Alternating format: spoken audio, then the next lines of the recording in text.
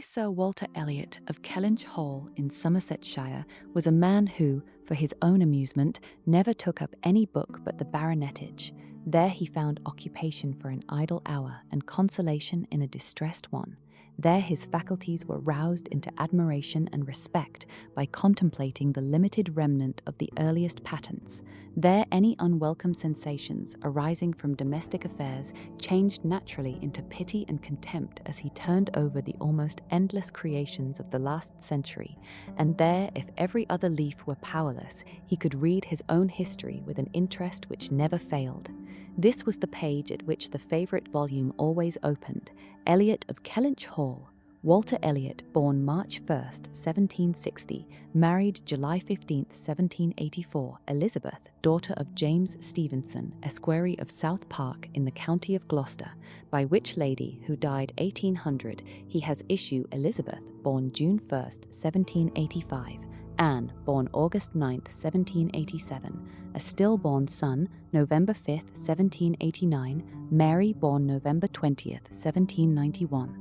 Precisely such had the paragraph originally stood from the printer's hands, but Sir Walter had improved it by adding, for the information of himself and his family, these words after the date of Mary's birth: married December 16, 1810, Charles, son and heir of Charles Musgrove, Esquire of Uppercross in the county of Somerset, and by inserting most accurately the day of the month on which he had lost his wife. Then followed the history and rise of the ancient and respectable family, in the usual terms, how it had been first settled in Cheshire, how mentioned in Dugdale, serving the office of High Sheriff, representing a borough in 3 successive parliaments, exertions of loyalty and dignity of baronet in the first year of Charles II, with all the Marys and Elizabeths they had married, forming altogether 2 handsome 12mo pages, and concluding with the arms and motto, principal seat Kellynch Hall in the county of Somerset, and Sir Walter's handwriting again in this finale, heir presumptive William Walter Elliot, Esquire, great-grandson of the second Sir Walter. Vanity was the beginning and the end of Sir Walter Elliot's character, vanity of person and of situation. He had been remarkably handsome in his youth and, at 54, was still a very fine man. Few women could think more of their personal appearance than he did, nor could the valet of any new-made lord be more delighted with the place he held in society. He considered the blessing of beauty as inferior only to the blessing of a baronetcy, and the Sir Walter Elliot who united these gifts was the constant object of his warmest respect and devotion. His good looks and his rank had one fair claim on his attachment, since to them he must have owed a wife of very superior character to anything deserved by his own. Lady Elliot had been an excellent woman, sensible and amiable, whose judgment and conduct, if they might be pardoned the youthful infatuation which made her Lady Elliot, had never required indulgence afterwards. She had humoured or softened or concealed his failings, and promoted his real respectability for 17 years, and though not the very happiest being in the world herself, had found enough in her duties, her friends, and her children, to attach her to life and make it no matter of indifference to her when she was called on to quit them. 3 girls, the 2 eldest, 16 and 14, was an awful legacy for a mother to bequeath, an awful charge, rather, to confide to the authority and guidance of a conceited, silly father. She had, however, one very intimate friend, a sensible, deserving woman, who had been brought by strong attachment to herself to settle close by her in the village of Kellynch, and on her kindness and advice, Lady Elliot mainly relied for the best help and maintenance of the good principles and instruction which she had been anxiously giving her daughters. This friend and Sir Walter did not marry, whatever might have been anticipated on that head by their acquaintance. 13 years had passed away since Lady Elliot's death, and they were still near neighbours and intimate friends, and one remained a widower, the other a widow. That Lady Russell, of steady age and character and extremely well provided for, should have no thought of a second marriage, needs no apology to the public, which is rather apt to be unreasonably discontented when a woman does marry again, than when she does not. But Sir Walter's continuing in singleness requires explanation. Be it known then that Sir Walter, like a good father, having met with 1 or 2 private disappointments in very unreasonable applications, prided himself on remaining single for his dear daughter's sake. For one daughter, his eldest, he would really have given up anything, which he had not been very much tempted to do. Elizabeth had succeeded at 16 to all that was possible of her mother's rights and consequence, and being very handsome and very like himself, her influence had always been great, and they had gone on together most happily. His two other children were of very inferior value. Mary had acquired a little artificial importance by becoming Mrs. Charles Musgrove, but Anne, with an elegance of mind and sweetness of character which must have placed her high with any people of real understanding, was nobody with either father or sister. Her word had no weight, her convenience was always to give way, she was only Anne. To Lady Russell, indeed, she was a most dear and highly valued goddaughter, favourite and friend. Lady Russell loved them all, but it was only in Anne that she could fancy the mother to revive again. A few years before, Anne Elliot had been a very pretty girl, but her bloom had vanished early, and as even in its height her father had found little to admire in her, so totally different were her delicate features and mild dark eyes from his own, there could be nothing in them, now that she was faded and thin, to excite his esteem. He had never indulged much hope, he had now none, of ever reading her name in any other page of his favourite work.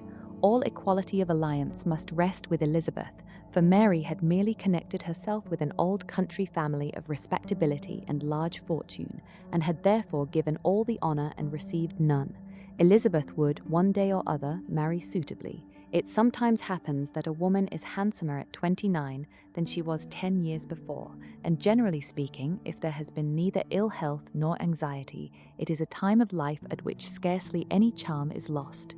It was so with Elizabeth, still the same handsome Miss Elliot that she had begun to be 13 years ago, and Sir Walter might be excused, therefore, in forgetting her age, or, at least, be deemed only half a fool for thinking himself and Elizabeth as blooming as ever, amidst the wreck of the good looks of everybody else, for he could plainly see how old all the rest of his family and acquaintance were growing. Anne haggard, Mary coarse, every face in the neighbourhood worsting, and the rapid increase of the crow's foot about Lady Russell's temples had long been a distress to him. Elizabeth did not quite equal her father in personal contentment. 13 years had seen her mistress of Kellynch Hall, presiding and directing with a self-possession and decision which could never have given the idea of her being younger than she was. For 13 years had she been doing the honours, and laying down the domestic law at home, and leading the way to the chase and fore, and walking immediately after Lady Russell out of all the drawing-rooms and dining-rooms in the country.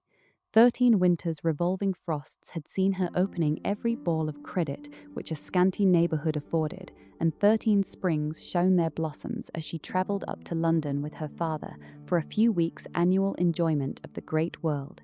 She had the remembrance of all this. She had the consciousness of being 29 to give her some regrets and some apprehensions. She was fully satisfied of being still quite as handsome as ever, but she felt her approach to the years of danger, and would have rejoiced to be certain of being properly solicited by baronet blood within the next 12-month or two. Then might she again take up the book of books with as much enjoyment as in her early youth, but now she liked it not.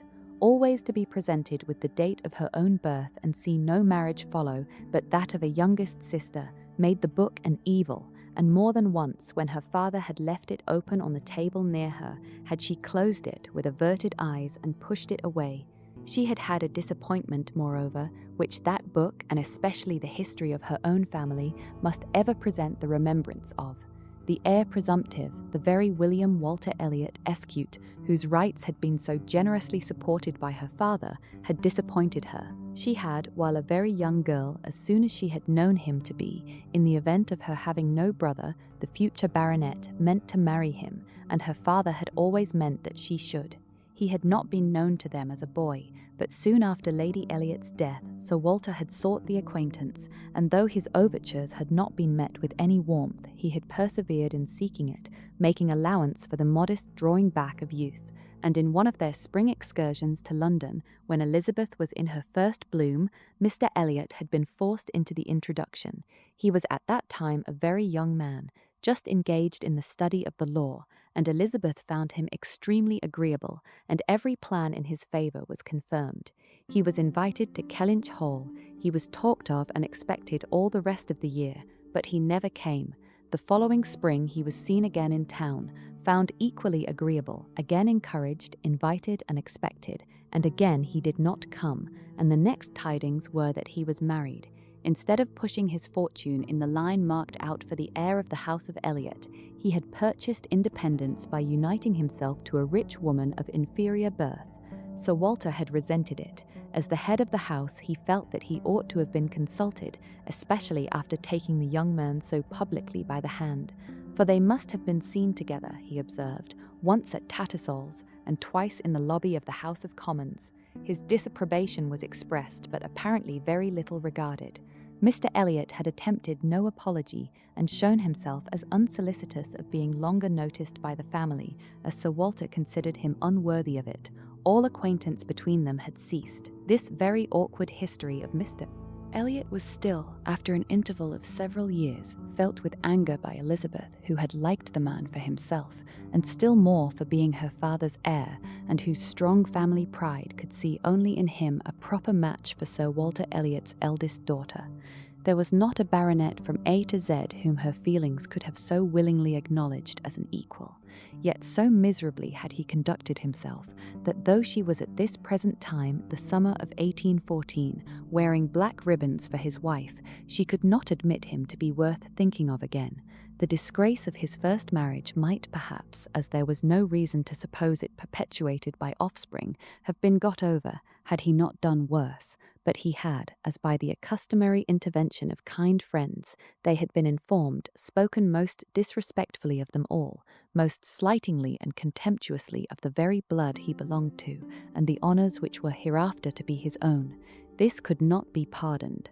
Such were Elizabeth Elliot's sentiments and sensations, such the cares to alloy, the agitations to vary, the sameness and the elegance, the prosperity and the nothingness of her scene of life, such the feelings to give interest to a long, uneventful residence in one country circle, to fill the vacancies which there were no habits of utility abroad, no talents or accomplishments for home, to occupy. But now another occupation and solicitude of mind was beginning to be added to these. Her father was growing distressed for money. She knew that when he now took up the baronet estate, it was to drive the heavy bills of his tradespeople and the unwelcome hints of Mr. Shepherd, his agent, from his thoughts. The Kellynch property was good, but not equal to Sir Walter's apprehension of the state required in its possessor. While Lady Elliot lived, there had been method, moderation, and economy, which had just kept him within his income, but with her had died all such right-mindedness, and from that period he had been constantly exceeding it. It had not been possible for him to spend less. He had done nothing but what Sir Walter Elliot was imperiously called on to do, but blameless as he was not only growing dreadfully in debt, but was hearing of it so often that it became vain to attempt concealing it longer, even partially, from his daughter. He had given her some hints of it the last spring in town. He had gone so far even as to say, "Can we retrench? Does it occur to you that there is any one article in which we can retrench?" And Elizabeth, to do her justice, had, in the first ardour of female alarm, set seriously to think what could be done, and had finally proposed these two branches of economy: to cut off some unnecessary charities, and to refrain from new furnishing the drawing-room, to which expedients she afterwards added the happy thought of their taking no present down to Anne, as had been the usual yearly custom. But these measures, however good in themselves, were insufficient for the real extent of the evil, the whole of which Sir Walter found himself obliged to confess to her soon afterwards. Elizabeth had nothing to propose of deeper efficacy. She felt herself ill-used and unfortunate, as did her father, and they were neither of them able to devise any means of lessening their expenses without compromising their dignity, or relinquishing their comforts in a way not to be borne. There was only a small part of his estate that Sir Walter could dispose of, but had every acre been alienable, it would have made no difference. He had condescended to mortgage as far as he had the power, but he would never condescend to sell. No, he would never disgrace his name so far. The Kellynch estate should be transmitted whole and entire, as he had received it. Their two confidential friends, Mr. Shepherd, who lived in the neighbouring market town, and Lady Russell, were called on to advise them, and both father and daughter seemed to expect that something should be struck out by one or the other to remove their embarrassments and reduce their expenditure, without involving the loss of any indulgence of taste or pride. i.e., Mr. Shepherd, a civil, cautious lawyer who, whatever might be his hold or his views on Sir Walter, would rather have the disagreeable prompted by anybody else, excused himself from offering the slightest hint, and only begged leave to recommend an implicit reference to the excellent judgment of Lady Russell, from whose known good sense he fully expected to have just such resolute measures advised as he meant to see finally adopted. Lady Russell was most anxiously zealous on the subject, and gave it much serious consideration. She was a woman rather of sound than of quick abilities, whose difficulties in coming to any decision in this instance were great, from the opposition of two leading principles. She was of strict integrity herself, with a delicate sense of honour, but she was as desirous of saving Sir Walter's feelings, as solicitous for the credit of the family, as aristocratic in her ideas of what was due to them, as anybody of sense and honesty could well be. She was a benevolent, charitable, good woman, and capable of strong attachments, most correct in her conduct, strict in her notions of decorum, and with manners that were held a standard of good breeding. She had a cultivated mind and was, generally speaking, rational and consistent, but she had prejudices on the side of ancestry. She had a value for rank and consequence which blinded her a little to the faults of those who possessed them. Herself the widow of only a knight, she gave the dignity of a baronet all its due, and Sir Walter, independent of his claims as an old acquaintance, an attentive neighbour, an obliging landlord, the husband of her very dear friend, the father of Anne and her sisters, was, as being Sir Walter, in her apprehension, entitled to a great deal of compassion and consideration under his present difficulties. They must retrench, that did not admit of a doubt, but she was very anxious to have it done with the least possible pain to him and Elizabeth. She drew up plans of economy, she made exact calculations, and she did what nobody else thought of doing. She consulted Anne, who never seemed considered by the others as having any interest in the question. She consulted, and in a degree was influenced by her in marking out the scheme of retrenchment which was at last submitted to Sir Walter. Every emendation of Anne's had been on the side of honesty against importance. She wanted more vigorous measures, a more complete reformation, a quicker release from debt, a much higher tone of indifference for everything but justice and equity. "If we can persuade your father to all this," said Lady Russell, looking over her paper, "much may be done. If he will adopt these regulations, in 7 years he will be clear, and I hope we may be able to convince him and Elizabeth that Kellynch Hall has a respectability in itself which cannot be affected by these reductions, and that the true dignity of Sir Walter Elliot will be very far from lessened in the eyes of sensible people by his acting like a man of principle. What will he be doing, in fact, but what very many of our first families have done or ought to do? There will be nothing singular in his case, and it is singularity which often makes the worst part of our suffering, as it always does of our conduct. I have great hope of our prevailing. We must be serious and decided, for after all, the person who has contracted debts must pay them, and though a great deal is due to the feelings of the gentleman and the head of a house like your father, there is still more due to the character of an honest man. This was the principle on which Anne wanted her father to be proceeding, his friends to be urging him. She considered it as an act of indispensable duty to clear away the claims of creditors with all the expedition which the most comprehensive retrenchments could secure, and saw no dignity in anything short of it. She wanted it to be prescribed, and felt as a duty. She rated Lady Russell's influence highly, and as to the severe degree of self-denial which her own conscience prompted, she believed there might be little more difficulty in persuading them to a complete than to half a reformation.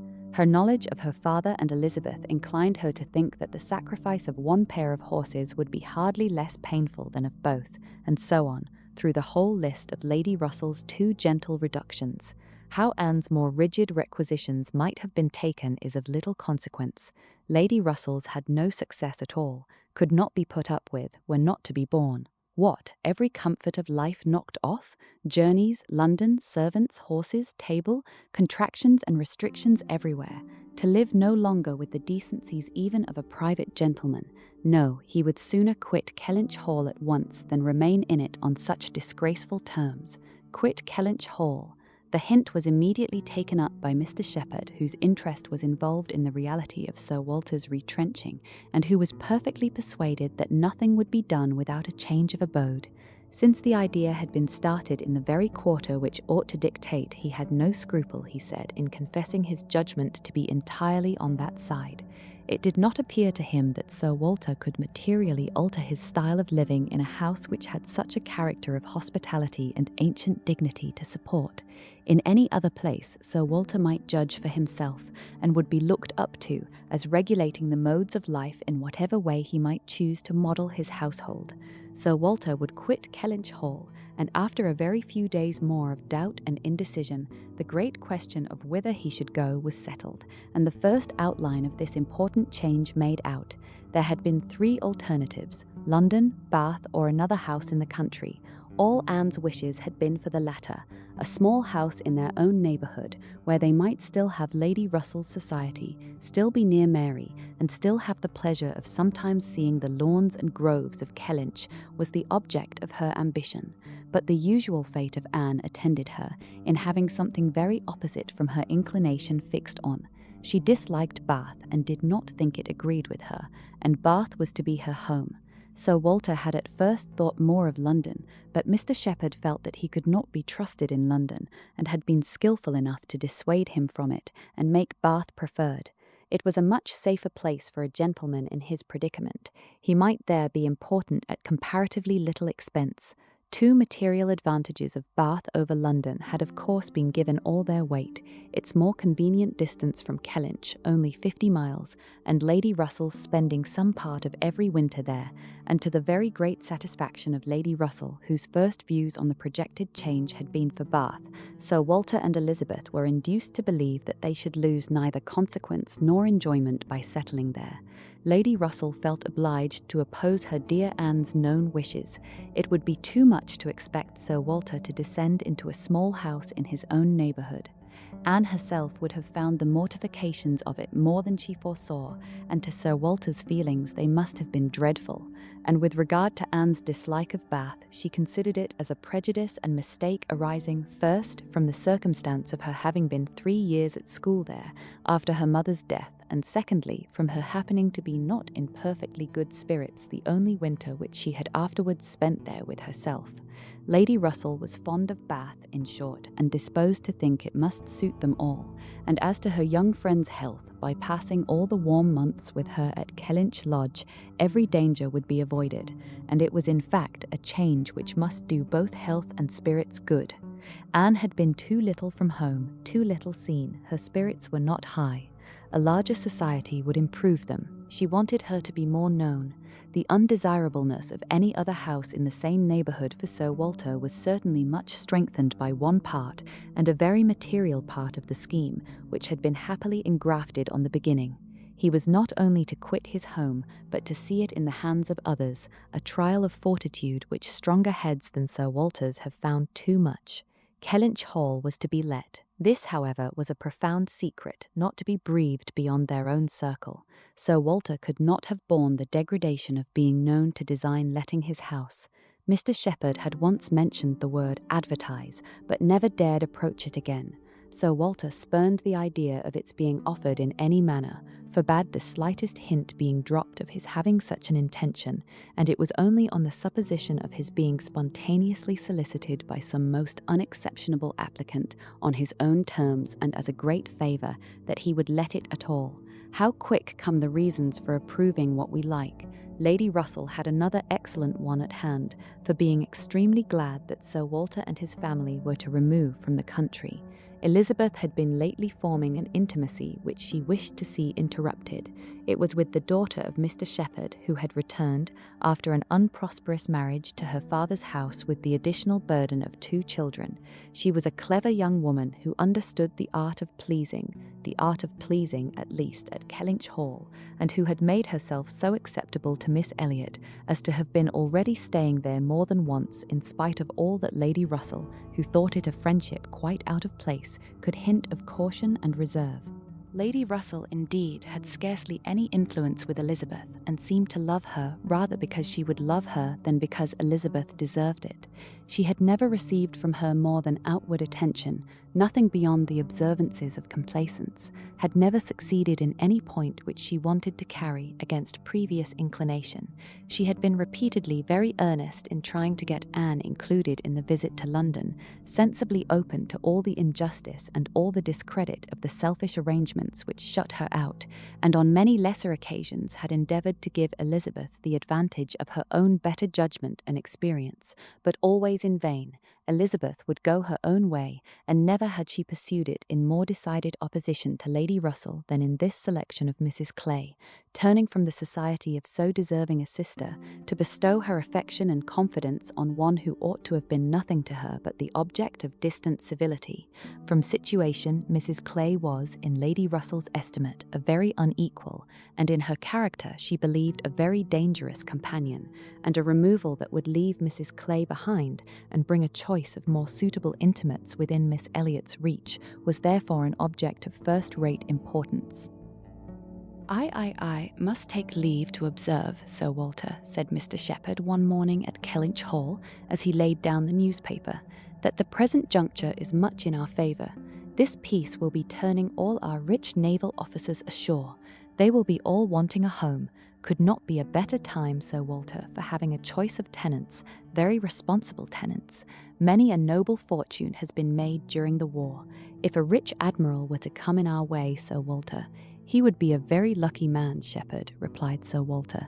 That's all I have to remark. A prize indeed would Kellynch Hall be to him, rather the greatest prize of all, let him have taken ever so many before. Hey, Shepherd? Mr. Shepherd laughed, as he knew he must, at this wit, and then added, I presume to observe, Sir Walter, that in the way of business, gentlemen of the navy are well to deal with. I have had a little knowledge of their methods of doing business, and I am free to confess that they have very liberal notions, and are as likely to make desirable tenants as any set of people one should meet with. Therefore, Sir Walter, what I would take leave to suggest is, that if in consequence of any rumours getting abroad of your intention, which must be contemplated as a possible thing, because we know how difficult it is to keep the actions and designs of one part of the world from the notice and curiosity of the other, consequence has its tax. I, John Shepherd, might conceal any family matters that I chose, for nobody would think it worth their while to observe me. But Sir Walter Elliot has eyes upon him which it may be very difficult to elude, and therefore thus much I venture upon, that it will not greatly surprise me if, with all our caution, some rumour of the truth should get abroad, in the supposition of which, as I was going to observe, since applications will unquestionably follow, I should think any from our wealthy naval commanders particularly worth attending to, and beg leave to add that 2 hours will bring me over at any time to save you the trouble of replying. Sir Walter only nodded, but soon afterwards, rising and pacing the room, he observed sarcastically, There are few among the gentlemen of the navy, I imagine, who would not be surprised to find themselves in a house of this description. They would look around them, no doubt, and bless their good fortune, said Mrs. Clay, for Mrs. Clay was present. Her father had driven her over, nothing being of so much use to Mrs. Clay's health as a drive to Kellynch, but I quite agree with my father in thinking a sailor might be a very desirable tenant. I have known a good deal of the profession, and besides their liberality, they are so neat and careful in all their ways. These valuable pictures of yours, Sir Walter, if you chose to leave them, would be perfectly safe. Everything in and about the house would be taken such excellent care of. The gardens and shrubberies would be kept in almost as high order as they are now. You need not be afraid, Miss Elliot, of your own sweet flower gardens being neglected. As to all that, rejoined Sir Walter coolly, supposing I were induced to let my house, I have by no means made up my mind as to the privileges to be annexed to it. I am not particularly disposed to favour a tenant. The park would be open to him, of course, and few navy officers or men of any other description can have had such a range, but what restrictions I might impose on the use of the pleasure grounds is another thing. I am not fond of the idea of my shrubberies being always approachable, and I should recommend Miss Elliot to be on her guard with respect to her flower garden. I am very little disposed to grant a tenant of Kellynch Hall any extraordinary favour, I assure you, be he sailor or soldier. After a short pause, Mr. Shepherd presumed to say, In all these cases, there are established usages which make everything plain and easy between landlord and tenant. Your interest, Sir Walter, is in pretty safe hands. Depend upon me for taking care that no tenant has more than his just rights. I venture to hint that Sir Walter Elliot cannot be half so jealous for his own as John Shepherd will be for him. Here Anne spoke. The Navy, I think, who have done so much for us, have at least an equal claim with any other set of men for all the comforts and all the privileges which any home can give. Sailors work hard enough for their comforts, we must all allow. Very true, very true. What Miss Anne says is very true, was Mr. Shepherd's rejoinder, and oh, certainly was his daughter's. But Sir Walter's remark was soon afterwards. The profession has its utility, but I should be sorry to see any friend of mine belonging to it.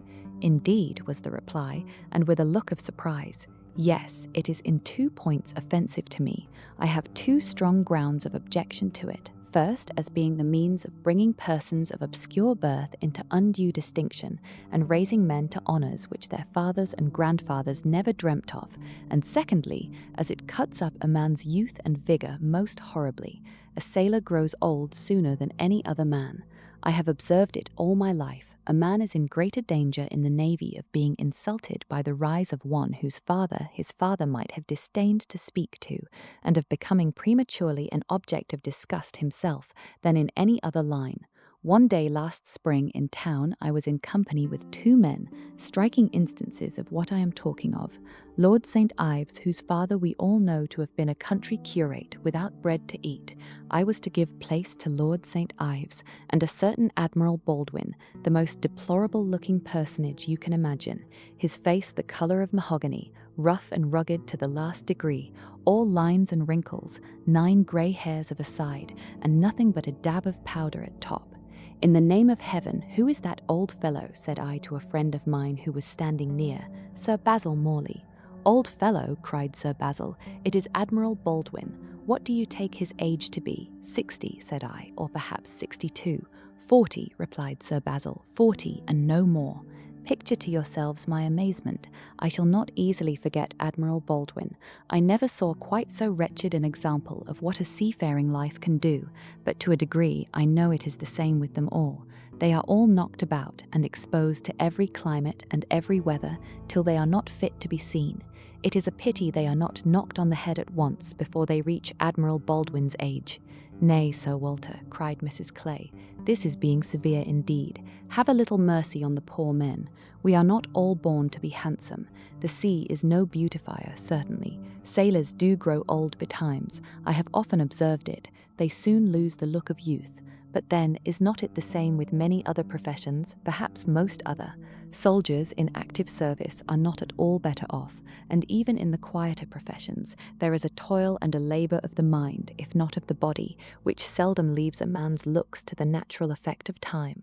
The lawyer plods, quite careworn. The physician is up at all hours and travelling in all weather, and even the clergyman, she stopped a moment to consider what might do for the clergyman, and even the clergyman, you know, is obliged to go into infected rooms and expose his health and looks to all the injury of a poisonous atmosphere. In fact, as I have long been convinced, though every profession is necessary and honourable in its turn, it is only the lot of those who are not obliged to follow any, who can live in a regular way in the country, choosing their own hours, following their own pursuits, and living on their own property, without the torment of trying for more. It is only their lot, I say, to hold the blessings of health and a good appearance to the utmost. I know no other set of men but what lose something of their personableness when they cease to be quite young. It seemed as if Mr. Shepherd, in this anxiety to bespeak Sir Walter's good will towards a naval officer as tenant, had been gifted with foresight, for the very first application for the house was from an Admiral Croft, with whom he shortly afterwards fell into company in attending the quarter sessions at Taunton, and indeed he had received a hint of the Admiral from a London correspondent. By the report which he hastened over to Kellynch to make, Admiral Croft was a native of Somersetshire, who, having acquired a very handsome fortune, was wishing to settle in his own country, and had come down to Taunton in order to look at some advertised places in that immediate neighbourhood, which, however, had not suited him, that accidentally hearing, It was just as he had foretold, Mr. Shepherd observed, so Walter's concerns could not be kept a secret.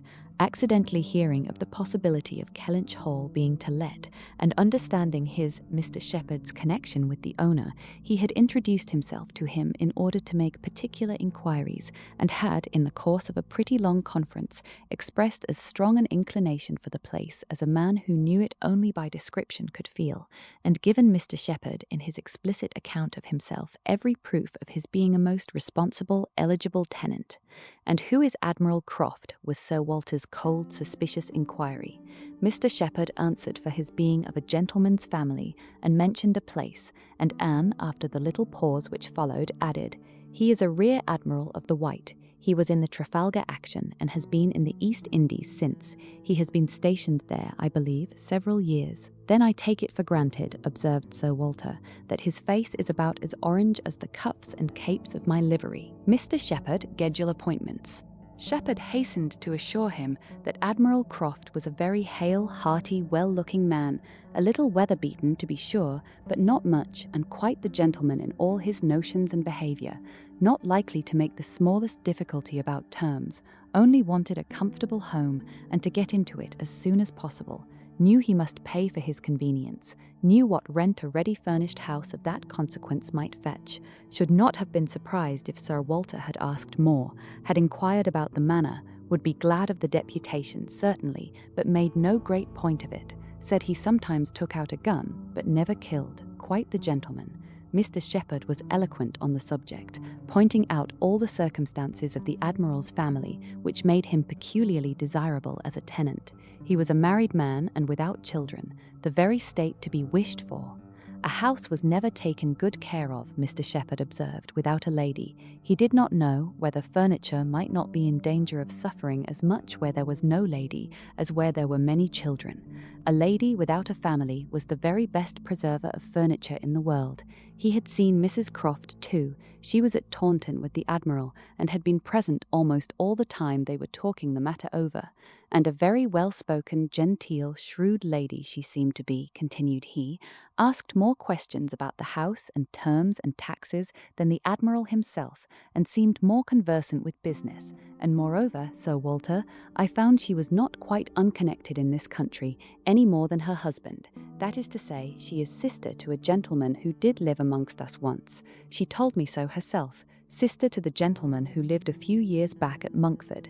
Bless me, what was his name? At this moment I cannot recollect his name, though I have heard it so lately. Penelope, my dear, can you help me to the name of the gentleman who lived at Monkford, Mrs. Croft's brother? But Mrs. Clay was talking so eagerly with Miss Elliot that she did not hear the appeal. I have no conception whom you can mean, Shepherd. I remember no gentleman resident at Monkford since the time of old Governor Trent. Bless me, how very odd. I shall forget my own name soon, I suppose, a name that I am so very well acquainted with, knew the gentleman so well by sight, seen him 100 times, came to consult me once, I remember, about a trespass of one of his neighbours, farmer's man breaking into his orchard, wall torn down, apples stolen, caught in the fact, and afterwards, contrary to my judgment, submitted to an amicable compromise. Very odd indeed. After waiting another moment, "You mean Mr. Wentworth, I suppose," said Anne. Mr. Shepherd was all gratitude. Wentworth was the very name. Mr. Wentworth was the very man. He had the curacy of Monkford, you know, Sir Walter, some time back, for 2 or 3 years. Came there about the year 5, I take it. You remember him, I am sure. Wentworth? Oh, aye, Mr. Wentworth, the curate of Monkford. You misled me by the term gentleman. I thought you were speaking of some man of property. Mr. Wentworth was nobody, I remember, quite unconnected, nothing to do with the Strafford family. One wonders how the names of many of our nobility become so common. As Mr. Shepherd perceived that this connection of the Crofts did them no service with Sir Walter, he mentioned it no more, returning with all his zeal to dwell on the circumstances more indisputably in their favour, their age and number and fortune, the high idea they had formed of Kellynch Hall, an extreme solicitude for the advantage of renting it, making it appear as if they ranked nothing beyond the happiness of being the tenants of Sir Walter Elliot. An extraordinary taste, certainly, could they have been supposed in the secret of Sir Walter's estimate of the dues of a tenant. It succeeded, however, and though Sir Walter must ever look with an evil eye on anyone intending to inhabit that house and think them infinitely too well off in being permitted to rent it on the highest terms, he was talked into allowing Mr. Shepherd to proceed in the treaty and authorizing him to wait on Admiral Croft, who still remained at Taunton, and fix a day for the house being seen. Sir Walter was not very wise, but still he had experience enough of the world to feel that a more unobjectionable tenant in all essentials than Admiral Croft bid fair to be could hardly offer. So far went his understanding, and his vanity supplied a little additional soothing in the Admiral's situation in life, which was just high enough and not too high. "I have let my house to Admiral Croft" would sound extremely well, very much better than to any mere Mr. B. A Mr., save perhaps some half-dozen in the nation, always needs a note of explanation. An admiral speaks his own consequence and at the same time can never make a baronet look small. In all their dealings and intercourse, Sir Walter Elliot must ever have the precedence. Nothing could be done without a reference to Elizabeth, but her inclination was growing so strong for a removal that she was happy to have it fixed and expedited by a tenant at hand, and not a word to suspend decision was uttered by her. Mr. Shepherd was completely empowered to act, and no sooner had such an end been reached than Anne, who had been a most attentive listener to the whole, left the room to seek the comfort of cool air for her flushed cheeks, and as she walked along a favourite grove, said with a gentle sigh, "A few months more, and he, perhaps, may be walking here." He was not Mr. Wentworth, the former curate of Monkford, however suspicious appearances may be, but a Captain Frederick Wentworth, his brother, who being made commander in consequence of the action off St. Domingo, and not immediately employed, had come into Somersetshire in the summer of 1806, and having no parent living, found a home for half a year at Monkford. He was at that time a remarkably fine young man, with a great deal of intelligence, spirit, and brilliancy, and Anne an extremely pretty girl, with gentleness, modesty, taste, and feeling. Half the sum of attraction on either side might have been enough, for he had nothing to do, and she had hardly anybody to love, but the encounter of such lavish recommendations could not fail. They were gradually acquainted, and when acquainted, rapidly and deeply in love. It would be difficult to say which had seen highest perfection in the other, or which had been the happiest, she in receiving his declarations and proposals, or he in having them accepted. A short period of exquisite felicity followed, and but a short one. Troubles soon arose. Sir Walter, on being applied to, without actually withholding his consent, or saying it should never be, gave it all the negative of great astonishment, great coldness, great silence, and a professed resolution of doing nothing for his daughter.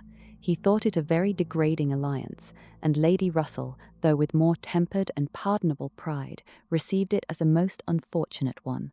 Anne Elliot, with all her claims of birth, beauty, and mind, to throw herself away at 19, involve herself at 19 in an engagement with a young man who had nothing but himself to recommend him, and no hopes of attaining affluence but in the chances of a most uncertain profession, and no connections to secure even his farther rise in that profession, would be indeed a throwing away which she grieved to think of.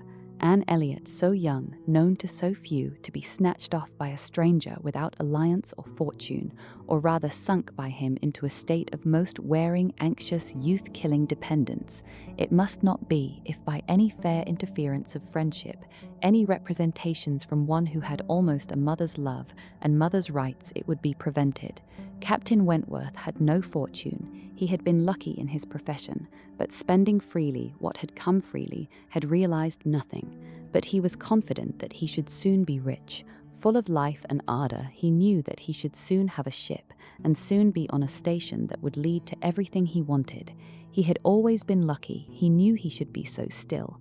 Such confidence, powerful in its own warmth and bewitching in the wit which often expressed it, must have been enough for Anne. But Lady Russell saw it very differently. His sanguine temper and fearlessness of mind operated very differently on her. She saw in it but an aggravation of the evil. It only added a dangerous character to himself. He was brilliant, he was headstrong. Lady Russell had little taste for wit, and of anything approaching to imprudence a horror. She deprecated the connection in every light. Such opposition as these feelings produced was more than Anne could combat. Young and gentle as she was, it might yet have been possible to withstand her father's ill will, though unsoftened by one kind word or look on the part of her sister.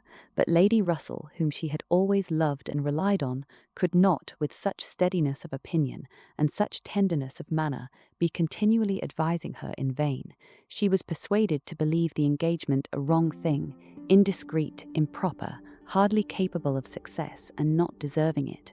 But it was not a merely selfish caution under which she acted in putting an end to it.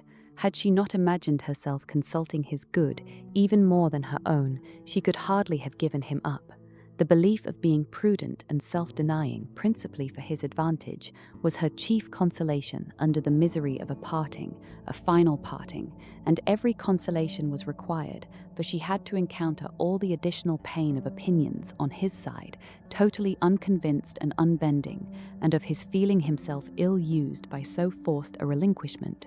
He had left the country in consequence. A few months had seen the beginning and the end of their acquaintance, but not with a few months ended Anne's share of suffering from it. Her attachment and regrets had for a long time clouded every enjoyment of youth, and an early loss of bloom and spirits had been their lasting effect.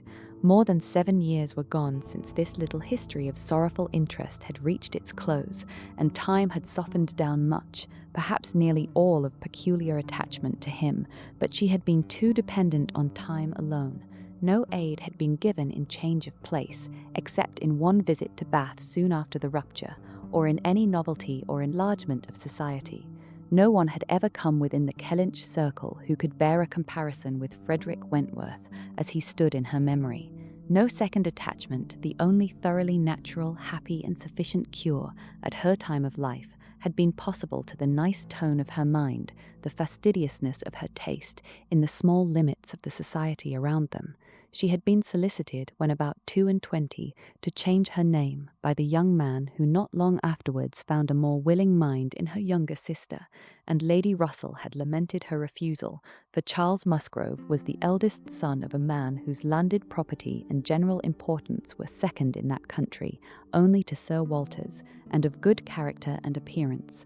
And however Lady Russell might have asked yet for something more, while Anne was 19, she would have rejoiced to see her at 22 so respectably removed from the partialities and injustice of her father's house, and settled so permanently near herself. But in this case, Anne had left nothing for advice to do, and though Lady Russell, as satisfied as ever with her own discretion, never wished the past undone, she began now to have the anxiety which borders on hopelessness for Anne's being tempted by some man of talents and independence to enter a state for which she held her to be peculiarly fitted by her warm affections and domestic habits. They knew not each other's opinion, either its constancy or its change, on the one leading point of Anne's conduct, for the subject was never alluded to, but Anne, at 27, thought very differently from what she had been made to think at 19. She did not blame Lady Russell. She did not blame herself for having been guided by her, but she felt that were any young person in similar circumstances to apply to her for counsel, they would never receive any of such certain immediate wretchedness, such uncertain future good. She was persuaded that under every disadvantage of disapprobation at home, and every anxiety attending his profession, all their probable fears, delays, and disappointments, she should yet have been a happier woman in maintaining the engagement than she had been in the sacrifice of it, and this, she fully believed, had even more than a usual share of all such solicitudes and suspense been theirs, without reference to the actual results of their case, which, as it happened, would have bestowed earlier prosperity than could be reasonably calculated on. All his sanguine expectations, all his confidence had been justified. His genius and ardour had seemed to foresee and to command his prosperous path. He had very soon after their engagement ceased got employ, and all that he had told her would follow had taken place. He had distinguished himself and early gained the other step in rank, and must now, by successive captures, have made a handsome fortune. She had only navy lists and newspapers for her authority, but she could not doubt his being rich, and in favour of his constancy, she had no reason to believe him married. How eloquent could Anne Elliot have been? How eloquent, at least, were her wishes on the side of early warm attachment and a cheerful confidence in futurity against that over-anxious caution which seems to insult exertion and distrust providence. She had been forced into prudence in her youth. She learned romance as she grew older, the natural sequel of an unnatural beginning. With all these circumstances, recollections and feelings, she could not hear that Captain Wentworth's sister was likely to live at Kellynch without a revival of former pain, and many a stroll and many a sigh were necessary to dispel the agitation of the idea. She often told herself it was folly before she could harden her nerves sufficiently to feel the continual discussion of the Crofts and their business no evil. She was assisted, however, by that perfect indifference and apparent unconsciousness among the only three of her own friends in the secret of the past, which seemed almost to deny any recollection of it. She could do justice to the superiority of Lady Russell's motives in this over those of her father and Elizabeth. She could honour all the better feelings of her calmness, but the general air of oblivion among them was highly important from whatever it sprung, and in the event of Admiral Croft's really taking Kellynch Hall, she rejoiced anew over the conviction which had always been most grateful to her, of the past being known to those three only among her connections, by whom no syllable, she believed, would ever be whispered, and in the trust that among his, the brother only with whom he had been residing, had received any information of their short-lived engagement. That brother had been long removed from the country, and being a sensible man, and moreover a single man at the time, she had a fond dependence on no human creature's having heard of it from him. The sister, Mrs. Croft, had then been out of England, accompanying her husband on a foreign station, and her own sister, Mary, had been at school while it all occurred, and never admitted by the pride of some and the delicacy of others to the smallest knowledge of it afterwards. With these supports, she hoped that the acquaintance between herself and the Crofts, which, with Lady Russell still resident in Kellynch and Mary fixed only 3 miles off, must be anticipated, need not involve any particular awkwardness. On the morning appointed for Admiral and Mrs. Croft's seeing Kellynch Hall, Anne found it most natural to take her almost daily walk to Lady Russell's and keep out of the way till all was over, when she found it most natural to be sorry that she had missed the opportunity of seeing them. This meeting of the two parties proved highly satisfactory and decided the whole business at once. Each lady was previously well disposed for an agreement, and saw nothing, therefore, but good manners in the other, and with regard to the gentleman, there was such an hearty good humour, such an open, trusting liberality on the Admiral's side, as could not but influence Sir Walter, who had besides been flattered into his very best and most polished behaviour by Mr. Shepherd's assurances of his being known, by report, to the Admiral as a model of good breeding. The house and grounds and furniture were approved, the Crofts were approved, terms, time, everything, and everybody was right, and Mr. Shepherd's clerks were set to work, without there having been a single preliminary difference to modify of all that this indenture showeth.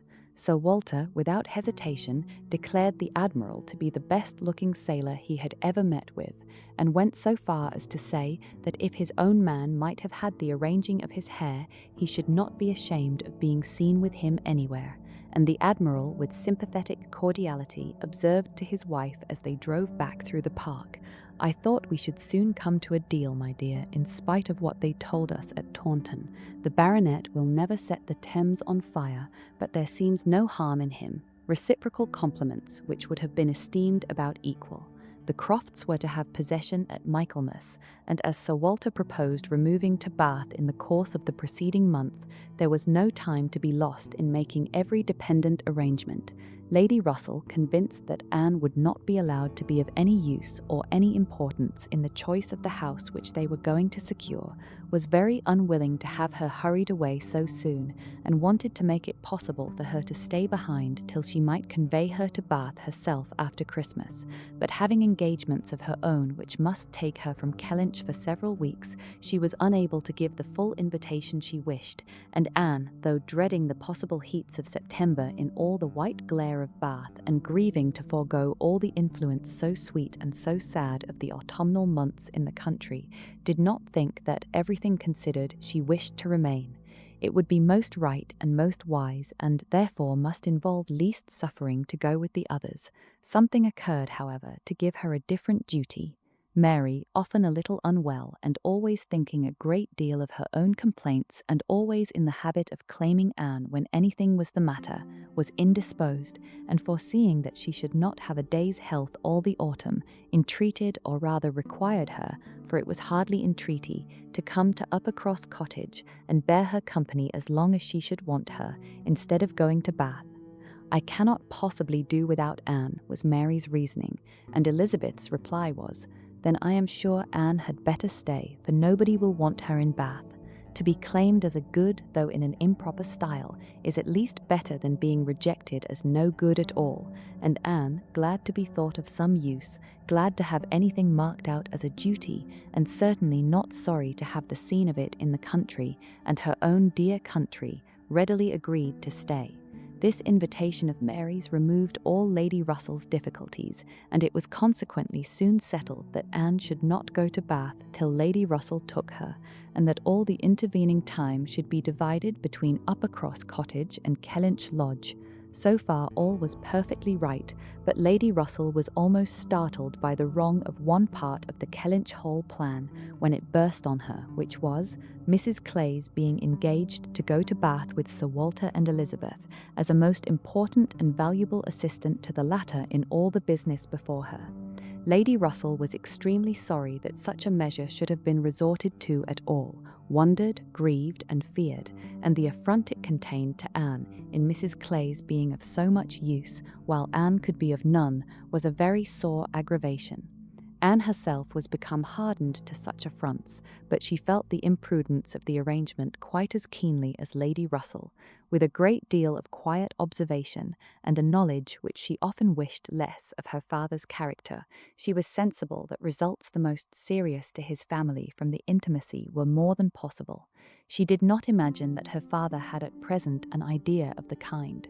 Mrs. Clay had freckles and a projecting tooth and a clumsy wrist, which he was continually making severe remarks upon in her absence, but she was young and certainly altogether well-looking, and possessed in an acute mind and assiduous pleasing manners, infinitely more dangerous attractions than any merely personal might have been. Anne was so impressed by the degree of their danger that she could not excuse herself from trying to make it perceptible to her sister. She had little hope of success, but Elizabeth, who in the event of such a reverse would be so much more to be pitied than herself, should never, she thought, have reason to reproach her for giving no warning. She spoke and seemed only to offend. Elizabeth could not conceive how such an absurd suspicion should occur to her, and indignantly answered for each party's perfectly knowing their situation. Mrs. Clay, said she warmly, never forgets who she is, and as I am rather better acquainted with her sentiments than you can be, I can assure you that upon the subject of marriage they are particularly nice, and that she reprobates all inequality of condition and rank more strongly than most people. And as to my father, I really should not have thought that he, who has kept himself single so long for our sakes, need be suspected now. If Mrs. Clay were a very beautiful woman, I grant you, it might be wrong to have her so much with me. Not that anything in the world, I am sure, would induce my father to make a degrading match, but he might be rendered unhappy. But poor Mrs. Clay, who, with all her merits, can never have been reckoned tolerably pretty, I really think poor Mrs. Clay may be staying here in perfect safety. One would imagine you had never heard my father speak of her personal misfortunes, though I know you must 50 times. That tooth of hers and those freckles. Freckles do not disgust me so very much as they do him. I have known a face not materially disfigured by a few, but he abominates them. You must have heard him notice Mrs. Clay's freckles. There is hardly any personal defect, replied Anne, which an agreeable manner might not gradually reconcile one to. I think very differently, answered Elizabeth shortly. An agreeable manner may set off handsome features, but can never alter plain ones. However, at any rate, as I have a great deal more at stake on this point than anybody else can have, I think it rather unnecessary in you to be advising me.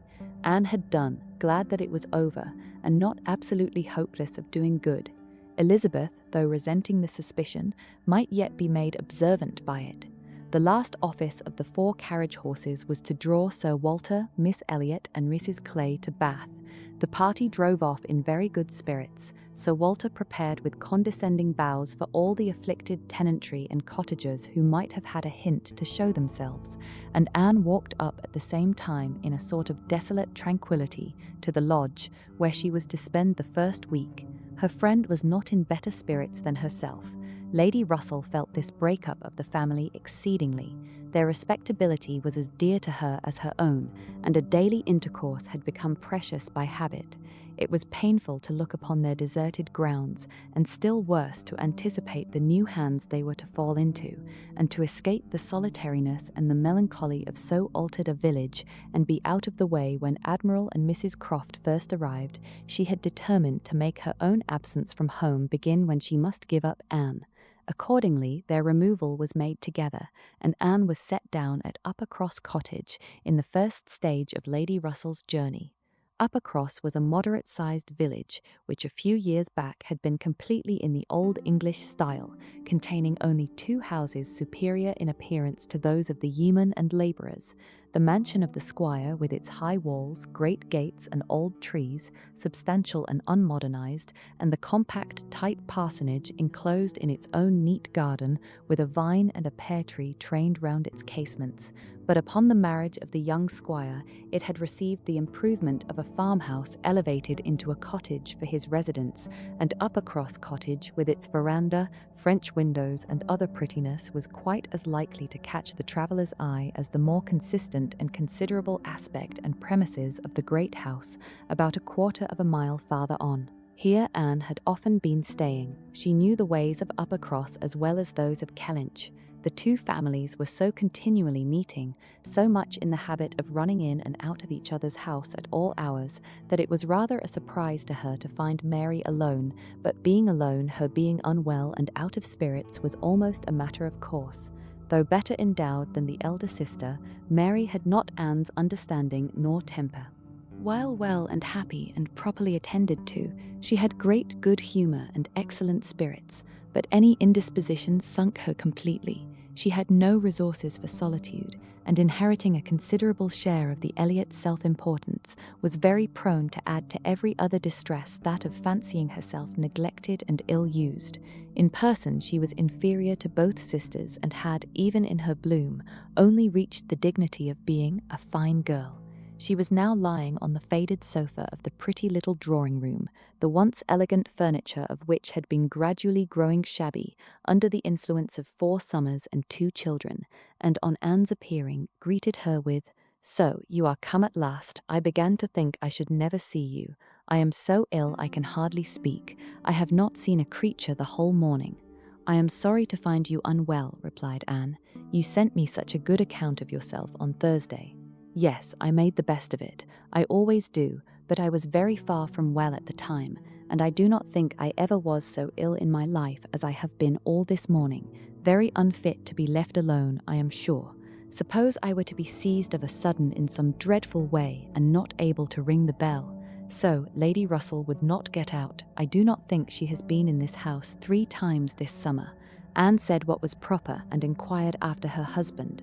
"Oh, Charles is out shooting. I have not seen him since 7 o'clock. He would go, though I told him how ill I was. He said he should not stay out long, but he has never come back, and now it is almost 1.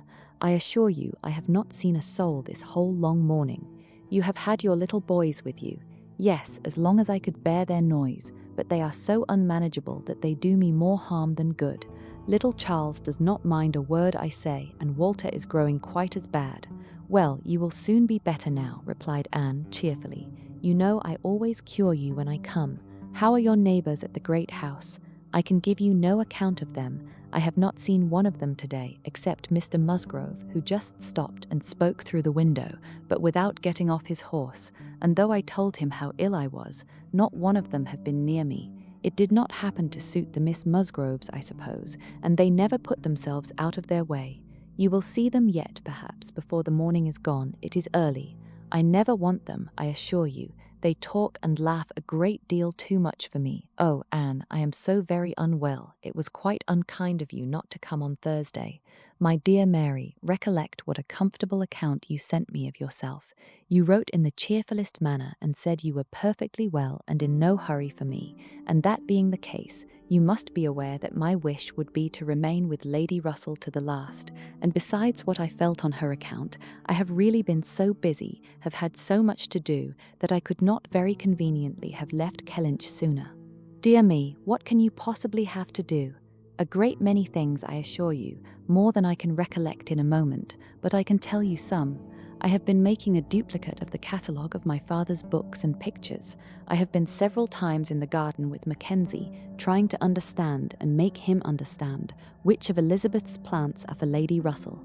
I have had all my own little concerns to arrange, books and music to divide, and all my trunks to repack, from not having understood in time what was intended as to the wagons. And one thing I have had to do, Mary, of a more trying nature, going to almost every house in the parish as a sort of take leave.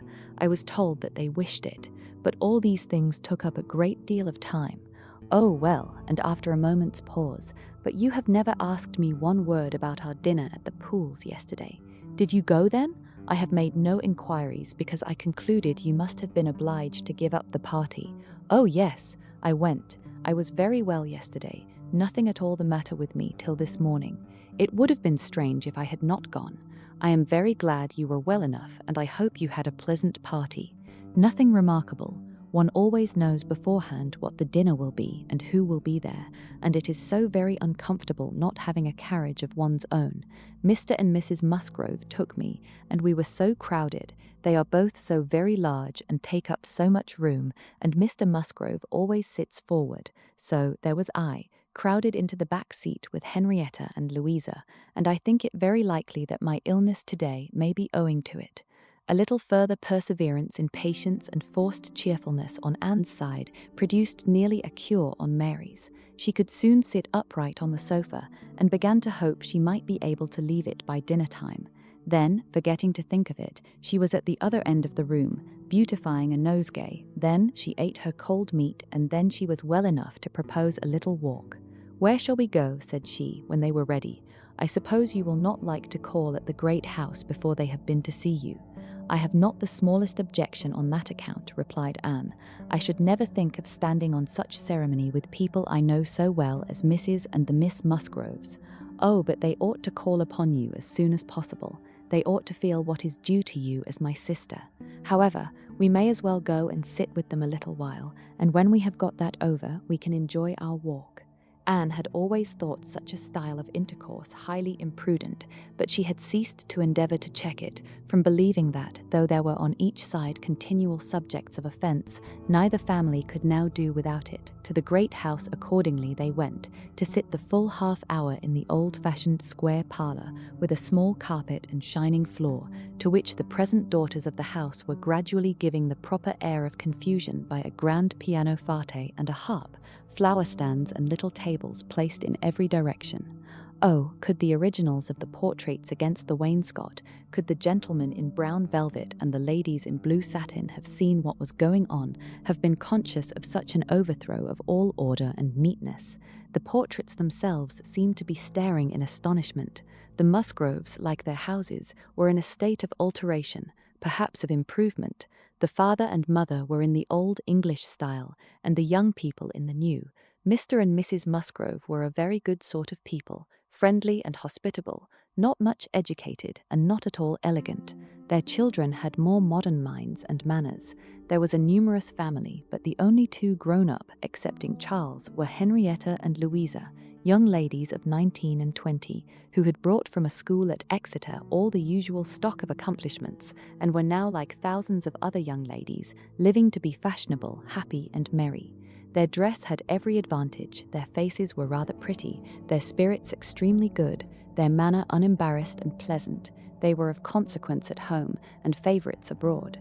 Anne always contemplated them as some of the happiest creatures of her acquaintance, but still, saved as we all are, by some comfortable feeling of superiority from wishing for the possibility of exchange, she would not have given up her own more elegant and cultivated mind for all their enjoyments, and envied them nothing but that seemingly perfect good understanding and agreement together, that good-humoured mutual affection of which she had known so little herself with either of her sisters. They were received with great cordiality. Nothing seemed amiss on the side of the great house family, which was generally, as Anne very well knew, the least to blame. The hearth hour was chatted away pleasantly enough, and she was not at all surprised at the end of it to have their walking party joined by both the Miss Musgroves at Mary's particular invitation. VI Anne had not wanted this visit to Uppercross to learn that a removal from one set of people to another, though at a distance of only 3 miles, will often include a total change of conversation, opinion, and idea.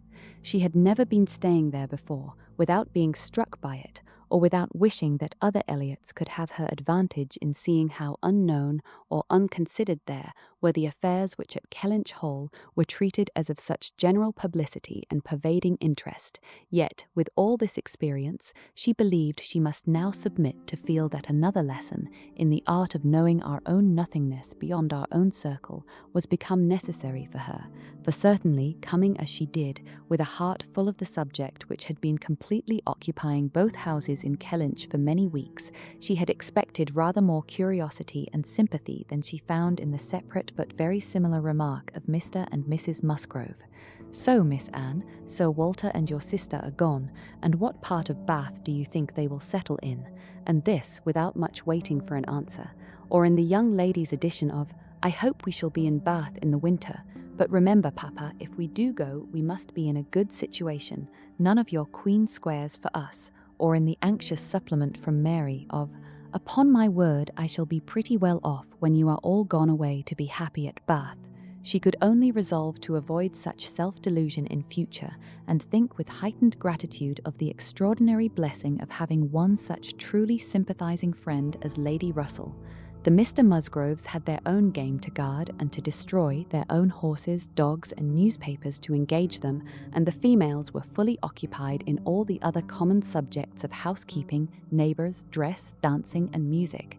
She acknowledged it to be very fitting that every little social commonwealth should dictate its own matters of discourse, and hoped ere long to become a not unworthy member of the one she was now transplanted into.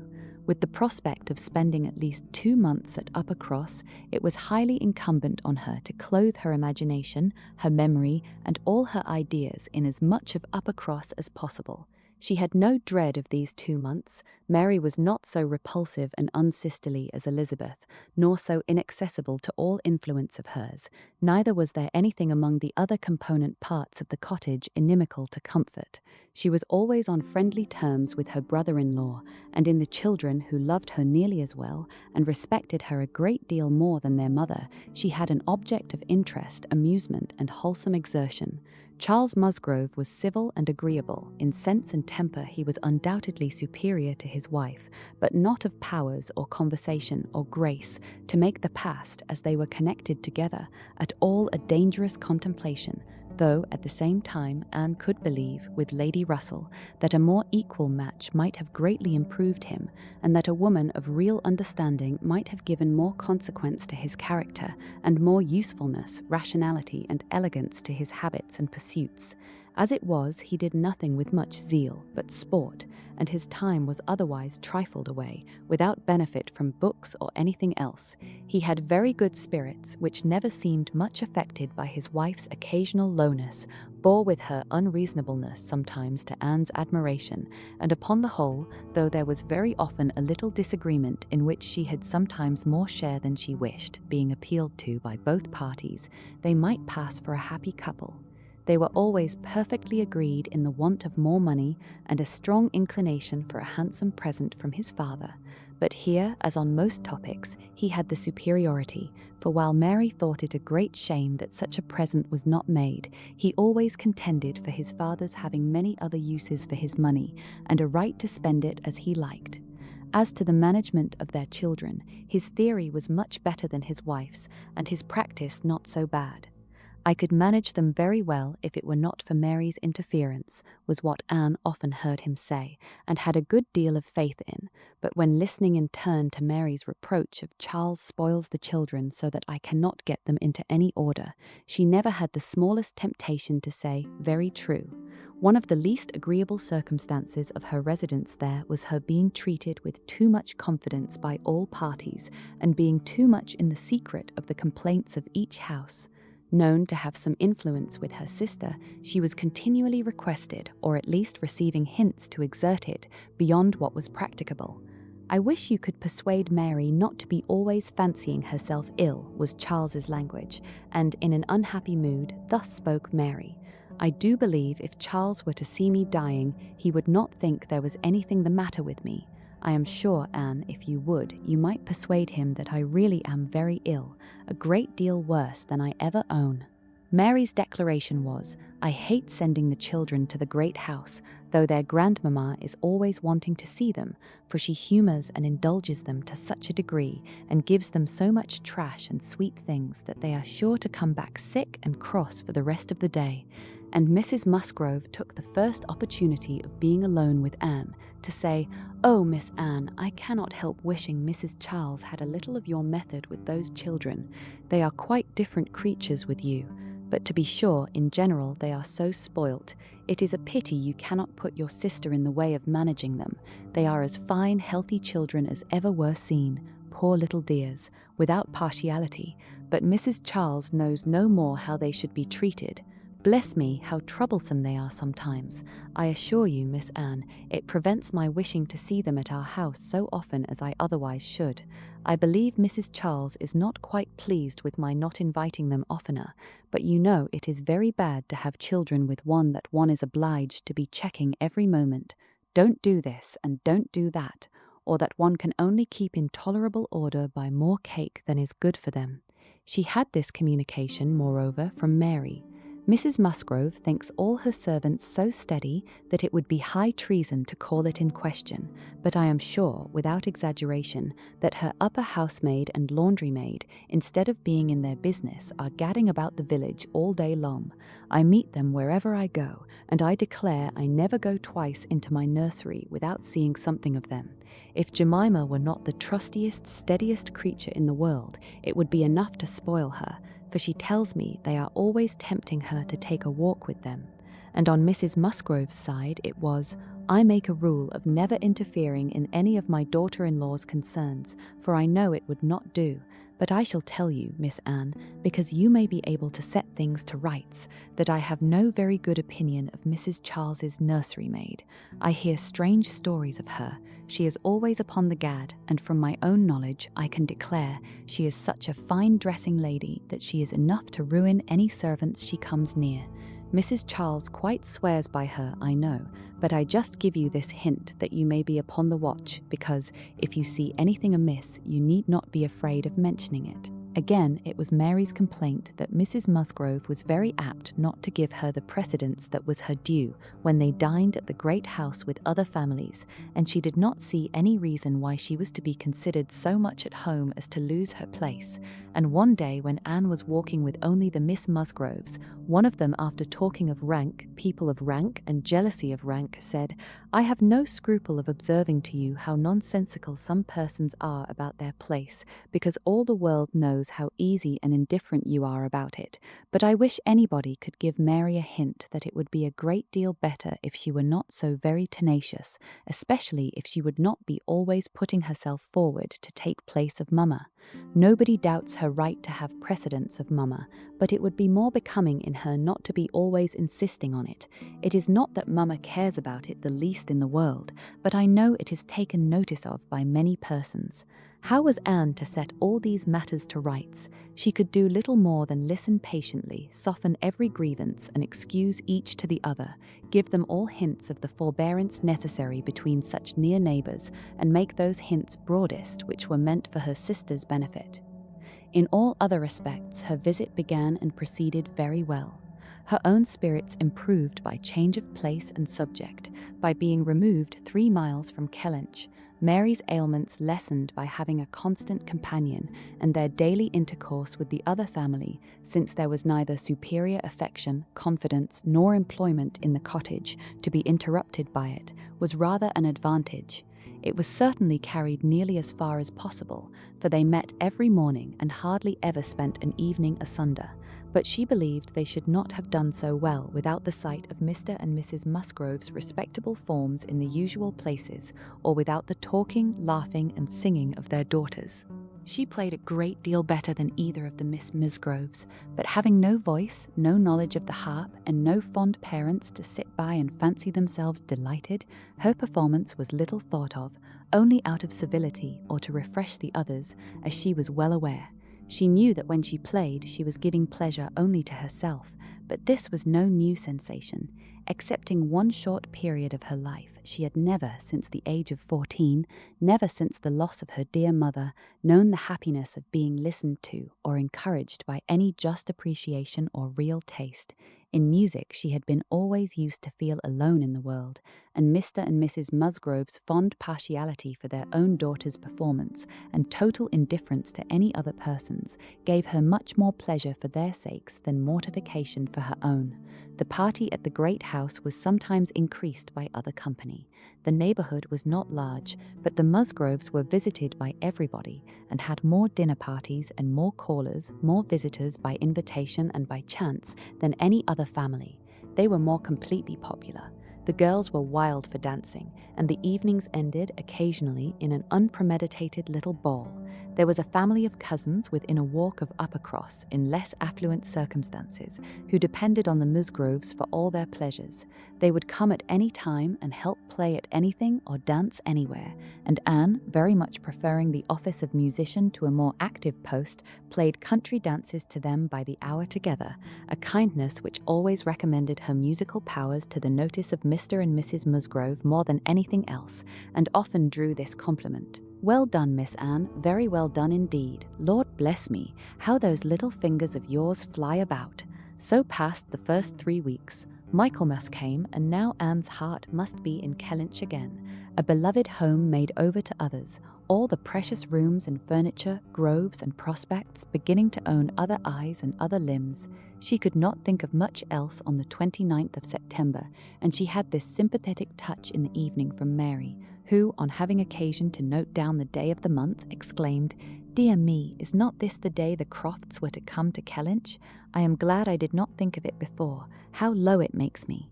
The Crofts took possession with true naval alertness, and were to be visited. Mary deplored the necessity for herself. Nobody knew how much she should suffer. She should put it off as long as she could, but was not easy till she had talked Charles into driving her over on an early day, and was in a very animated, comfortable state of imaginary agitation when she came back. Anne had very sincerely rejoiced in there being no means of her going. She wished, however, to see the Crofts, and was glad to be within when the visit was returned. They came. The master of the house was not at home, but the two sisters were together, and as it chanced that Mrs. Croft fell to the share of Anne, while the Admiral sat by Mary, and made himself very agreeable by his good-humoured notice of her little boys, she was well able to watch for a likeness, and if it failed her in the features, to catch it in the voice or in the turn of sentiment and expression. Mrs. Croft, though neither tall nor fat, had a squareness, uprightness, and vigour of form which gave importance to her person. She had bright, dark eyes, good teeth, and altogether an agreeable face, though her reddened and weather-beaten complexion, the consequence of her having been almost as much at sea as her husband, made her seem to have lived some years longer in the world than her real 38. Her manners were open, easy, and decided, like one who had no distrust of herself and no doubts of what to do, without any approach to coarseness, however, or any want of good humour. Anne gave her credit, indeed, for feelings of great consideration towards herself in all that related to Kellynch, and it pleased her, especially as she had satisfied herself in the very first half-minute, in the instant even of introduction, that there was not the smallest symptom of any knowledge or suspicion on Mrs. Croft's side to give a bias of any sort. She was quite easy on that head and consequently full of strength and courage, till for a moment electrified by Mrs. Croft's suddenly saying, "It was you and not your sister, I find, that my brother had the pleasure of being acquainted with when he was in this country." Anne hoped she had outlived the age of blushing, but the age of emotion she certainly had not. "Perhaps you may not have heard that he is married," added Mrs. Croft. She could now answer as she ought, and was happy to feel, when Mrs. Croft's next words explained it to be Mr. Wentworth of whom she spoke, that she had said nothing which might not do for either brother. She immediately felt how reasonable it was that Mrs. Croft should be thinking and speaking of Edward and not of Frederick, and with shame at her own forgetfulness applied herself to the knowledge of their former neighbour's present state with proper interest. The rest was all tranquillity, till just as they were moving she heard the Admiral say to Mary, "We are expecting a brother of Mrs. Croft's here soon. I dare say you know him by name." He was cut short by the eager attacks of the little boys, clinging to him like an old friend and declaring he should not go, and being too much engrossed by proposals of carrying them away in his coat pocket, etc., to have another moment for finishing or recollecting what he had begun. Anne was left to persuade herself, as well as she could, that the same brother must still be in question. She could not, however, reach such a degree of certainty as not to be anxious to hear whether anything had been said on the subject at the other house, where the Crofts had previously been calling. The folks of Great House were to spend the evening of this day at the cottage, and it being now too late in the year for such visits to be made on foot, the coach was beginning to be listened for, when the youngest Miss Musgrove walked in. That she was coming to apologize and that they should have to spend the evening by themselves was the first black idea, and Mary was quite ready to be affronted, when Louisa made all right by saying that she only came on foot to leave more room for the harp, which was bringing in the carriage. "And I will tell you our reason," she added, "and all about it. I am come on to give you notice that Papa and Mamma are out of spirits this evening, especially Mamma. She is thinking so much of poor Richard, and we agreed it would be best to have the harp, for it seems to amuse her more than the pianoforte. I will tell you why she is out of spirits. When the Crofts called this morning, they called here afterwards, did not they? They happened to say that her brother, Captain Wentworth, is just returned to England or paid off or something, and is coming to see them almost directly, and most unluckily it came into Mamma's head when they were gone that Wentworth, or something very like it, was the name of poor Richard's captain at one time. I do not know when or where, but a great while before he died, poor fellow. And upon looking over his letters and things, she found it was so, and is perfectly sure that this must be the very man, and her head is quite full of it and of poor Richard. So we must all be as merry as we can, that she may not be dwelling upon such gloomy things." The real circumstances of this pathetic piece of family history were that the Musgroves had had the ill fortune of a very troublesome, hopeless son, and the good fortune to lose him before he reached his 20th year, that he had been sent to sea because he was stupid and unmanageable on shore, that he had been very little cared for at any time by his family, though quite as much as he deserved, seldom heard of and scarcely at all regretted when the intelligence of his death abroad had worked its way to Uppercross 2 years before. He had, in fact, though his sisters were now doing all they could for him by calling him poor Richard, been nothing better than a thick-headed, unfeeling, unprofitable Dick Musgrove, who had never done anything to entitle himself to more than the abbreviation of his name, living or dead. He had been several years at sea, and had, in the course of those removals to which all midshipmen are liable, and especially such midshipmen as every captain wishes to get rid of, been 6 months on board Captain Frederick Wentworth's frigate, the Laconia, and from the Laconia he had, under the influence of his captain, written the only 2 letters which his father and mother had ever received from him during the whole of his absence. That is to say, the only 2 disinterested letters. All the rest had been mere applications for money. In each letter he had spoken well of his captain, but yet so little were they in the habit of attending to such matters, so unobservant and incurious were they as to the names of men or ships, that it had made scarcely any impression at the time, and that Mrs. Musgrove should have been suddenly struck this very day with a recollection of the name of Wentworth as connected with her son seemed one of those extraordinary bursts of mind which do sometimes occur. She had gone to her letters and found it all as she supposed, and the reperusal of these letters after so long an interval, her poor son gone forever, and all the strength of his faults forgotten, had affected her spirits exceedingly, and thrown her into greater grief for him than she had known on first hearing of his death. Mr. Musgrove was, in a lesser degree, affected likewise, and when they reached the cottage they were evidently in want, first, of being listened to anew on this subject, and afterwards of all the relief which cheerful companions could give. To hear them talking so much of Captain Wentworth, repeating his name so often, puzzling over past years, and at last ascertaining that it probably would, turn out to be the very same Captain Wentworth whom they recollected meeting once or twice after their coming back from Clifton, a very fine young man, but they could not say whether it was 7 or 8 years ago, was a new sort of trial to Anne's nerves. She found, however, that it was one to which she must inure herself. Since he actually was expected in the country, she must teach herself to be insensible on such points.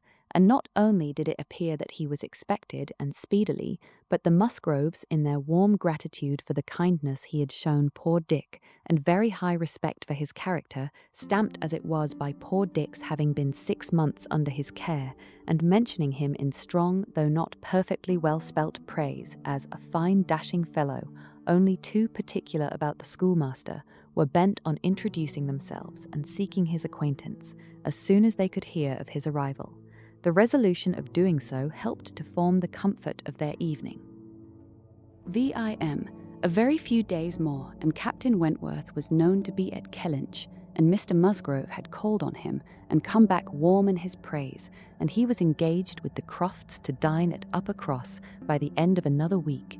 It had been a great disappointment to Mr. Musgrove to find that no earlier day could be fixed, so impatient was he to show his gratitude by seeing Captain Wentworth under his own roof and welcoming him to all that was strongest and best in his cellars. But a week must pass, only a week in Anne's reckoning, and then, she supposed, they must meet, and soon she began to wish that she could feel secure even for a week. Captain Wentworth made a very early return to Mr. Musgrove's civility, and she was all but calling there in the same half-hour. She and Mary were actually setting forward for the great house where, as she afterwards learnt, they must inevitably have found him when they were stopped by the eldest boy's being at that moment brought home in consequence of a bad fall. The child's situation put the visit entirely aside, but she could not hear of her escape with indifference, even in the midst of the serious anxiety which they afterwards felt on his account. His collarbone was found to be dislocated, and such injury received in the back as roused the most alarming ideas. It was an afternoon of distress, and Anne had everything to do at once: the apothecary to send for, the father to have pursued and informed, the mother to support and keep from hysterics, the servants to control, the youngest child to banish, and the poor suffering one to attend and soothe, besides sending, as soon as she recollected it, proper notice to the other house, which brought her an accession rather of frightened, inquiring companions than of very useful assistants. Her brother's return was the first comfort. He could take best care of his wife, and the second blessing was the arrival of the apothecary. Till he came and had examined the child, their apprehensions were the worse for being vague. They suspected great injury, but knew not where. But now the collarbone was soon replaced, and though Mr. Robinson felt, and rubbed and looked grave, and spoke low words both to the father and the aunt, still they were all to hope the best, and to be able to part and eat their dinner in tolerable ease of mind. And then it was, just before they parted, that the two young aunts were able so far to digress from their nephew's state as to give the information of Captain Wentworth's visit, staying 5 minutes behind their father and mother, to endeavour to express how perfectly delighted they were with him, how much handsomer, how infinitely more agreeable they thought him than any individual among their male acquaintance who had been at all a favourite before. How glad they had been to hear Papa invite him to stay dinner, how sorry when he said it was quite out of his power, and how glad again when he had promised in reply to Papa and Mamma's farther pressing invitations to come and dine with them on the morrow. Actually on the morrow, and he had promised it in so pleasant a manner as if he felt all the motive of their attention just as he ought. and in short he had looked and said everything with such exquisite grace that they could assure them all their heads were both turned by him, and off they ran, quite as full of glee as of love, and apparently more full of Captain Wentworth than of little Charles. The same story and the same raptures were repeated when the two girls came with their father through the gloom of the evening to make inquiries, and Mr. Musgrove, no longer under the first uneasiness about his heir, could add his confirmation and praise, and hope there would be now no occasion for putting Captain Wentworth off, and only be sorry to think that the cottage party probably would not like to leave the little boy to give him the meeting. Oh no, as to leaving the little boy, both father and mother were in much too strong and recent alarm to bear the thought, and Anne, in the joy of the escape, could not help adding her warm protestations to theirs. Charles Musgrove, indeed, afterwards showed more of inclination. The child was going on so well, and he wished so much to be introduced to Captain Wentworth that perhaps he might join them in the evening. He would not dine from home, but he might walk in for half an hour. But in this he was eagerly opposed by his wife, with, "Oh no, indeed, Charles, I cannot bear to have you go away. Only think if anything should happen." The child had a good night and was going on well the next day.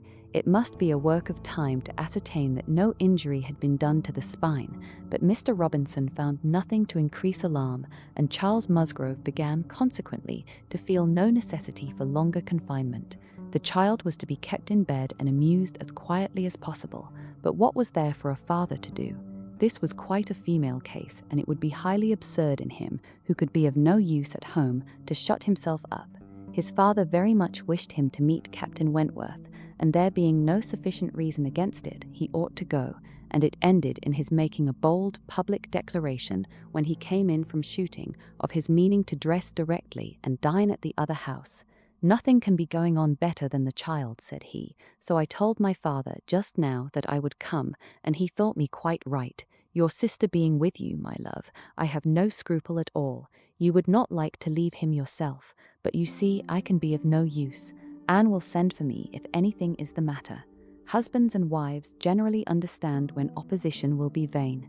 Mary knew from Charles's manner of speaking that he was quite determined on going, and that it would be of no use to tease him. She said nothing, therefore, till he was out of the room, but as soon as there was only Anne to hear, "So you and I are to be left to shift by ourselves with this poor sick child, and not a creature coming near us all the evening. I knew how it would be. This is always my luck. If there is anything disagreeable going on, men are always sure to get out of it, and Charles is as bad as any of them. Very unfeeling. I must say it is very unfeeling of him to be running away from his poor little boy. Talks of his being going on so well. How does he know that he is going on well, or that there may not be a sudden change half an hour hence? I did not think Charles would have been so unfeeling. So here he is to go away and enjoy himself, and because I am the poor mother, I am not to be allowed to stir, and yet I am sure I am more unfit than anybody else to be about the child. My being the mother is the very reason why my feelings should not be tried. I am not at all equal to it. You saw how hysterical I was yesterday. But that was only the effect of the suddenness of your alarm, of the shock. You will not be hysterical again. I dare say we shall have nothing to distress us.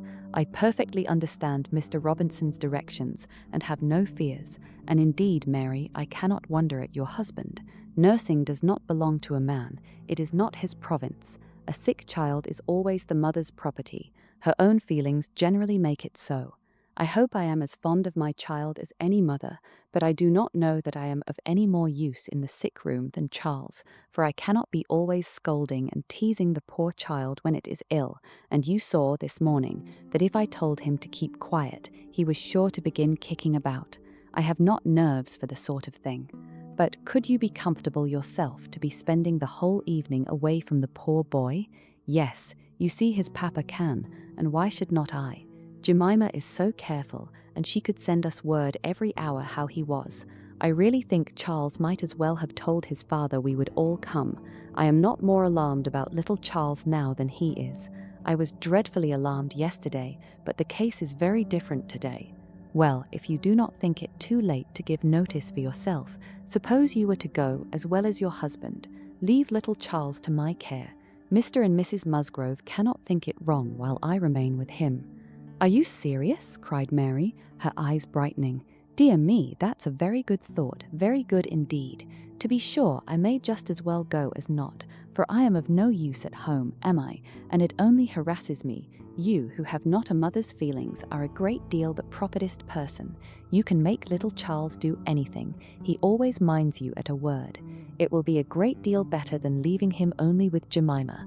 Oh, I will certainly go. I am sure I ought, if I can, quite as much as Charles, for they want me excessively to be acquainted with Captain Wentworth, and I know you do not mind being left alone. An excellent thought of yours indeed, Anne.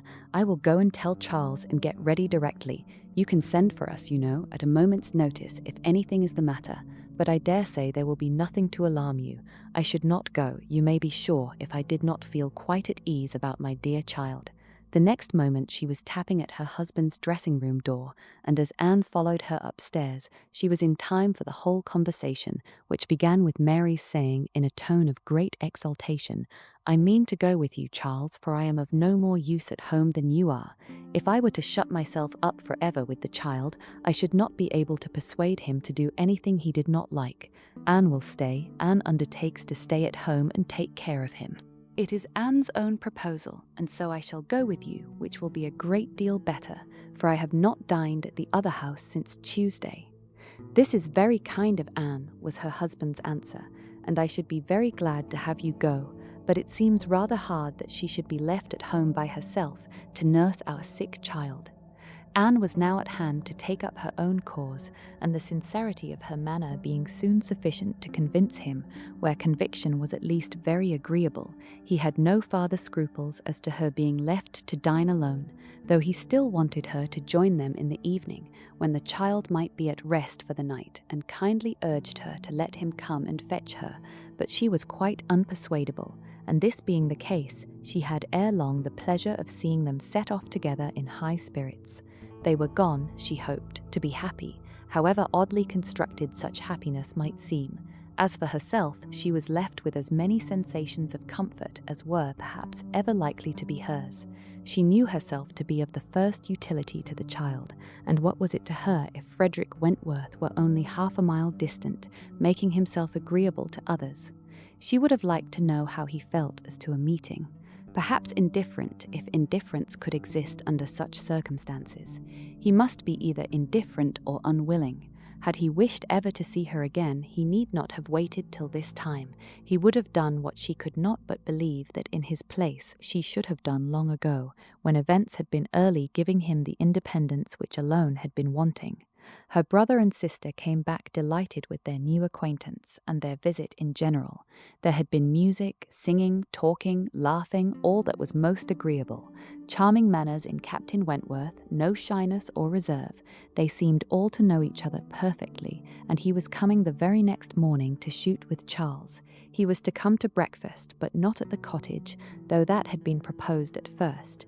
But then he had been pressed to come to the great house instead, and he seemed afraid of being in Mrs. Charles Musgrove's way on account of the child, and therefore, somehow, they hardly knew how, it ended in Charles's being to meet him to breakfast at his father's.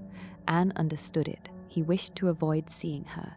He had inquired after her, she found, slightly, as might suit a former slight acquaintance, seeming to acknowledge such as she had acknowledged, actuated perhaps by the same view of escaping introduction when they were to meet.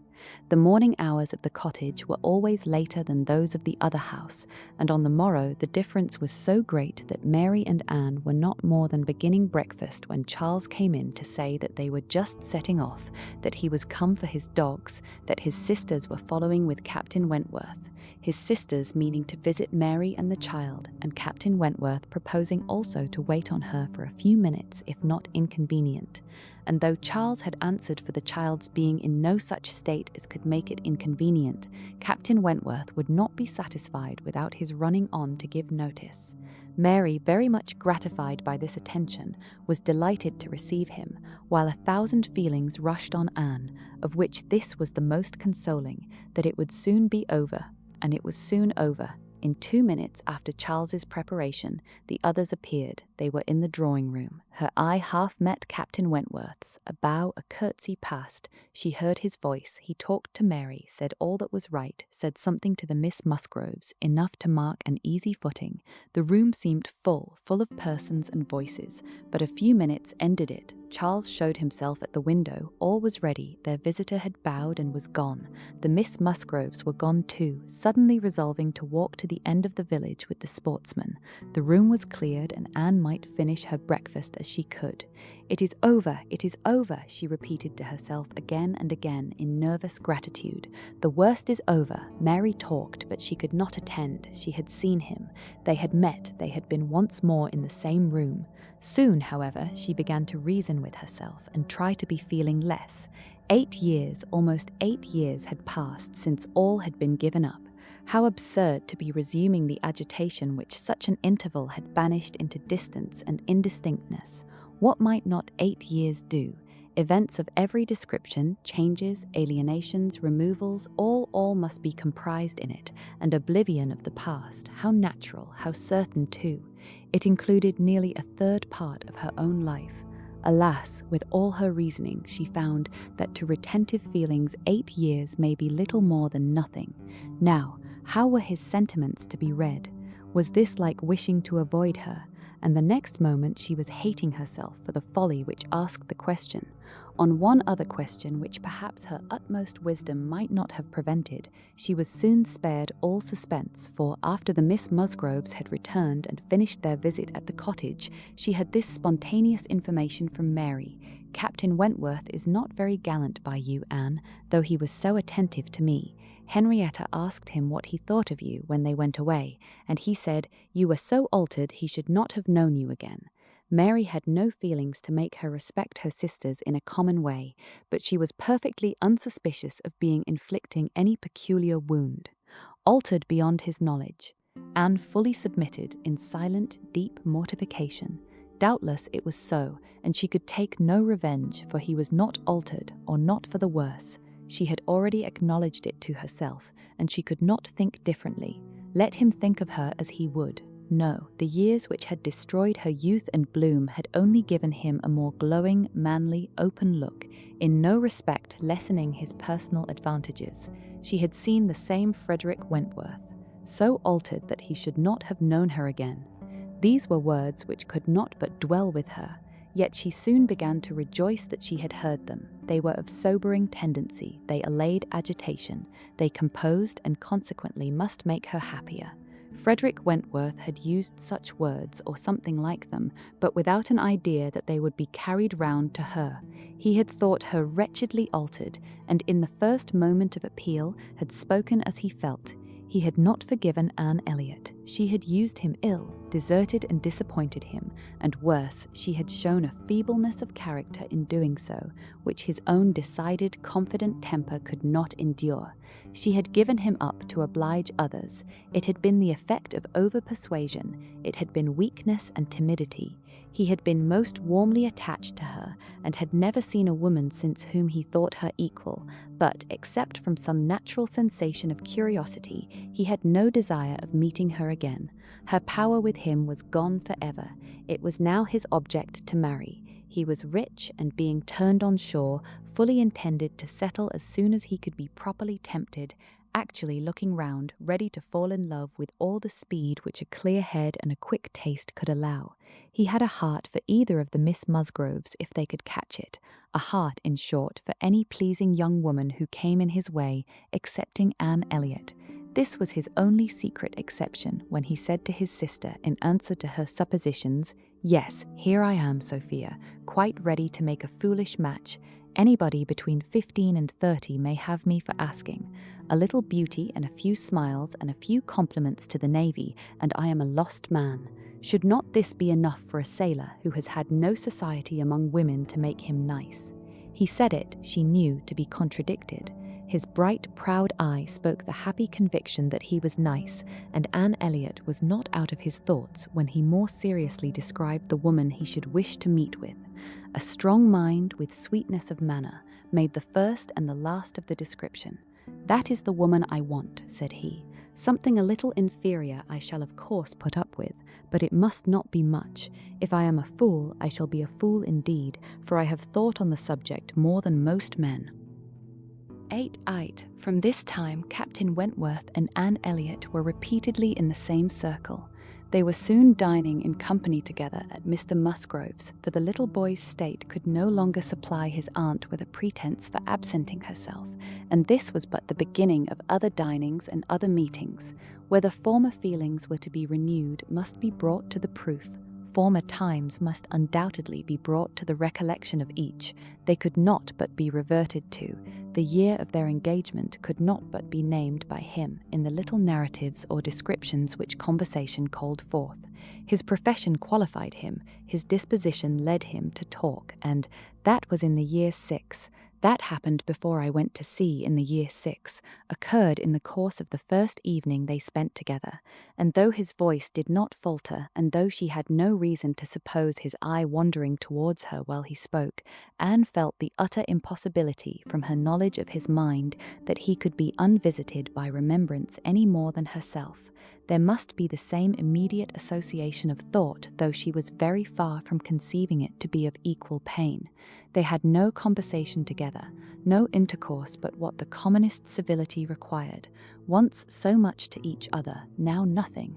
There had been a time when of all the large party now filling the drawing-room at Uppercross, they would have found it most difficult to cease to speak to one another, with the exception perhaps of Admiral and Mrs. Croft, who seemed particularly attached and happy. Anne could allow no other exception. Even among the married couples, there could have been no two hearts so open, no tastes so similar, no feelings so in unison, no countenances so beloved. Now they were as strangers, nay, worse than strangers, for they could never become acquainted. It was a perpetual estrangement. When he talked, she heard the same voice and discerned the same mind. There was a very general ignorance of all naval matters throughout the party, and he was very much questioned, and especially by the two Miss Musgroves, who seemed hardly to have any eyes but for him, as to the manner of living on board, daily regulations, food, hours, etc., and their surprise at his accounts, at learning the degree of accommodation and arrangement which was practicable, drew from him some pleasant ridicule, which reminded Anne of the early days when she too had been ignorant, and she too had been accused of supposing sailors to be living on board without anything to eat, or any cook to dress it if there were, or any servant to wait, or any knife and fork to use. From thus listening and thinking, she was roused by a whisper of Mrs. Musgrove's, who, overcome by fond regrets, could not help saying, "Ah, Miss Anne, if it had pleased Heaven to spare my poor son, I dare say he would have been just such another by this time." Anne suppressed a smile and listened kindly, while Mrs. Musgrove relieved her heart a little more, and for a few minutes, therefore, could not keep pace with the conversation of the others. When she could let her attention take its natural course again, she found the Miss Musgroves just fetching the Navy List, their own Navy List, the first that had ever been at Uppercross, and sitting down together to pore over it with the professed view of finding out the ships which Captain Wentworth had commanded. "Your first was the Asp, I remember. We will look for the Asp. You will not find her there, quite worn out and broken up. I was the last man who commanded her. Hardly fit for service then, reported fit for home service for a year or two, and so I was sent off to the West Indies." The girls looked all amazement. "The Admiralty," he continued, "entertain themselves now and then with sending a few hundred men to sea in a ship not fit to be employed, but they have a great many to provide for, and among the thousands that may just as well go to the bottom as not, it is impossible for them to distinguish the very set who may be least missed." "Phoo, phoo," cried the Admiral, "what stuff these young fellows talk. Never was a better sloop than the Asp in her day. For an old-built sloop you would not see her equal. Lucky fellow to get her. He knows there must have been 20 better men than himself applying for her at the same time. Lucky fellow to get anything so soon, with no more interest than his." "I felt my luck, Admiral, I assure you," replied Captain Wentworth seriously. "I was as well satisfied with my appointment as you can desire. It was a great object with me at that time to be at sea, a very great object. I wanted to be doing something." "To be sure you did. What should a young fellow like you do ashore for half a year together? If a man has not a wife, he soon wants to be afloat again. "But Captain Wentworth," cried Louisa, "how vexed you must have been when you came to the Asp to see what an old thing they had given you." "I knew pretty well what she was before that day," said he, smiling. "I had no more discoveries to make than you would have as to the fashion and strength of any old pelisse which you had seen lent about among half your acquaintance ever since you could remember, and which at last, on some very wet day, is lent to yourself. Ah, she was a dear old asp to me. She did all that I wanted. I knew she would. I knew that we should either go to the bottom together, or that she would be the making of me, and I never had 2 days of foul weather all the time I was at sea in her. And after taking privateers enough to be very entertaining, I had the good luck in my passage home the next autumn to fall in with the very French frigate I wanted. I brought her into Plymouth, and here another instance of luck. We had not been 6 hours in the Sound when a gale came on, which lasted 4 days and nights, and which would have done for poor old Asp in half the time, our touch with the great nation not having much improved our condition. 24 hours later, and I should only have been a gallant Captain Wentworth in a small paragraph at one corner of the newspapers, and being lost in only a sloop, nobody would have thought about me." Anne's shudderings were to herself alone, but the Miss Musgroves could be as open as they were sincere in their exclamations of pity and horror. "And so then, I suppose," said Mrs. Musgrove in a low voice, as if thinking aloud, "so then he went away to the Laconia, and there he met with our poor boy. Charles, my dear," beckoning him to her, "do ask Captain Wentworth where it was he first met with your poor brother. I always forget." "It was at Gibraltar, mother, I know." Dick had been left ill at Gibraltar, with a recommendation from his former captain to Captain Wentworth. "Oh, but Charles, tell Captain Wentworth he need not be afraid of mentioning poor Dick before me, for it would be rather a pleasure to hear him talked of by such a good friend." Charles, being somewhat more mindful of the probabilities of the case, only nodded in reply and walked away. The girls were now hunting for the Laconia, and Captain Wentworth could not deny himself the pleasure of taking the precious volume into his own hands to save them the trouble, and once more read aloud the little statement of her name and rate and present non-commissioned class, observing over it that she too had been one of the best friends man ever had. Ah, those were pleasant days when I had the Laconia. How fast I made money in her. A friend of mine and I had such a lovely cruise together off the Western Islands. Poor Harville's sister, you know how much he wanted money. Worse than myself, he had a wife. Excellent fellow. I shall never forget his happiness. He felt it all so much for her sake. I wished for him again the next summer, when I had still the same luck in the Mediterranean. And I am sure, sir, said Mrs. Musgrove, it was a lucky day for us when you were put captain into that ship. We shall never forget what you did. Her feelings made her speak low, and Captain Wentworth, hearing only in part, and probably not having Dick Musgrove at all near his thoughts, looked rather in suspense, and as if waiting for more. "My brother," whispered one of the girls, "Mamma is thinking of poor Richard." "Poor dear fellow," continued Mrs. Musgrove, "he was grown so steady and such an excellent correspondent while he was under your care. Ah, it would have been a happy thing if he had never left you. I assure you, Captain Wentworth, we are very sorry he ever left you." There was a momentary expression in Captain Wentworth's face at this speech, a certain glance of his bright eye and curl of his handsome mouth, which convinced Anne that instead of sharing in Mrs. Musgrove's kind wishes as to her son, he had probably been at some pains to get rid of him. But it was too transient an indulgence of self-amusement to be detected by any who understood him less than herself. In another moment he was perfectly collected and serious, and almost instantly afterwards coming up to the sofa on which she and Mrs. Musgrove were sitting, took a place by the latter, and entered into conversation with her in a low voice about her son, doing it with so much sympathy and natural grace as showed the kindest consideration for all that was real and unabsurd in the parents' feelings. They were actually on the same sofa, for Mrs. Musgrove had most readily made room for him. They were divided only by Mrs. Musgrove. It was no insignificant barrier indeed. Mrs. Musgrove was of a comfortable, substantial size, infinitely more fitted by nature to express good cheer and good humour than tenderness and sentiment. and while the agitations of Anne's slender form and pensive face may be considered as very completely screened, Captain Wentworth should be allowed some credit for the self-command with which he attended to her large, fat sighings over the destiny of a son whom alive nobody had cared for. Personal size and mental sorrow have certainly no necessary proportions. A large, bulky figure has as good a right to be in deep affliction as the most graceful set of limbs in the world. But, fair or not fair, there are unbecoming conjunctions which reason will patronize in vain, which taste cannot tolerate, which ridicule will seize.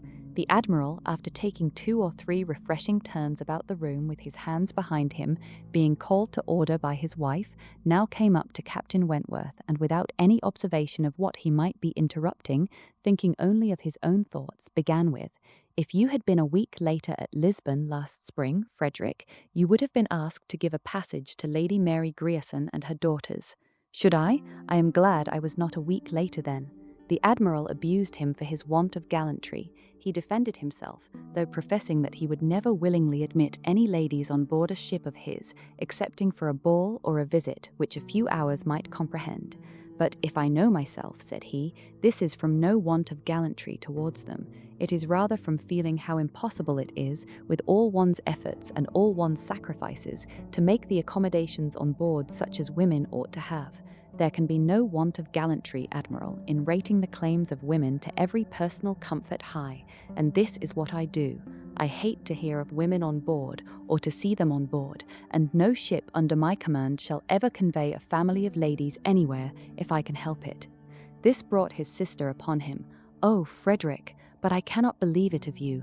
All idle refinement. Women may be as comfortable on board as in the best house in England. I believe I have lived as much on board as most women, and I know nothing superior to the accommodations of a man of war. I declare I have not a comfort or an indulgence about me, even at Kellynch Hall," with a kind bow to Anne, "beyond what I always had in most of the ships I have lived in, and they have been 5 altogether." "Nothing to the purpose," replied her brother. "You were living with your husband and were the only woman on board. But you yourself brought Mrs. Harville, her sister, her cousin, and the 3 children round from Portsmouth to Plymouth. Where was this superfine, extraordinary sort of gallantry of yours then? All merged in my friendship, Sophia. I would assist any brother officer's wife that I could, and I would bring anything of Harville's from the world's end if he wanted it. But do not imagine that I did not feel it an evil in itself. Depend upon it, they were all perfectly comfortable. I might not like them the better for that, perhaps. Such a number of women and children have no right to be comfortable on board. My dear Frederick, you are talking quite idly. Pray, what would become of us poor sailors' wives, who often want to be conveyed to one port or another after our husbands, if everybody had your feelings? My feelings, you see, did not prevent my taking Mrs. Harville and all her family to Plymouth. But I hate to hear you talking so like a fine gentleman, and as if women were all fine ladies instead of rational creatures. We none of us expect to be in smooth water all our days." "Ah, my dear," said the Admiral, "when he has got a wife he will sing a different tune. When he is married, if we have the good luck to live to another war, we shall see him do as you and I and a great many others have done. We shall have him very thankful to anybody that will bring him his wife. Aye, that we shall." "Now I have done," cried Captain Wentworth. "When once married people begin to attack me with, 'Oh, you will think very differently when you are married,' I can only say, 'No, I shall not,' and then they say again, 'Yes, you will,' and there is an end of it." He got up and moved away. "What a great traveller you must have been, ma'am," said Mrs. Musgrove to Mrs. Croft. "Pretty well, ma'am, in the 15 years of my marriage, though many women have done more. I have crossed the Atlantic 4 times and have been once to the East Indies and back again, and only once, besides being in different places about home, Cork and Lisbon and Gibraltar. But I never went beyond the Straits and never was in the West Indies. We do not call Bermuda or Bahama, you know, the West Indies." Mrs. Musgrove had not a word to say in dissent. She could not accuse herself of having ever called them anything in the whole course of her life. "And I do assure you, ma'am," pursued Mrs. Croft, "that nothing can exceed the accommodations of a man of war. I speak, you know, of the higher rates. When you come to a frigate, of course, you are more confined, though any reasonable woman may be perfectly happy in one of them, and I can safely say that the happiest part of my life has been spent on board a ship. While we were together, there was nothing to be feared, thank God. I have always been blessed with excellent health and no climate disagrees with me. A little disordered always the first 24 hours of going to sea, but never knew what sickness was afterwards. The only time that I ever really suffered in body or mind, the only time that I ever fancied myself unwell or had any ideas of danger, was the winter that I passed by myself at Deal, when the Admiral, Captain Croft, then was in the North Seas. I lived in perpetual fright at that time and had all manner of imaginary complaints from not knowing what to do with myself or when I should hear from him next. But as long as we could be together, nothing ever ailed me, and I never met with the smallest inconvenience. Ay, to be sure. Yes, indeed, oh yes. I am quite of your opinion, Mrs. Croft, was Mrs. Musgrove's hearty answer. There is nothing so bad as a separation. I am quite of your opinion. I know what it is, for Mr. Musgrove always attends the assizes, and I am so glad when they are over and he is safe back again. The evening ended with dancing. On its being proposed, Anne offered her services as usual, and though her eyes would sometimes fill with tears as she sat at the instrument, she was extremely glad to be employed and desired nothing in return but to be unobserved. It was a merry, joyous party, and no one seemed in higher spirits than Captain Wentworth. She felt that he had everything to elevate him which general attention and deference, and especially the attention of all the young women, could do. The Miss Hayters, the females of the family of cousins already mentioned, were apparently admitted to the honour of being in love with him, and as for Henrietta and Louisa, they both seemed so entirely occupied by him that nothing but the continued appearance of the most perfect goodwill between themselves could have made it credible that they were not decided rivals. If he were a little spoilt by such universal, such eager admiration, who could wonder? These were some of the thoughts which occupied Anne, while her fingers were mechanically at work, proceeding for half an hour together, equally without error and without consciousness. Once she felt that he was looking at herself, observing her altered features, perhaps, trying to trace in them the ruins of the face which had once charmed him, and once she knew that he must have spoken of her. She was hardly aware of it till she heard the answer, but then she was sure of his having asked his partner whether Miss Elliot never danced. The answer was, oh no, never. She has quite given up dancing. She had rather play. She is never tired of playing. Once, too, he spoke to her. She had left the instrument on the dancing being over, and he had sat down to try to make out an air which he wished to give the Miss Musgroves an idea of. Unintentionally, she returned to that part of the room. He saw her, and instantly rising, said, with studied politeness, I beg your pardon, madam, this is your seat, and though she immediately drew back with a decided negative, he was not to be induced to sit down again. Anne did not wish for more of such looks and speeches. His cold politeness, his ceremonious grace were worse than anything.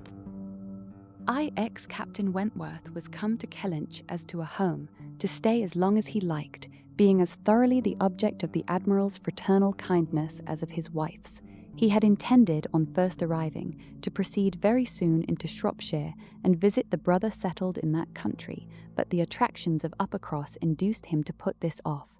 There was so much of friendliness and of flattery and of everything most bewitching in his reception there, the old were so hospitable, the young so agreeable, that he could not but resolve to remain where he was, and take all the charms and perfections of Edward's wife upon credit a little longer. It was soon Uppercross with him almost every day.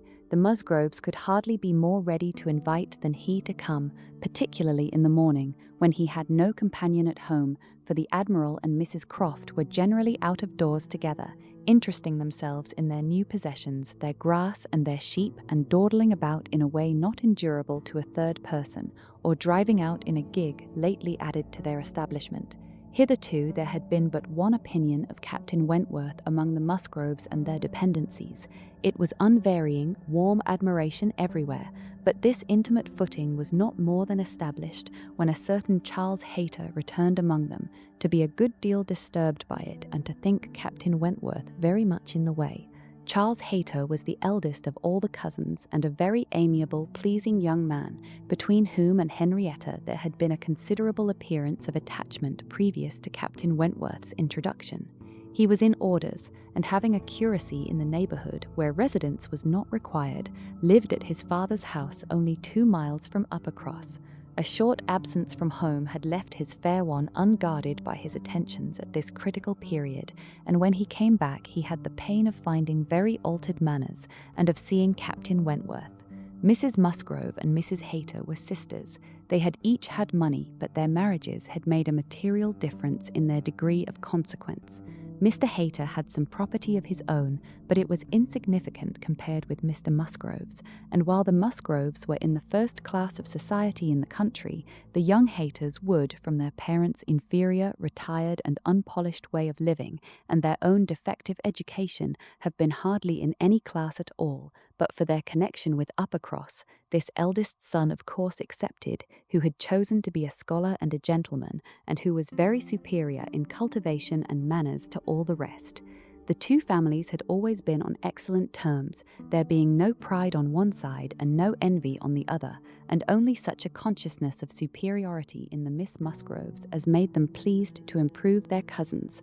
Charles's attentions to Henrietta had been observed by her father and mother without any disapprobation.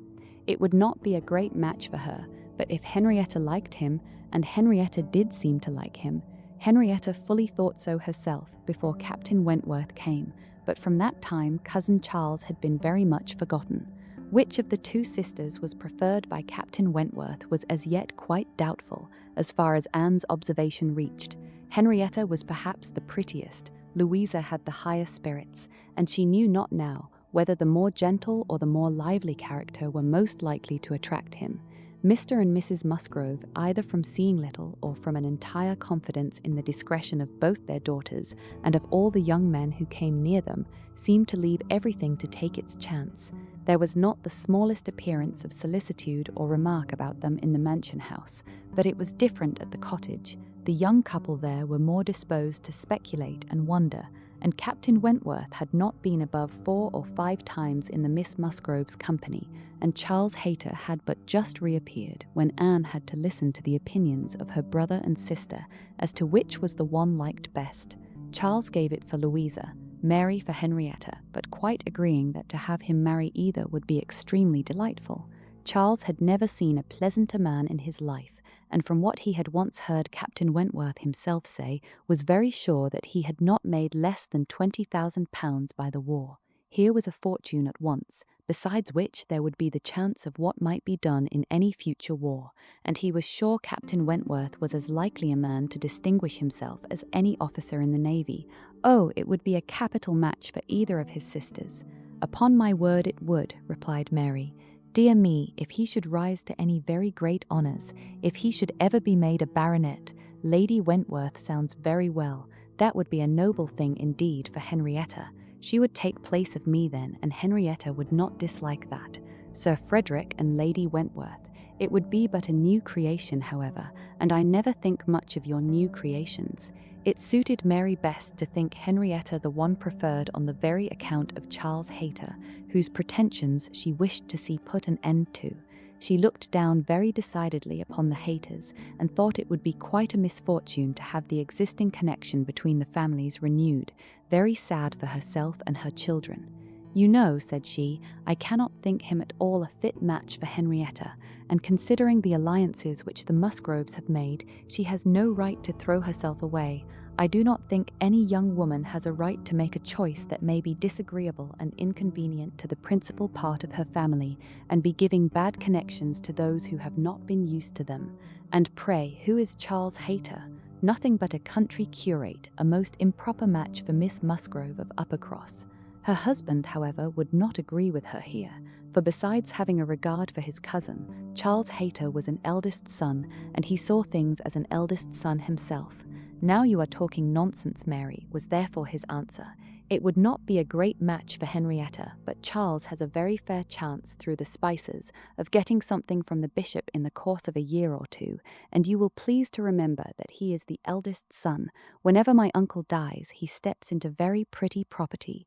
The estate at Winthrop is not less than 250 acres, besides the farm near Taunton, which is some of the best land in the country. I grant you that any of them but Charles would be a very shocking match for Henrietta, and indeed it could not be. He is the only one that could be possible, but he is a very good-natured, good sort of a fellow, and whenever Winthrop comes into his hands, he will make a different sort of place of it, and live in a very different sort of way, and with that property he will never be a contemptible man. Good freehold property. No, Henrietta might do worse than marry Charles Hayter, and if she has him and Louisa can get Captain Wentworth, I shall be very well satisfied. Charles may say what he pleases, cried Mary to Anne, as soon as he was out of the room, but it would be shocking to have Henrietta marry Charles Hayter. A very bad thing for her, and still worse for me, and therefore it is very much to be wished that Captain Wentworth may soon put him quite out of her head, and I have very little doubt that he has. She took hardly any notice of Charles Hayter yesterday. I wish you had been there to see her behaviour. And as to Captain Wentworth's liking Louisa as well as Henrietta, it is nonsense to say so, for he certainly does like Henrietta a great deal the best. But Charles is so positive. I wish you had been with us yesterday, for then you might have decided between us, and I am sure you would have thought as I did, unless you had been determined to give it against me. A dinner at Mr. Musgrove's had been the occasion when all these things should have been seen by Anne, but she had stayed at home under the mixed plea of a headache of her own and some return of indisposition in little Charles.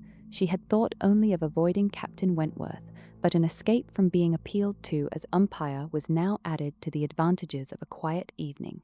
As to Captain Wentworth's views, she deemed it of more consequence that he should know his own mind early enough not to be endangering the happiness of either sister or impeaching his own honour than that he should prefer Henrietta to Louisa or Louisa to Henrietta. Either of them would, in all probability, make him an affectionate, good-humoured wife. With regard to Charles Hayter, she had delicacy which must be pained by any lightness of conduct in a well-meaning young woman, and a heart to sympathize in any of the sufferings it occasioned. But if Henrietta found herself mistaken in the nature of her feelings, the alteration could not be understood too soon. Charles Hayter had met with much to disquiet and mortify him in his cousin's behaviour. She had too old a regard for him to be so wholly estranged as might in 2 meetings extinguish every past hope, and leave him nothing to do but to keep away from Uppercross. But there was such a change as became very alarming when such a man as Captain Wentworth was to be regarded as the probable cause. He had been absent only 2 Sundays, and when they parted had left her interested, even to the height of his wishes, in his prospect of soon quitting his present curacy and obtaining that of Uppercross instead. It had then seemed the object nearest her heart that Dr. Mamuse Romis became the object nearest her capot. Shirley, the rector, who for more than 40 years had been zealously discharging all the duties of his office, but was now growing too infirm for many of them, should be quite fixed on engaging a curate, should make his curacy quite as good as he could afford, and should give Charles Hayter the promise of it. The advantage of his having to come only to Uppercross instead of going 6 miles another way, of his having in every respect a better curacy, of his belonging to their dear Dr. Shirley, and of dear good Dr. Shirley's being relieved from the duty which he could no longer get through without most injurious fatigue, had been a great deal even to Louisa, but had been almost everything to Henrietta. When he came back, alas, the zeal of the business was gone by. Louisa could not listen at all to his account of a conversation which he had just held with Dr. Shirley. She was at a window, looking out for Captain Wentworth, and even Henrietta had at best only a divided attention to give, and seemed to have forgotten all the former doubt and solicitude of the negotiation. Well, I am very glad indeed, but I always thought you would have it. I always thought you sure. It did not appear to me that, in short, you know, Dr. Shirley must have a curate, and you had secured his promise. Is he coming, Louisa? One morning, very soon after the dinner at the Musgroves, at which Anne had not been present, Captain Wentworth walked into the drawing-room at the cottage, where were only herself and the little invalid Charles, who was lying on the sofa. The surprise of finding himself almost alone with Anne Elliot deprived his manners of their usual composure. He started and could only say, "I thought the Miss Musgroves had been here. Mrs. Musgrove told me I should find them here," before he walked to the window to recollect himself and feel how he ought to behave. "They are upstairs with my sister. They will be down in a few moments, I dare say," had been Anne's reply, in all the confusion that was natural, and if the child had not called her to come and do something for him, she would have been out of the room the next moment and released Captain Wentworth as well as herself. He continued at the window, and after calmly and politely saying, "I hope the little boy is better," was silent. She was obliged to kneel down by the sofa and remain there to satisfy her patient, and thus they continued a few minutes when, to her very great satisfaction, she heard some other person crossing the little vestibule. She hoped, on turning her head, to see the master of the house, but it proved to be one much less calculated for making matters easy, Charles Hayter, probably not at all better pleased by the sight of Captain Wentworth than Captain Wentworth had been by the sight of Anne. She only attempted to say, "How do you do? Will not you sit down? The others will be here presently." Captain Wentworth, however, came from his window, apparently not ill-disposed for conversation, but Charles Hayter soon put an end to his attempts by seating himself near the table and taking up the newspaper, and Captain Wentworth returned to his window. Another minute brought another addition. The younger boy, a remarkable stout, forward child of 2 years old, having got the door opened for him by someone without, made his determined appearance among them, and went straight to the sofa to see what was going on, and put in his claim to anything good that might be giving away. There being nothing to be eat, he could only have some play, and as his aunt would not let him tease his sick brother, he began to fasten himself upon her as she knelt, in such a way that, busy as she was about Charles, she could not shake him off. She spoke to him, ordered, entreated, and insisted in vain. Once she did contrive to push him away, but the boy had the greater pleasure in getting upon her back again directly. "Walter," said she, "get down this moment. You are extremely troublesome. I am very angry with you." "Walter," cried Charles Hayter, "why do you not do as you are bid? Do not you hear your aunt speak? Come to me, Walter, come to cousin Charles." But not a bit did Walter stir.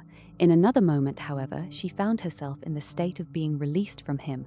Someone was taking him from her, though he had bent down her head so much that his little sturdy hands were unfastened from around her neck, and he was resolutely borne away before she knew that Captain Wentworth had done it. Her sensations on the discovery made her perfectly speechless. She could not even thank him. She could only hang over little Charles with most disordered feelings. His kindness in stepping forward to her relief, the manner, the silence in which it had passed, the little particulars of the circumstance, with the conviction soon forced on her by the noise he was studiously making with the child, that he meant to avoid hearing her thanks, and rather sought to testify that her conversation was the last of his wants, produced such a confusion of varying but very painful agitation as she could not recover from, till enabled by the entrance of Mary and the Miss Musgroves to make over her little patient to their cares and leave the room. She could not stay. It might have been an opportunity of watching the loves and jealousies of the four. They were now all together, but she could stay for none of it. It was evident that Charles Hayter was not well inclined towards Captain Wentworth. She had a strong impression of his having said, in a vexed tone of voice, after Captain Wentworth's interference, "You ought to have minded me, Walter. I told you not to tease your aunt," and could comprehend his regretting that Captain Wentworth should do what he ought to have done himself. But neither Charles Hayter's feelings nor anybody's feelings could interest her till she had a little better arranged her own.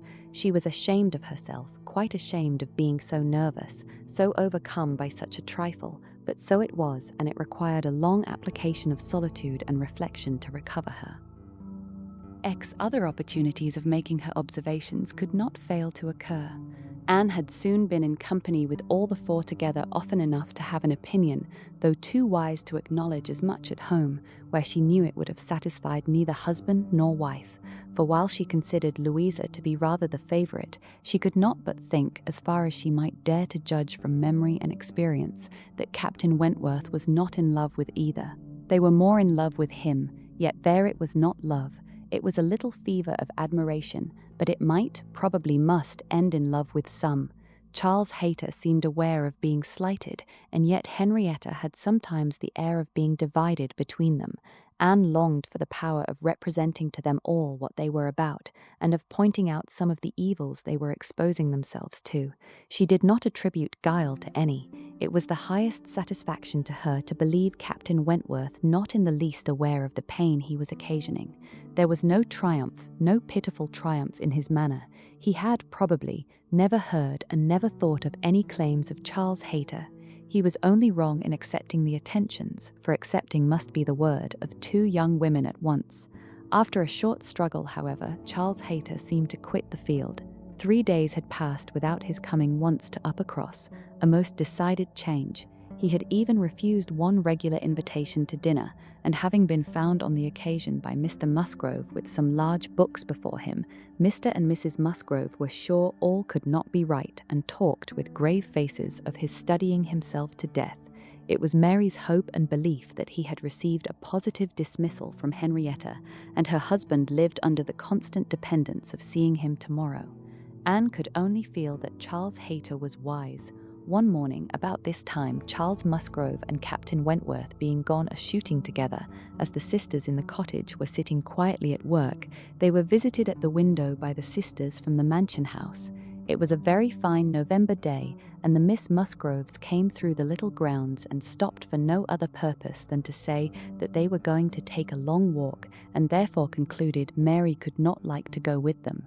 And when Mary immediately replied, with some jealousy at not being supposed a good walker, "Oh yes, I should like to join you very much. I am very fond of a long walk," Anne felt persuaded by the looks of the two girls that it was precisely what they did not wish, and admired again the sort of necessity which the family habits seemed to produce, of everything being to be communicated, and everything being to be done together, however undesired and inconvenient.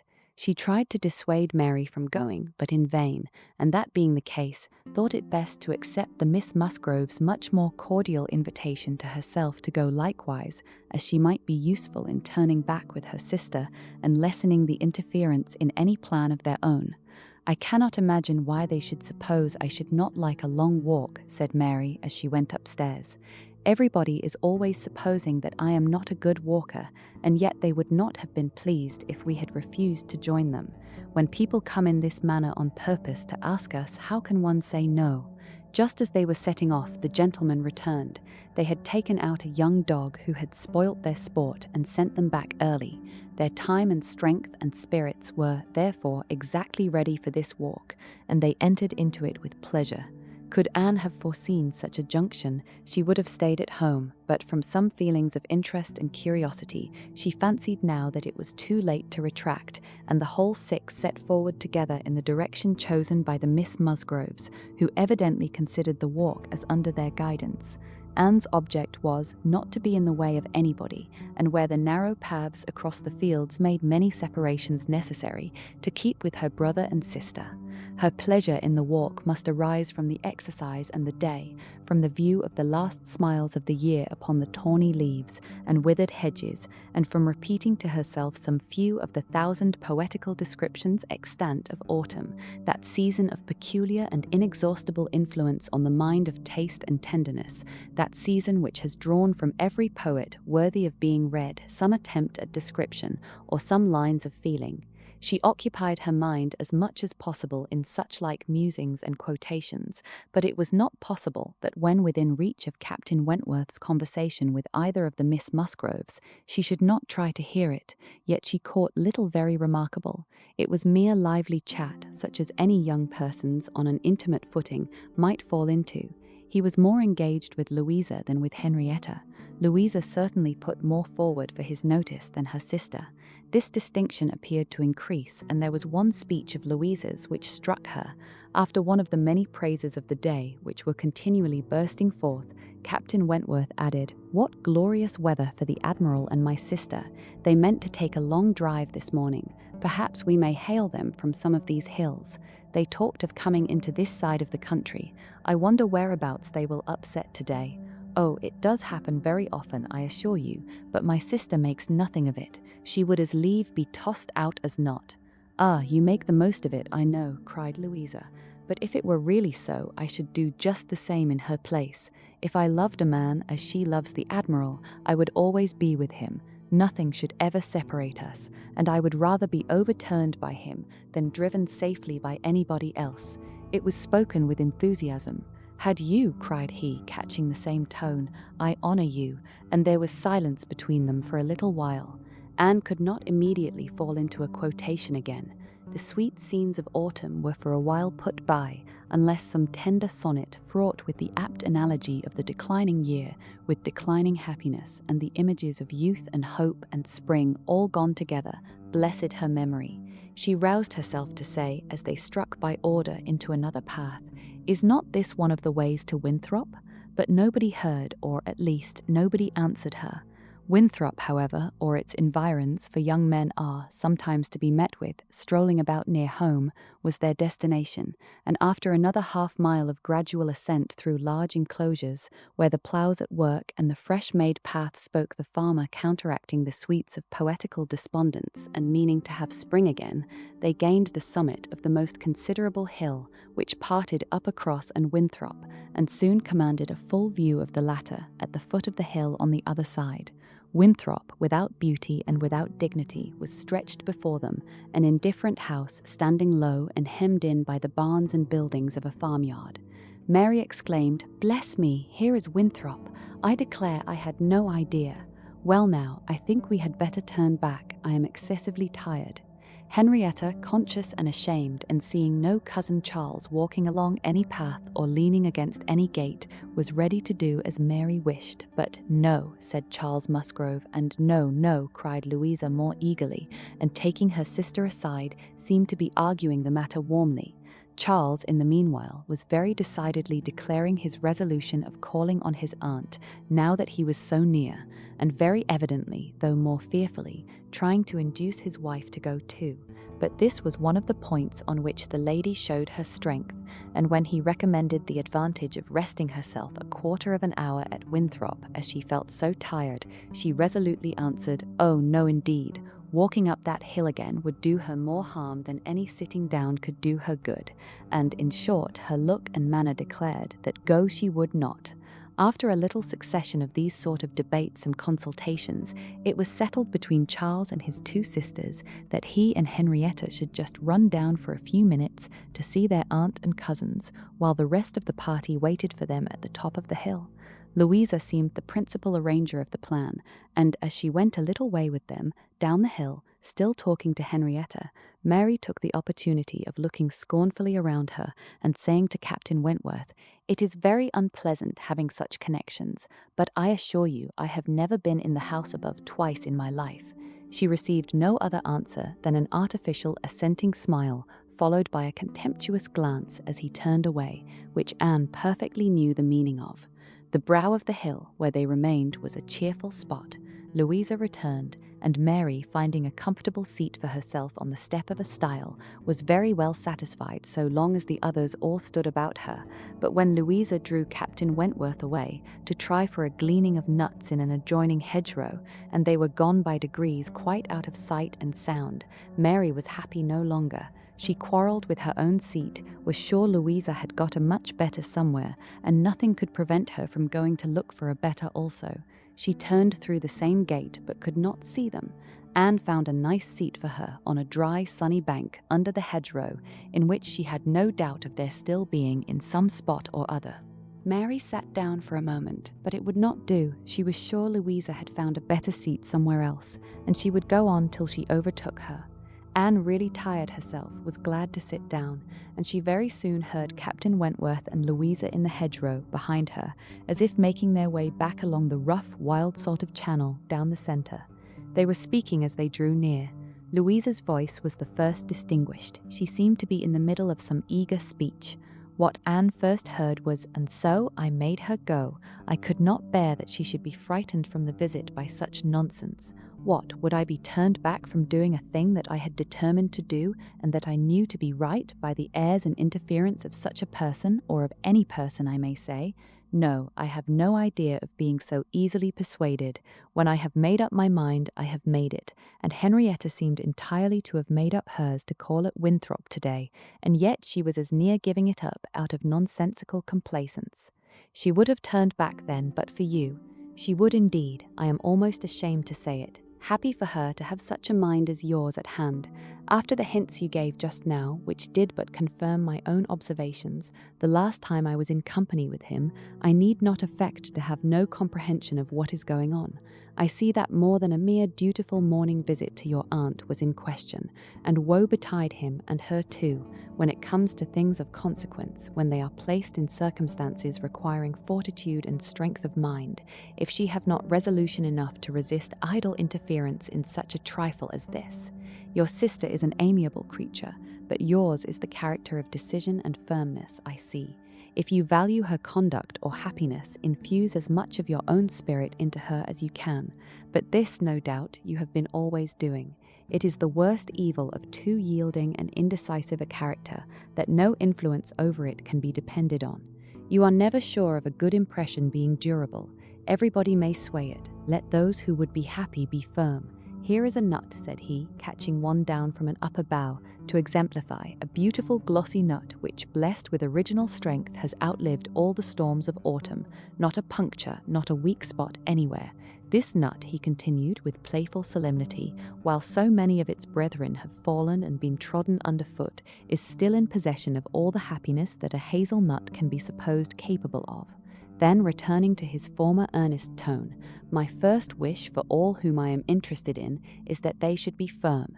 If Louisa Musgrove would be beautiful and happy in her November of life, she will cherish all her present powers of mind. He had done and was unanswered. It would have surprised Anne if Louisa could have readily answered such a speech. Words of such interest, spoken with such serious warmth. She could imagine what Louisa was feeling. For herself, she feared to move, lest she should be seen. While she remained, a bush of low, rambling holly protected her, and they were moving on. Before they were beyond her hearing, however, Louisa spoke again. Mary is good-natured enough in many respects, said she, but she does sometimes provoke me excessively by her nonsense and pride, the Elliot pride. She has a great deal too much of the Elliot pride. We do so wish that Charles had married Anne instead. I suppose you know he wanted to marry Anne. After a moment's pause, Captain Wentworth said, "Do you mean that she refused him?" "Oh yes, certainly."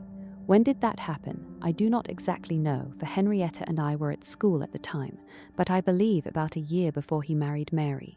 I wish she had accepted him. We should all have liked her a great deal better, and Papa and Mamma always think it was her great friend Lady Russell's doing that she did not.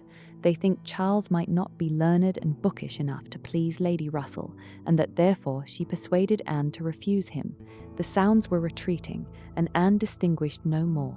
Her own emotions still kept her fixed. She had much to recover from before she could move. The listener's proverbial fate was not absolutely hers. She had heard no evil of herself, but she had heard a great deal of very painful import.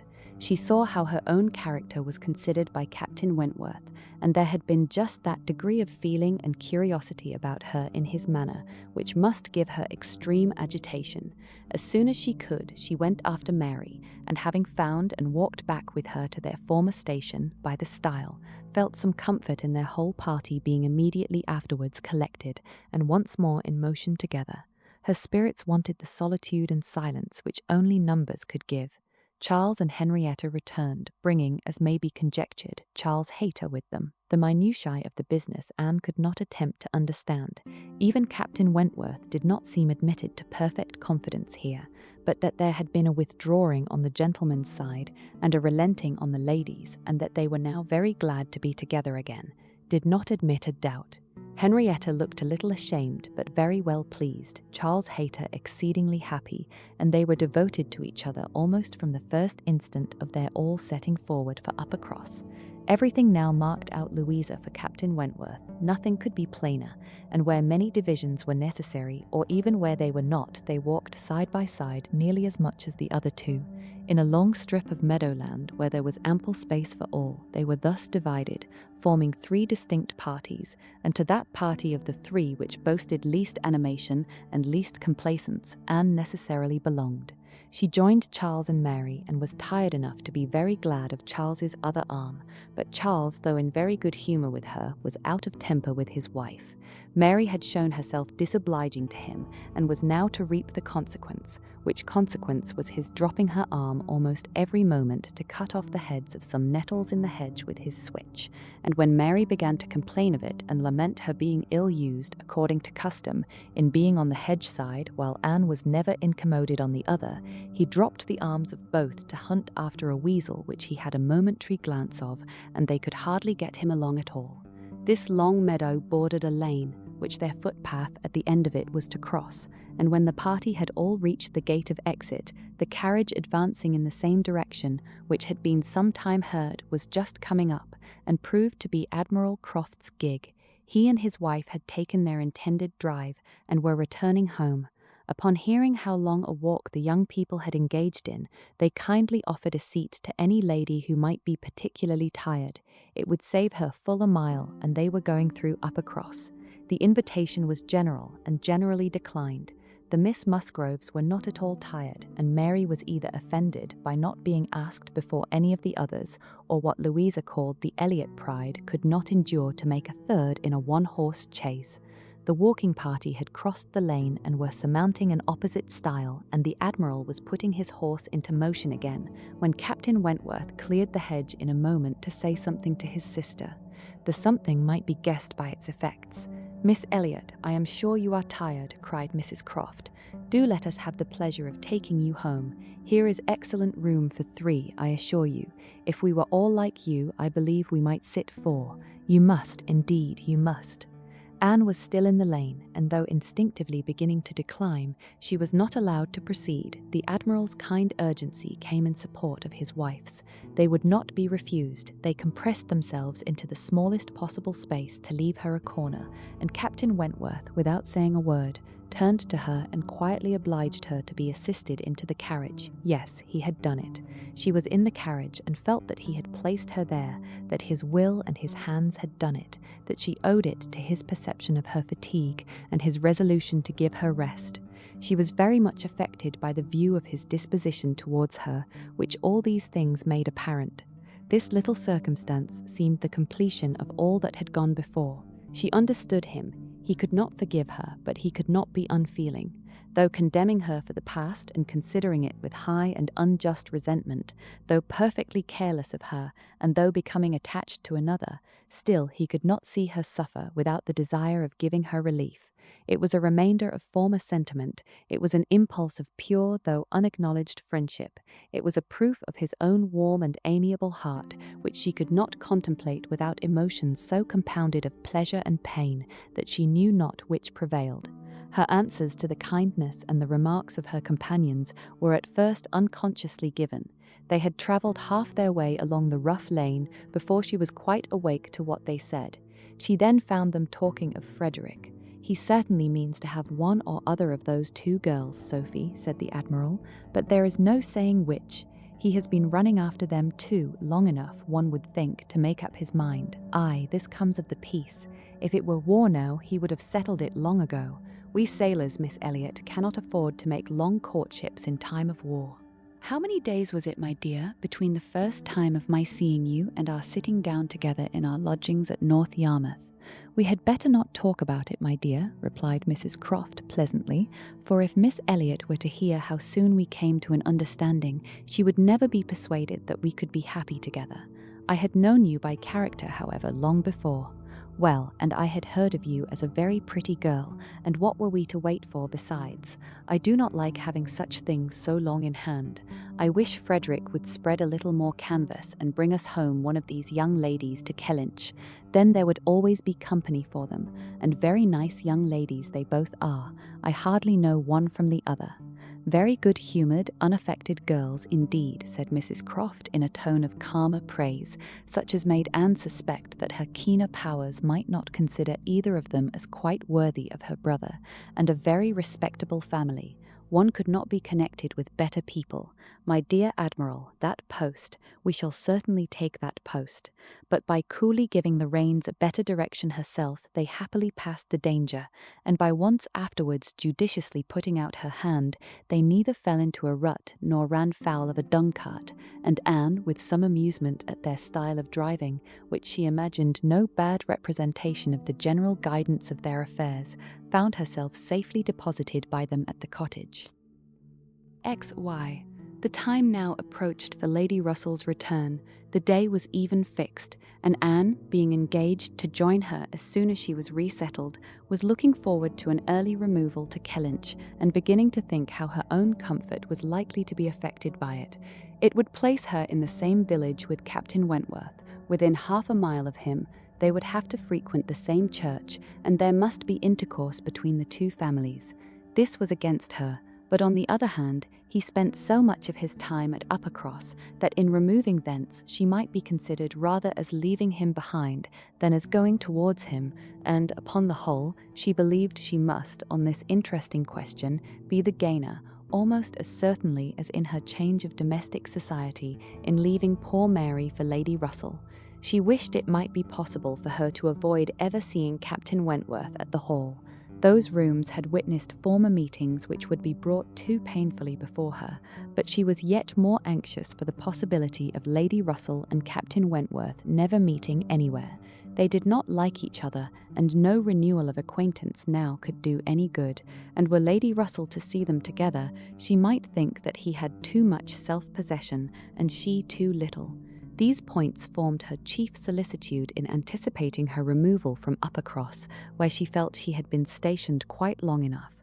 Her usefulness to little Charles would always give some sweetness to the memory of her 2 months' visit there, but he was gaining strength apace, and she had nothing else to stay for. The conclusion of her visit, however, was diversified in a way which she had not at all imagined. Captain Wentworth, after being unseen and unheard of at Uppercross for 2 whole days, appeared again among them to justify himself by a relation of what had kept him away. A letter from his friend, Captain Harville, having found him out at last, had brought intelligence of Captain Harville's being settled with his family at Lyme for the winter, of their being therefore, quite unknowingly, within 20 miles of each other. Captain Harville had never been in good health since a severe wound which he received 2 years before, and Captain Wentworth's anxiety to see him had determined him to go immediately to Lyme. He had been there for 24 hours. His acquittal was complete, his friendship warmly honoured, a lively interest excited for his friend, and his description of the fine country about Lyme so feelingly attended to by the party that an earnest desire to see Lyme themselves and a project for going thither was the consequence. The young people were all wild to see Lyme. Captain Wentworth talked of going there again himself. It was only 17 miles from Uppercross. Though November, the weather was by no means bad, and in short, Louisa, who was the most eager of the eager, having formed the resolution to go, and besides the pleasure of doing as she liked, being now armed with the idea of merit in maintaining her own way, bore down all the wishes of her father and mother for putting it off till summer, and to Lyme they were to go, Charles, Mary, Anne, Henrietta, Louisa, and Captain Wentworth. The first heedless scheme had been to go in the morning and return at night, but to this Mr. Musgrove, for the sake of his horses, would not consent, and when it came to be rationally considered, a day in the middle of November would not leave much time for seeing a new place, after deducting 7 hours, as the nature of the country required, for going and returning. They were, consequently, to stay the night there, and not to be expected back till the next day's dinner. This was felt to be a considerable amendment, and though they all met at the great house at rather an early breakfast hour, and set off very punctually, it was so much past noon before the 2 carriages, Mr. Musgrove's coach containing the 4 ladies, and Charles's curricle, in which he drove Captain Wentworth, were descending the long hill into Lyme, and entering upon the still steeper street of the town itself, that it was very evident they would not have more than time for looking about them before the light and warmth of the day were gone. After securing accommodations and ordering a dinner at one of the inns, the next thing to be done was unquestionably to walk directly down to the sea. They were come too late in the year for any amusement or variety which Lyme, as a public place, might offer. The rooms were shut up, the lodgers almost all gone, scarcely any family but of the residents left, and, as there is nothing to admire in the buildings themselves, the remarkable situation of the town, the principal street almost hurrying into the water, the walk to the Cobb skirting round the pleasant little bay, which, in the season, is animated with bathing machines and company, the Cobb itself, its old wonders and new improvements, with the very beautiful line of cliffs stretching out to the east of the town, are what the stranger's eye will seek, and a very strange stranger it must be who does not see charms in the immediate environs of Lyme to make him wish to know it better. The scenes in its neighbourhood charmeth with its high grounds and extensive sweeps of country, and still more its sweet retired bay, backed by dark cliffs where fragments of low rock among the sands make it the happiest spot for watching the flow of the tide, the sitting in unwearied contemplation, the woody varieties of the cheerful village of Up Lyme, and, above all, Pinny, with its green chasms between romantic rocks, where the scattered forest trees and orchards of luxuriant growth declare that many a generation must have passed away since the first partial falling of the cliff prepared the ground for such a state, where a scene so wonderful and so lovely is exhibited as may more than equal any of the resembling scenes of the far-famed Isle of Wight. These places must be visited and visited again to make the worth of Lyme understood. The party from Uppercross, passing down by the now deserted and melancholy-looking rooms and still descending, soon found themselves on the seashore, and lingering only, as all must linger and gaze on a first return to the sea, whoever deserved to look on it at all, proceeded towards the Cobb, equally their object in itself and on Captain Wentworth's account. For in a small house near the foot of an old pier of unknown date where the Harvilles settled, Captain Wentworth turned in to call on his friend. The others walked on, and he was to join them on the Cobb.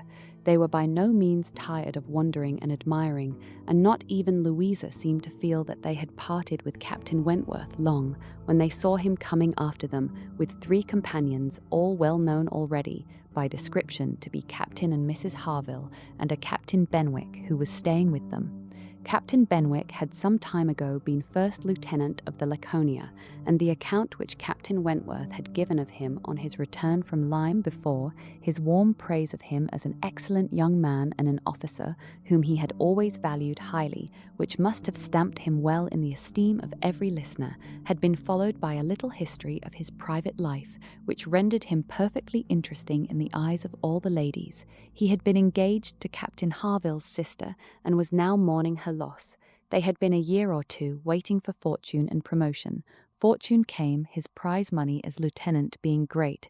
Promotion too came at last, but Fanny Harville did not live to know it. She had died the preceding summer while he was at sea. Captain Wentworth believed it impossible for man to be more attached to woman than poor Benwick had been to Fanny Harville, or to be more deeply afflicted under the dreadful change. He considered his disposition as of the sort which must suffer heavily, uniting very strong feelings with quiet, serious, and retiring manners, and a decided taste for reading and sedentary pursuits.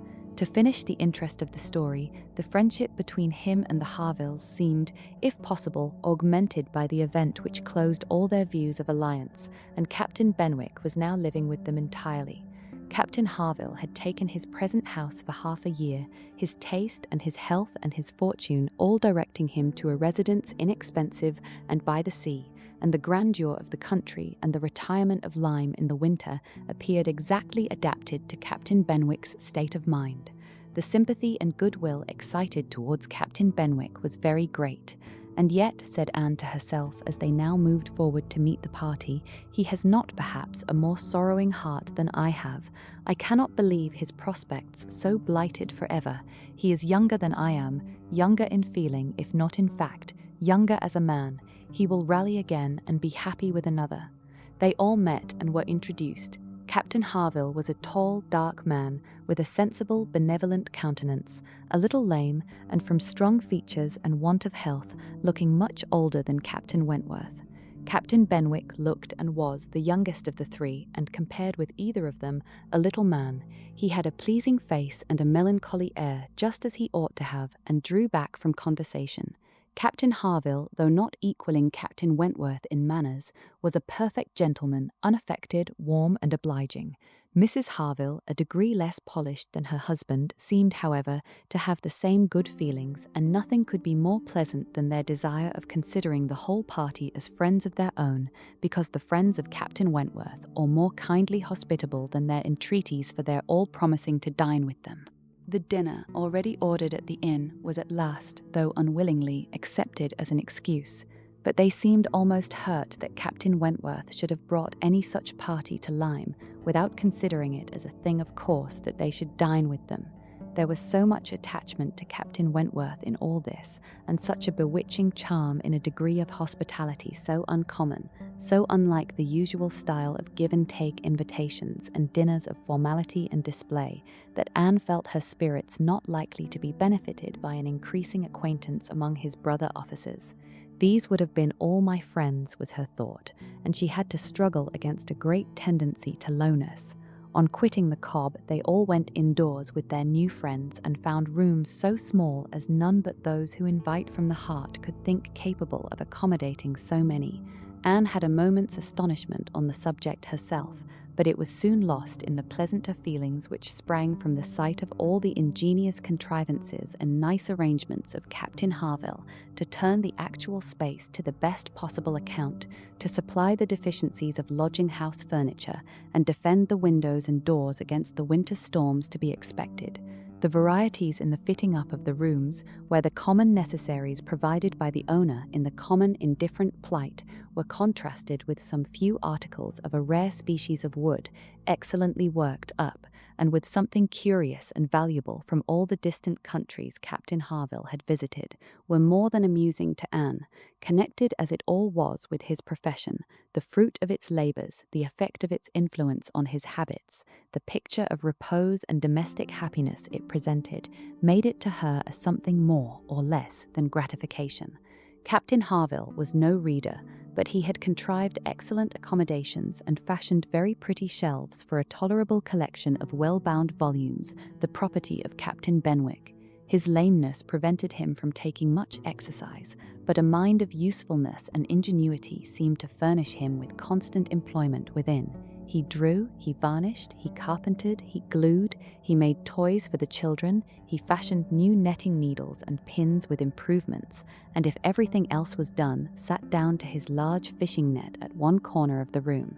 Anne thought she left great happiness behind her when they quitted the house, and Louisa, by whom she found herself walking, burst forth into raptures of admiration and delight on the character of the navy, their friendliness, their brotherliness, their openness, their uprightness, protesting that she was convinced of sailors having more worth and warmth than any other set of men in England, that they only knew how to live and they only deserved to be respected and loved. They went back to dress and dine, and so well had the scheme answered already that nothing was found amiss, though its being so entirely out of the season, and the no thoroughfare of Lyme, and the no expectation of company, had brought many apologies from the heads of the inn. Anne found herself by this time growing so much more hardened to being in Captain Wentworth's company than she had at first imagined could ever be, that the sitting down to the same table with him now, and the interchange of the common civilities attending on it, they never got beyond, was become a mere nothing. The nights were too dark for the ladies to meet again till the morrow, but Captain Harville had promised them a visit in the evening, and he came, bringing his friend also, which was more than had been expected, it having been agreed that Captain Benwick had all the appearance of being oppressed by the presence of so many strangers. He ventured among them again, however, though his spirits certainly did not seem fit for the mirth of the party in general, while Captains Wentworth and Harville led the talk on one side of the room, and by recurring to former days supplied anecdotes in abundance to occupy and entertain the others. It fell to Anne's lot to be placed rather apart with Captain Benwick, and a very good impulse of her nature obliged her to begin an acquaintance with him. He was shy and disposed to abstraction, but the engaging mildness of her countenance and gentleness of her manners soon had their effect, and Anne was well repaid the first trouble of exertion. He was evidently a young man of considerable taste in reading, though principally in poetry, and besides the persuasion of having given him at least an evening's indulgence in the discussion of subjects which his usual companions had probably no concern in, she had the hope of being of real use to him in some suggestions as to the duty and benefit of struggling against affliction, which had naturally grown out of their conversation. For, though shy, he did not seem reserved. It had rather the appearance of feelings glad to burst their usual restraints, and having talked of poetry, the richness of the present age, and gone through a brief comparison of opinion as to the first-rate poets, trying to ascertain whether Marmion or the Lady of the Lake were to be preferred, and how ranked the Giaour and the Bride of Abydos, and moreover how the Giaour was to be pronounced, he showed himself so intimately acquainted with all the tenderest songs of the one poet and all the impassioned descriptions of hopeless agony of the other. He repeated with such tremulous feeling the various lines which imaged a broken heart or a mind destroyed by wretchedness, and looked so entirely as if he meant to be understood, that she ventured to hope he did not always read only poetry, and to say that she thought it was the misfortune of poetry to be seldom safely enjoyed by those who enjoyed it completely, and that the strong feelings which alone could estimate it truly were the very feelings which ought to taste it but sparingly. His looks showing him not pained but pleased with this allusion to his situation, she was emboldened to go on, and feeling in herself the right of seniority of mind, she ventured to recommend a larger allowance of prose in his daily study, and on being requested to particularize, mentioned such works of our best moralists, such collections of the finest letters, such memoirs of characters of worth and suffering as occurred to her at the moment as calculated to rouse and fortify the mind by the highest precepts and the strongest examples of moral and religious endurances. Captain Benwick listened attentively and seemed grateful for the interest implied, and though with a shake of the head and sighs which declared his little faith in the efficacy of any books on grief like his, noted down the names of those she recommended and promised to procure and read them. When the evening was over, Anne could not but be amused at the idea of her coming to Lyme to preach patience and resignation to a young man whom she had never seen before, nor could she help fearing on more serious reflection that, like many other great moralists and preachers, she had been eloquent on a point in which her own conduct would ill bear examination. XII Anne and Henrietta, finding themselves the earliest of the party the next morning, agreed to stroll down to the sea before breakfast. They went to the sands to watch the flowing of the tide, which a fine southeasterly breeze was bringing in with all the grandeur which so flat a shore admitted. They praised the morning, gloried in the sea, sympathized in the delight of the fresh-feeling breeze, and were silent, till Henrietta suddenly began again with, "Oh yes, I am quite convinced that with very few exceptions, the sea air always does good.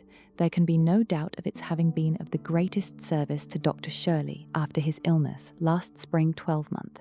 He declares himself that coming to Lyme for a month did him more good than all the medicine he took, and that being by the sea always makes him feel young again. Now, I cannot help thinking it a pity that he does not live entirely by the sea. I do think he had better leave Uppercross entirely and fix at Lyme. Do not you, Anne? Do not you agree with me that it is the best thing he could do, both for himself and Mrs. Shirley? She has cousins here, you know, and many acquaintance, which would make it cheerful for her, and I am sure she would be glad to get to a place where she could have medical attendance at hand, in case of his having another seizure. Indeed, I think it quite melancholy to have such excellent people as Dr. and Mrs. Shirley, who have been doing good all their lives, wearing out their last days in a place like Uppercross, where, excepting our family, they seem shut out from all the world. I wish his friends would propose it to him. I really think they ought. And as to procuring a dispensation, there could be no difficulty at his time of life and with his character. My only doubt is whether anything could persuade him to leave his parish. He is so very strict and scrupulous in his notions, over-scrupulous, I must say. Do not you think, Anne, it is being over-scrupulous? Do not you think it is quite a mistaken point of conscience when a clergyman sacrifices his health for the sake of duties which may be just as well performed by another person, and at Lyme, too, only 17 miles off, he would be near enough to hear if people thought there was anything to complain of? Anne smiled more than once to herself during this speech, and entered into the subject as ready to do good by entering into the feelings of a young lady as of a young man, though here it was good of a lower standard, for what could be offered but general acquiescence? She said all that was reasonable and proper on the business, felt the claims of Dr. Shirley to repose as she ought, saw how very desirable it was that he should have some active, respectable young man as a resident curate, and was even courteous enough to hint at the advantage of such resident curates being married. "I wish," said Henrietta, very well pleased with her companion, "I wish Lady Russell lived at Uppercross and were intimate with Dr. Shirley. I have always heard of Lady Russell as a woman of the greatest influence with everybody. I always look upon her as able to persuade a person to anything. I am afraid of her, as I have told you before, quite afraid of her, because she is so very clever, but I respect her amazingly and wish we had such a neighbour at Uppercross. Anne was amused by Henrietta's manner of being grateful, and amused also that the course of events and the new interests of Henrietta's views should have placed her friend at all in favour with any of the Musgrove family. She had only time, however, for a general answer and a wish that such another woman were at Uppercross, before all subjects suddenly ceased on seeing Louisa and Captain Wentworth coming towards them. They came also for a stroll till breakfast was likely to be ready, but Louisa, recollecting immediately afterwards that she had something to procure at a shop, invited them all to go back with her into the town.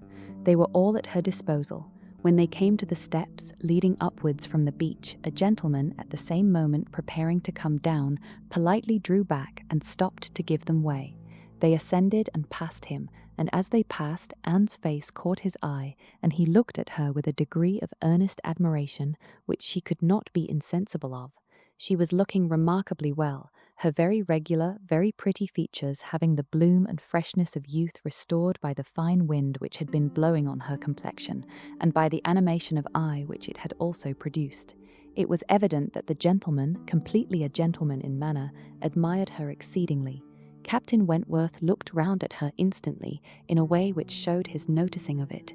He gave her a momentary glance, a glance of brightness, which seemed to say, "That man is struck with you, and even I, at this moment, see something like Anne Elliot again." After attending Louisa through her business, and loitering about a little longer, they returned to the inn, and Anne, in passing afterwards quickly from her own chamber to their dining-room, had nearly run against the very same gentleman as he came out of an adjoining apartment. She had before conjectured him to be a stranger like themselves, and determined that a well-looking groom, who was strolling about near the two inns as they came back, should be his servant. Both master and man being in mourning assisted the idea. It was now proved that he belonged to the same inn as themselves, and this second meeting, short as it was, also proved again by the gentleman's looks that he thought hers very lovely, and by the readiness and propriety of his apologies that he was a man of exceedingly good manners. He seemed about 30, and though not handsome, had an agreeable person. Anne felt that she should like to know who he was. They had nearly done breakfast when the sound of a carriage, almost the first they had heard since entering Lyme, drew half the party to the window. It was a gentleman's carriage, a curricle, but only coming round from the stable-yard to the front door. Somebody must be going away. It was driven by a servant in mourning. The word curricle made Charles Musgrove jump up that he might compare it with his own.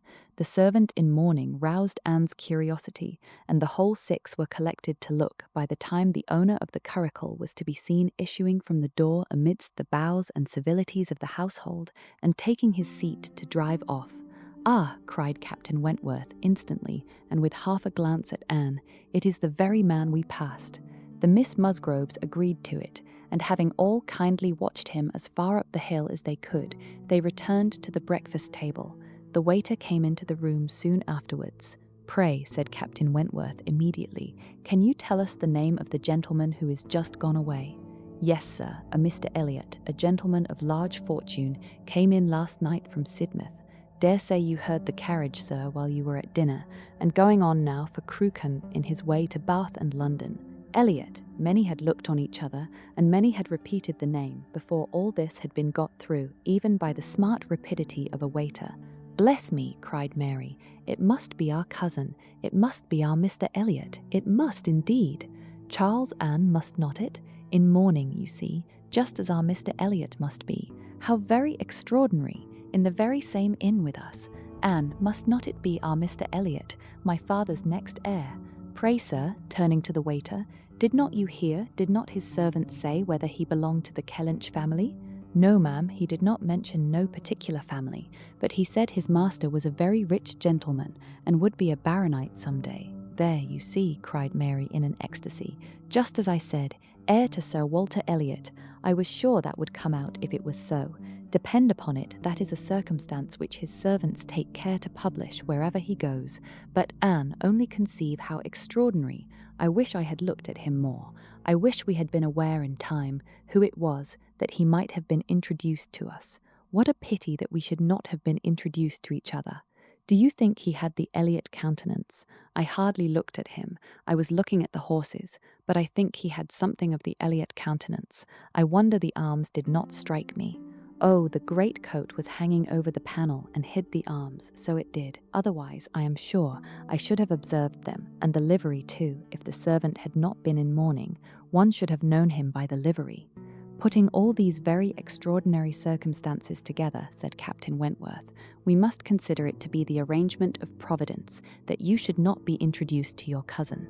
When she could command Mary's attention, Anne quietly tried to convince her that their father and Mr. Elliot had not, for many years, been on such terms as to make the power of attempting an introduction at all desirable.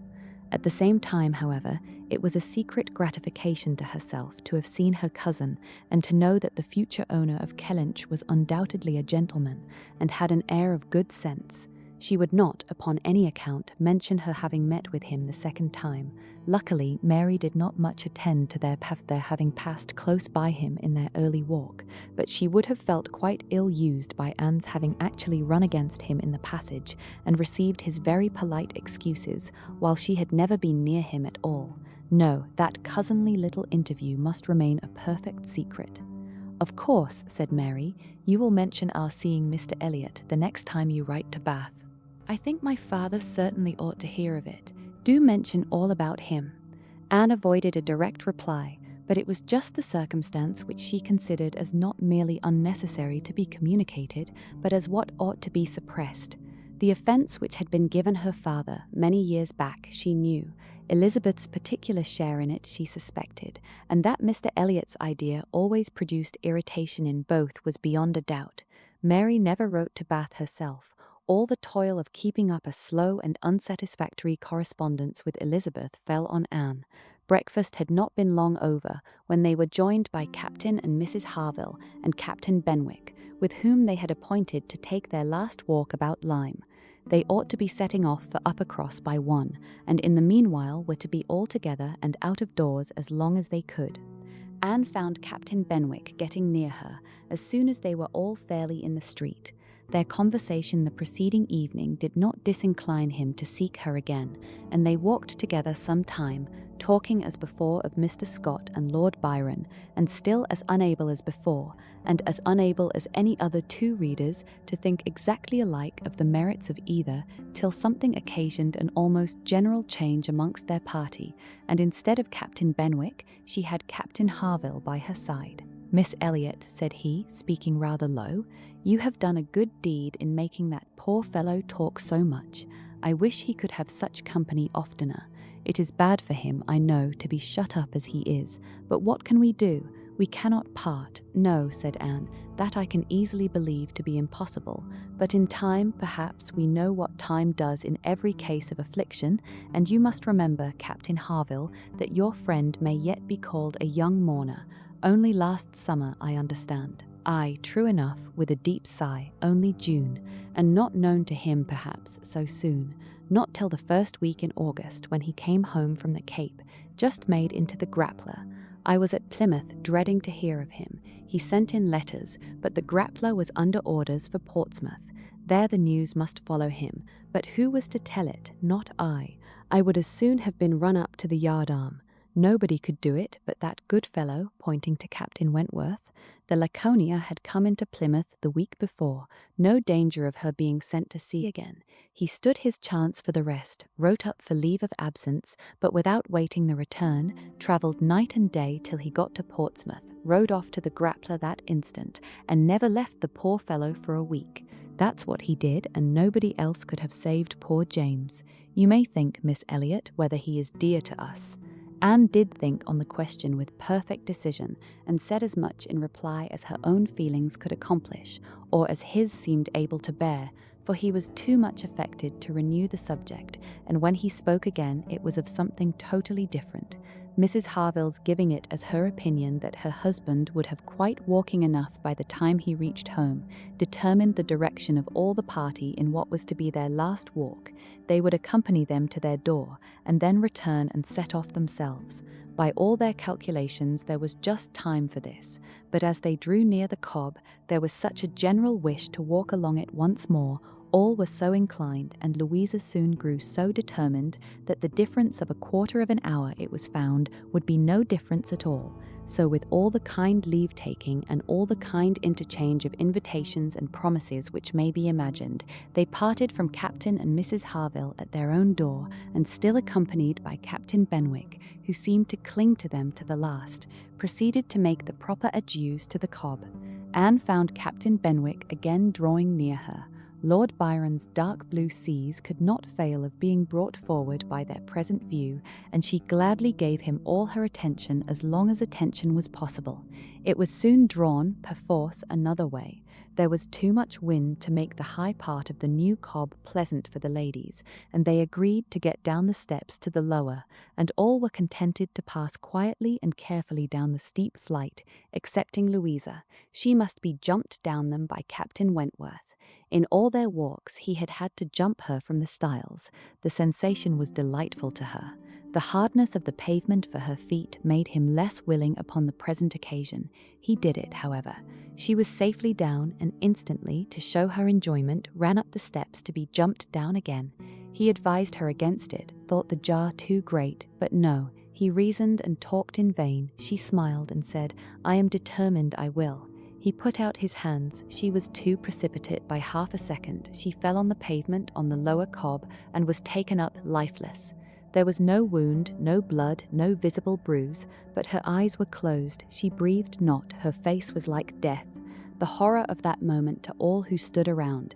Captain Wentworth, who had caught her up, knelt with her in his arms, looking on her with a face as pallid as her own in an agony of silence. "She is dead, she is dead," screamed Mary, catching hold of her husband and contributing with his own horror to make him immovable. And in another moment, Henrietta, sinking under the conviction, lost her senses too, and would have fallen on the steps but for Captain Benwick and Anne, who caught and supported her between them. "Is there no one to help me?" were the first words which burst from Captain Wentworth in a tone of despair, and as if all his own strength were gone. Go to him," cried Anne. "For heaven's sake, go to him. I can support her myself. Leave me and go to him. Rub her hands, rub her temples. Here are salts. Take them, take them." Captain Benwick obeyed, and Charles at the same moment, disengaging himself from his wife, they were both with him, and Louisa was raised up and supported more firmly between them, and everything was done that Anne had prompted, but in vain, while Captain Wentworth, staggering against the wall for his support, exclaimed in the bitterest agony, "O God, her father and mother!" "A surgeon," said Anne. He caught the word, it seemed to rouse him at once, and saying only, "True, true, a surgeon this instant," was darting away when Anne eagerly suggested, "Captain Benwick, would not it be better for Captain Benwick? He knows where a surgeon is to be found." Everyone capable of thinking felt the advantage of the idea, and in a moment, it was all done in rapid moments, Captain Benwick had resigned the poor corpse-like figure entirely to the brothers' care, and was off for the town with the utmost rapidity.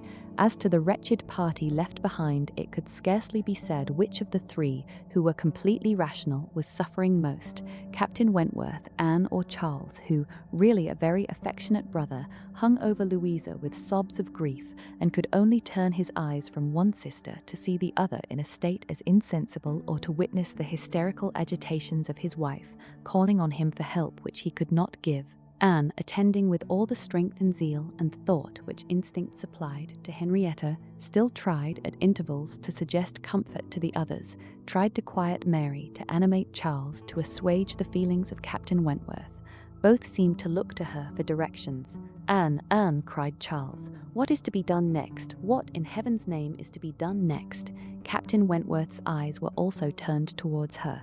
"Had not she better be carried to the inn? Yes, I am sure. Carry her gently to the inn. Yes, yes, to the inn," repeated Captain Wentworth, comparatively collected, and eager to be doing something. "I will carry her myself. Musgrove, take care of the others." By this time the report of the accident had spread among the workmen and boatmen about the Cobb, and many were collected near them, to be useful if wanted, at any rate to enjoy the sight of a dead young lady, nay, 2 dead young ladies, for it proved twice as fine as the first report. To some of the best-looking of these good people Henrietta was consigned, for, though partially revived, she was quite helpless, and in this manner, Anne walking by her side and Charles attending to his wife, they set forward, treading back with feelings unutterable, the ground which so lately, so very lately, and so light of heart they had passed along. They were not off the cob before the Harvilles met them. Captain Benwick had been seen flying by their house with a countenance which showed something to be wrong, and they had set off immediately, informed and directed as they passed, towards the spot. Shocked as Captain Harville was, he brought senses and nerves that could be instantly useful, and a look between him and his wife decided what was to be done. She must be taken to their house, all must go to their house, and await the surgeon's arrival there. They would not listen to scruples. He was obeyed, they were all beneath his roof, and while Louisa, under Mrs. Harville's direction, was conveyed upstairs and given possession of her own bed, assistance, cordials, restoratives were supplied by her husband to all who needed them. Louisa had once opened her eyes, but soon closed them again, without apparent consciousness. This had been a proof of life, however, of service to her sister, and Henrietta, though perfectly incapable of being in the same room with Louisa, was kept by the agitation of hope and fear from a return of her own insensibility. Mary, too, was growing calmer. The surgeon was with them almost before it had seemed possible. They were sick with horror while he examined, but he was not hopeless. The head had received a severe contusion, but he had seen greater injuries recovered from. He was by no means hopeless. He spoke cheerfully, that he did not regard it as a desperate case, that he did not say a few hours must end it, was at first felt beyond the hope of most, and the ecstasy of such a reprieve, the rejoicing, deep and silent, after a few fervent ejaculations of gratitude to heaven, had been offered, may be conceived. The tone, the look with which "thank God" was uttered by Captain Wentworth, Anne was sure could never be forgotten by her, nor the sight of him afterwards as he sat near a table, leaning over it with folded arms and face concealed, as if overpowered by the various feelings of his soul, and trying by prayer and reflection to calm them. Louisa's limbs had escaped. There was no injury but to the head. It now became necessary for the party to consider what was best to be done as to their general situation.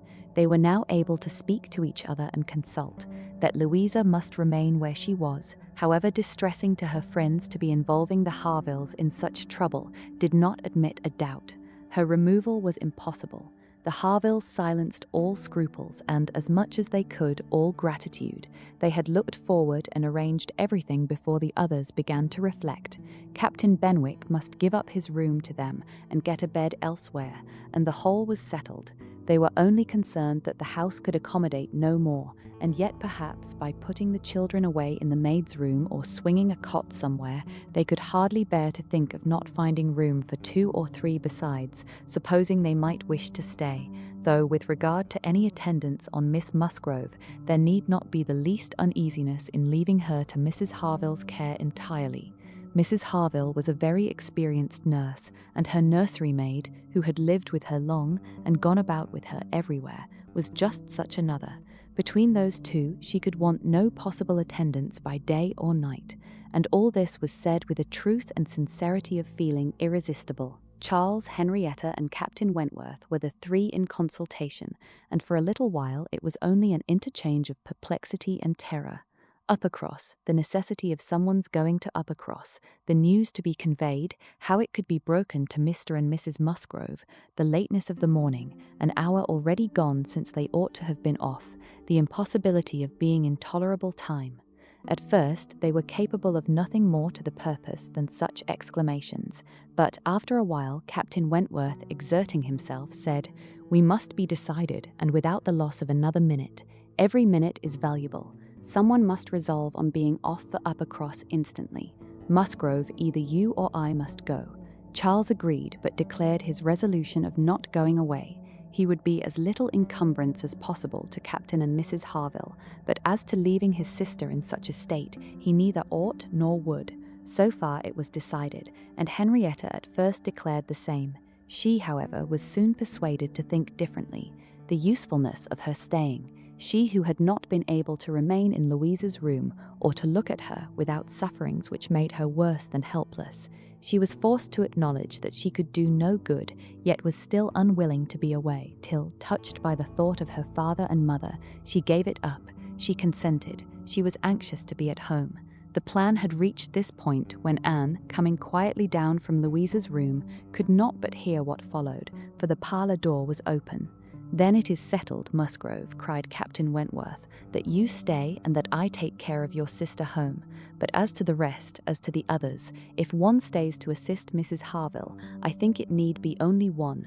Mrs. Charles Musgrove will, of course, wish to get back to her children, but if Anne will stay, no one so proper, so capable as Anne."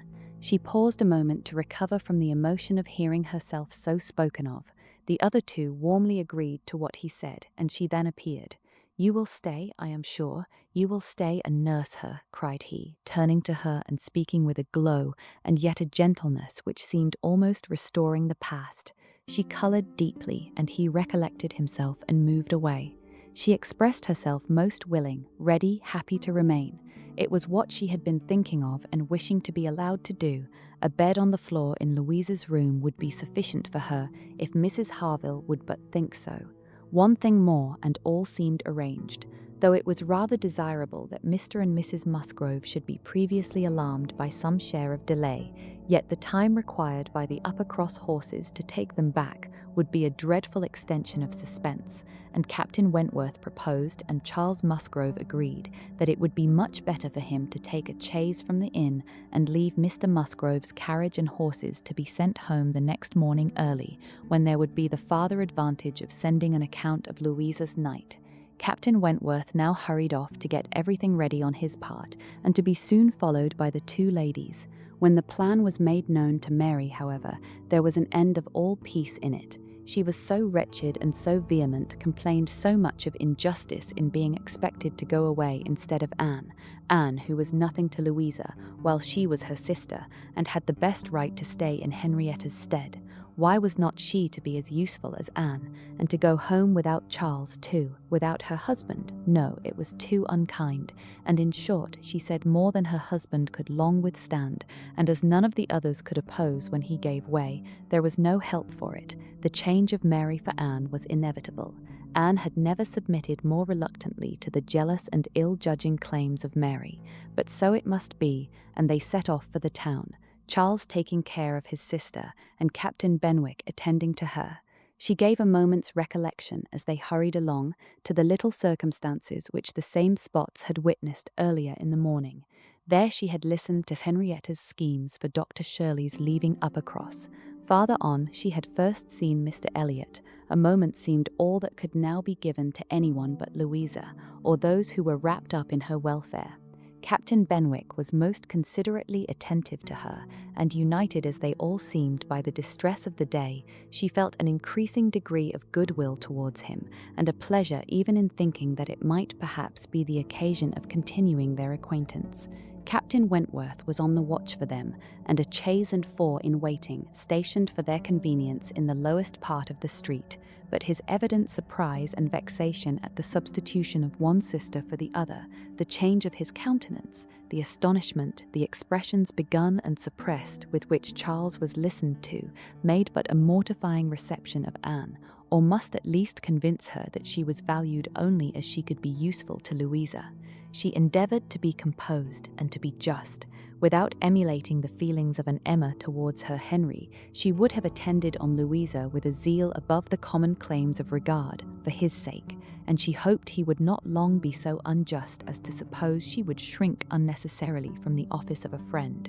In the meanwhile, she was in the carriage. He had handed them both in and placed himself between them, and in this manner, under these circumstances, full of astonishment and emotion to Anne, she quitted Lyme.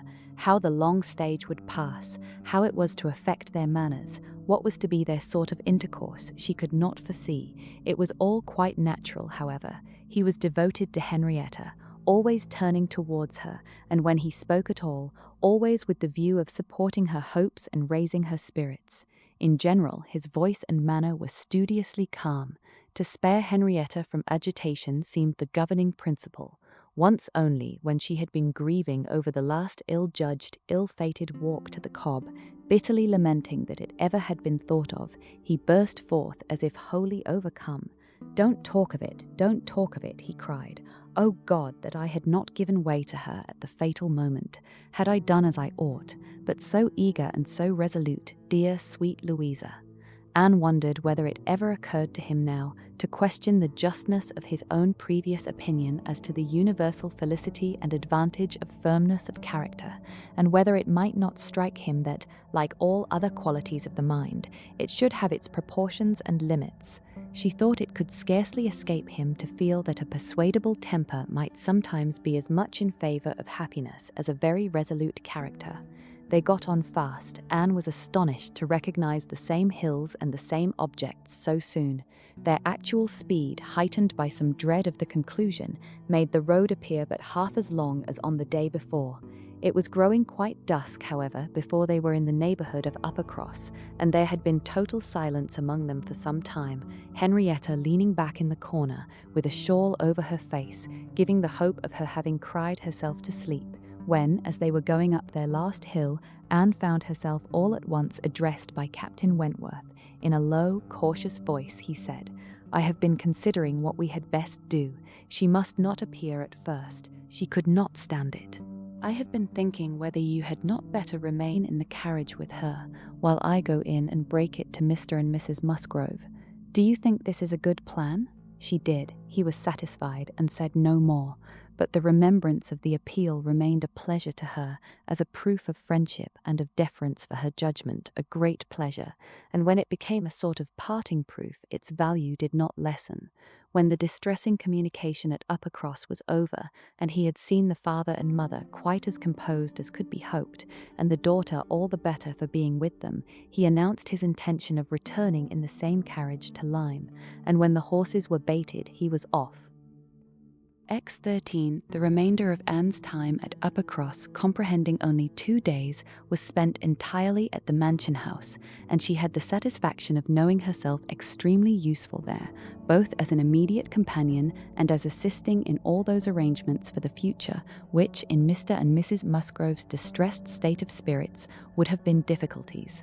They had an early account from Lyme the next morning. Louisa was much the same. No symptoms worse than before had appeared. Charles came a few hours afterwards to bring a later and more particular account. He was tolerably cheerful. A speedy cure must not be hoped, but everything was going on as well as the nature of the case admitted. In speaking of the Harvilles, he seemed unable to satisfy his own sense of their kindness, especially of Mrs. Harville's exertions as a nurse. She really left nothing for Mary to do. He and Mary had been persuaded to go early to their inn last night. Mary had been hysterical again this morning. When he came away, she was going to walk out with Captain Benwick, which, he hoped, would do her good. He almost wished she had been prevailed on to come home the day before, but the truth was that Mrs. Harville left nothing for anybody to do. Charles was to return to Lyme the same afternoon, and his father had at first half a mind to go with him, but the ladies could not consent.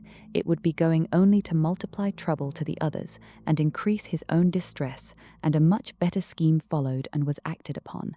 A chaise was sent for from Crewkerne, and Charles conveyed back a far more useful person in the old nursery maid of the family, one who, having brought up all the children, and seen the very last, the lingering and long-petted Master Harry, sent to school after his brothers, was now living in her deserted nursery to mend stockings and dress all the blains and bruises she could get near her, and who consequently was only too happy in being allowed to go and help nurse dear Miss Louisa.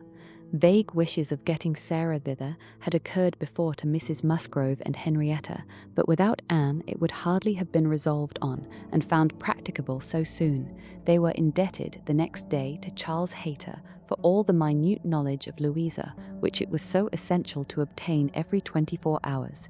He made it his business to go to Lyme, and his account was still encouraging. The intervals of sense and consciousness were believed to be stronger. Every report agreed in Captain Wentworth's appearing fixed in Lyme. Anne was to leave them on the morrow, an event which they all dreaded. What should they do without her? They were wretched comforters for one another, and so much was said in this way that Anne thought she could not do better than impart among them the general inclination to which she was privy, and persuade them all to go to Lyme at once. She had little difficulty. It was soon determined that they would go tomorrow, fix themselves at the inn or get into lodgings as it suited, and there remain till dear Louisa could be moved. They must be taking off some trouble from the good people she was with. They might at least relieve Mrs. Harville from the care of her own children, and in short, they were so happy in the decision that Anne was delighted with what she had done, and felt that she could not spend her last morning at Uppercross better than in assisting their preparations and sending them off at an early hour, though her being left to the solitary range of the house was the consequence. She was the last, excepting the little boys at the cottage. She was the very last, the only remaining one of all that had filled and animated both houses, of all that had given Uppercross its cheerful character. A few days had made a change indeed. If Louisa recovered, it would all be well again. More than former happiness would be restored. There could not be a doubt, to her mind there was none, of what would follow her recovery. A few months hence, and the room now so deserted, occupied but by her silent, pensive self, might be filled again with all that was happy and gay, all that was glowing and bright in prosperous love, all that was most unlike Anne Elliot. An hour's complete leisure for such reflections as these on a dark November day, a small thick rain almost blotting out the very few objects ever to be discerned from the windows, was enough to make the sound of Lady Russell's carriage exceedingly welcome, and yet, though desirous to be gone, she could not quit the mansion house or look an adieu to the cottage, with its black, dripping and comfortless veranda, or even notice through the misty glasses the last humble tenements of the village, without a saddened heart. Scenes had passed in Uppercross which made it precious. It stood the record of many sensations of pain, once severe but now softened, and of some instances of relenting feeling, some breathings of friendship and reconciliation, which could never be looked for again, and which could never cease to be dear. She left it all behind her, all but the recollection that such things had been. Anne had never entered Kellynch since her quitting Lady Russell's house in September. It had not been necessary, and the few occasions of its being possible for her to go to the Hall she had contrived to evade and escape from.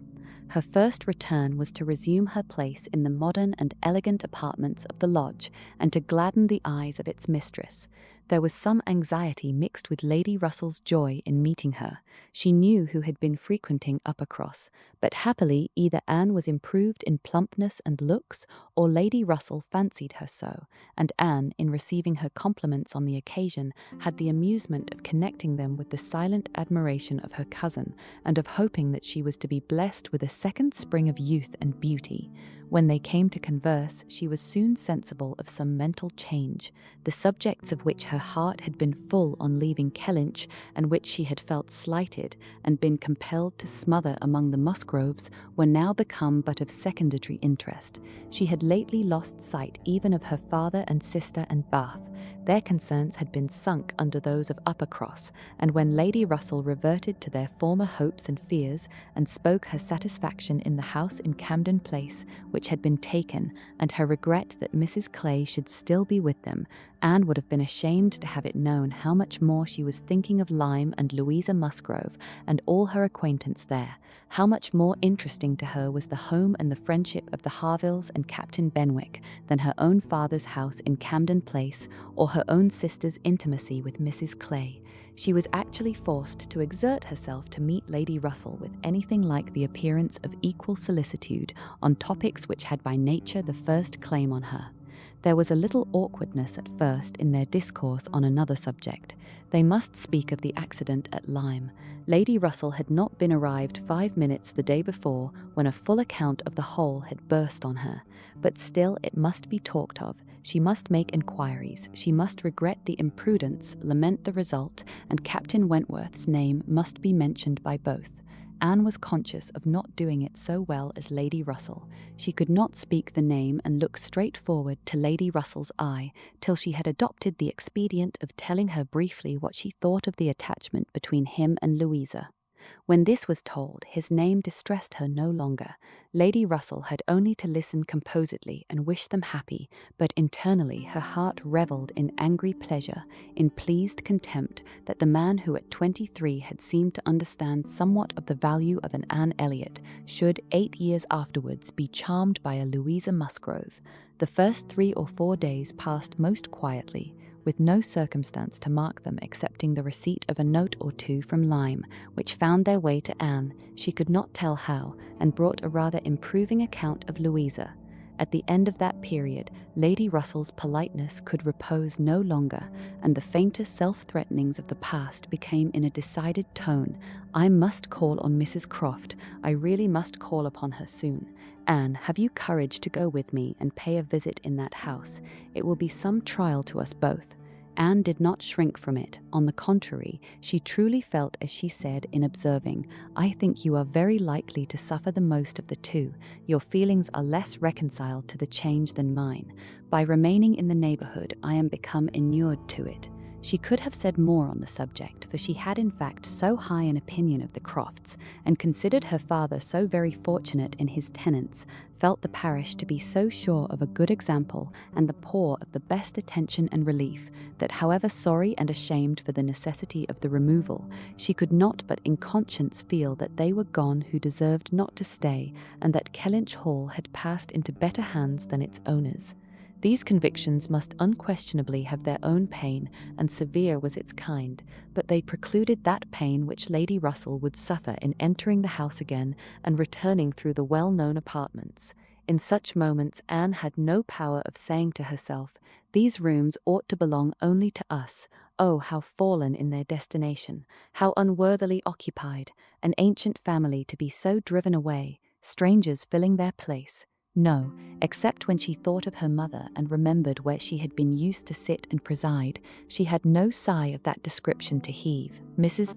Croft always met her with a kindness which gave her the pleasure of fancying herself a favourite, and on the present occasion, receiving her in that house, there was particular attention. The sad accident at Lyme was soon the prevailing topic, and on comparing their latest accounts of the invalid, it appeared that each lady dated her intelligence from the same hour of yestermorn, that Captain Wentworth had been in Kellynch yesterday, the first time since the accident, had brought Anne the last note which she had not been able to trace the exact steps of, had stayed a few hours and then returned again to Lyme, and without any present intention of quitting it any more. He had inquired after her, she found, particularly, had expressed his hope of Miss Elliot's not being the worse for her exertions, and had spoken of those exertions as great. This was handsome, and gave her more pleasure than almost anything else could have done. As to the sad catastrophe itself, it could be canvassed only in one style by a couple of steady, sensible women, whose judgments had to work on ascertained events, and it was perfectly decided that it had been the consequence of much thoughtlessness and much imprudence, that its effects were most alarming, and that it was frightful to think how long Miss Musgrove's recovery might yet be doubtful, and how liable she would still remain to suffer from the concussion hereafter. The Admiral wound it all up summarily by exclaiming, "Aye, a very bad business indeed. A new sort of way this, for a young fellow to be making love by breaking his mistress's head, is not it, Miss Elliot? This is breaking a head and giving a plaster, truly." Admiral Croft's manners were not quite of the tone to suit Lady Russell, but they delighted Anne. His goodness of heart and simplicity of character were irresistible. "Now, this must be very bad for you," said he, suddenly rousing from a little reverie, "to be coming and finding us here.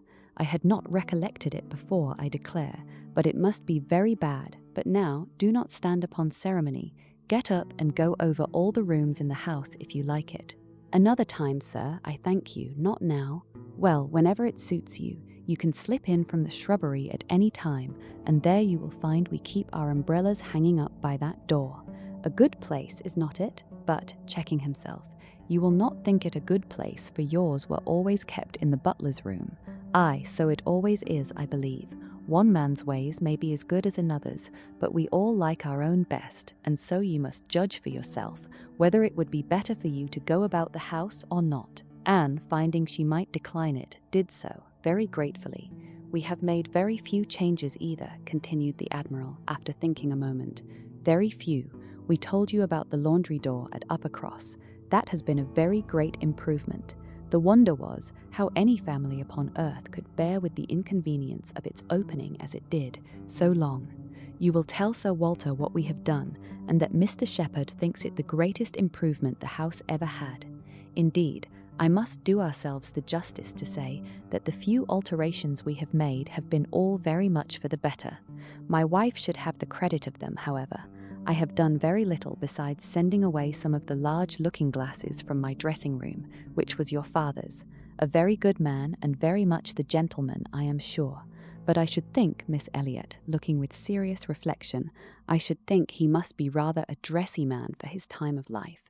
Such a number of looking-glasses, oh Lord, there was no getting away from one's self, so I got Sophie to lend me a hand, and we soon shifted their quarters, and now I am quite snug with my little shaving glass in one corner, and another great thing that I never go near.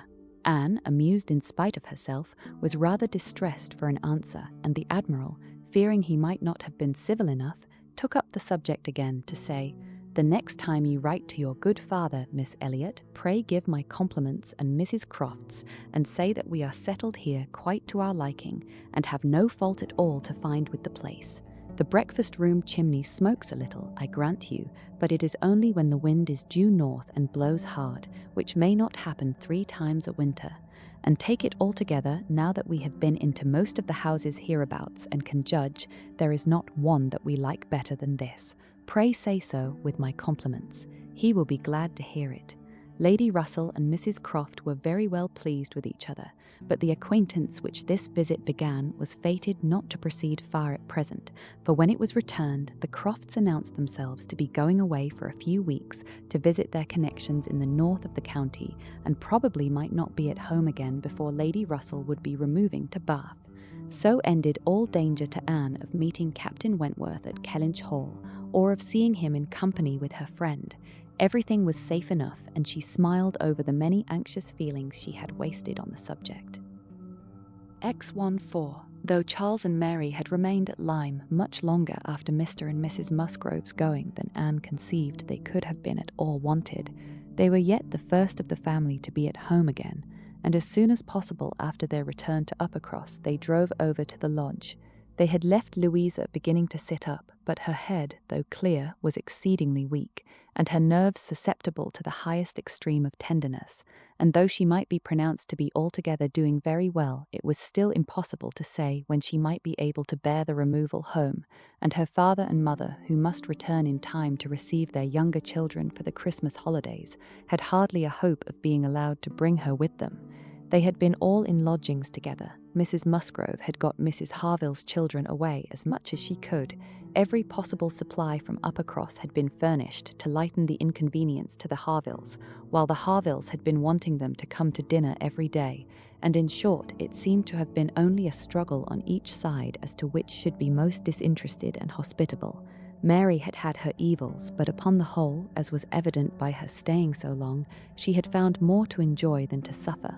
Charles Hayter had been at Lyme oftener than suited her, and when they dined with the Harvilles there had been only a maidservant to wait, and at first Mrs. Harville had always given Mrs. Musgrove precedence, but then she had received so very handsome an apology from her on finding out whose daughter she was, and there had been so much going on every day, there had been so many walks between their lodgings and the Harvilles, and she had got books from the library, and changed them so often, that the balance had certainly been much in favour of Lyme.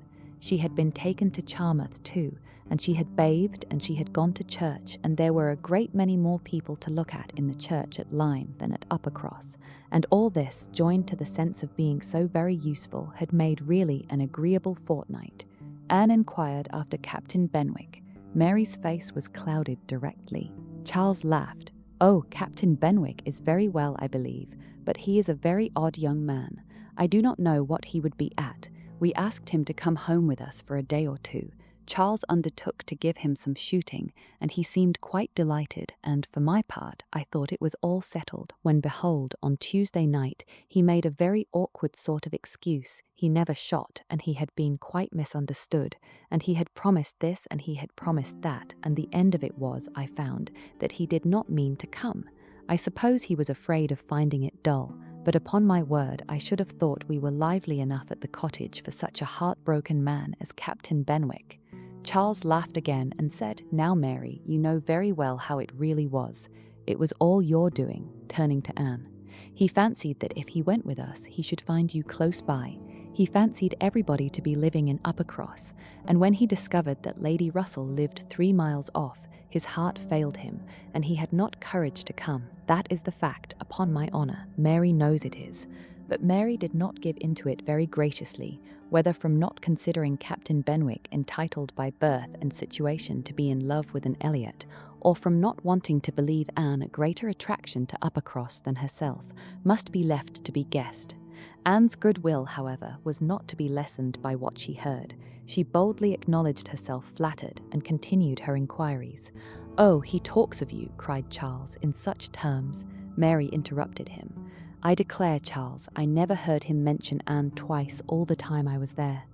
"I declare, Anne, he never talks of you at all." "No," admitted Charles. "I do not know that he ever does in a general way, but however, it is a very clear thing that he admires you exceedingly. His head is full of some books that he is reading upon your recommendation, and he wants to talk to you about them. He has found out something or other in one of them which he thinks, oh, I cannot pretend to remember it, but it was something very fine. I overheard him telling Henrietta all about it, and then Miss Elliot was spoken of in the highest terms. Now, Mary, I declare it was so. I heard it myself, and you were in the other room. Elegance, sweetness, beauty, oh, there was no end of Miss Elliot's charms. And I am sure, cried Mary warmly, it was very little to his credit if he did. Miss Harville only died last June. Such a heart is very little worth having, is it, Lady Russell? I am sure you will agree with me. I must see Captain Benwick before I decide, said Lady Russell, smiling. And that you are very likely to do very soon, I can tell you, ma'am, said Charles. Though he had not nerves for coming away with us and setting off again afterwards to pay a formal visit here, he will make his way over to Kellynch one day by himself, you may depend on it.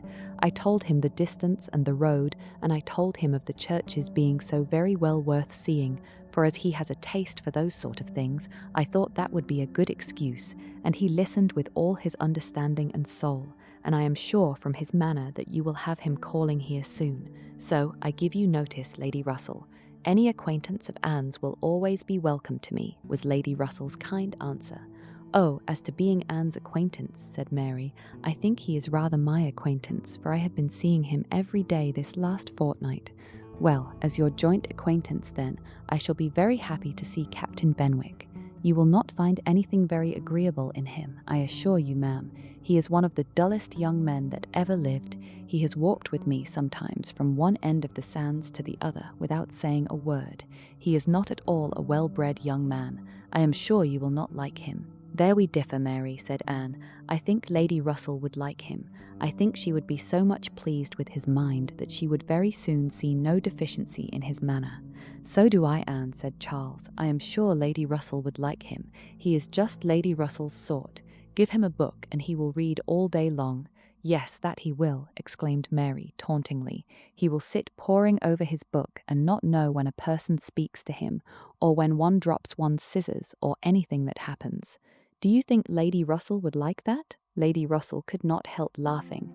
Upon my word, said she, I should not have supposed that my opinion of anyone could have admitted of such difference of conjecture, steady and matter-of-fact as I may call myself.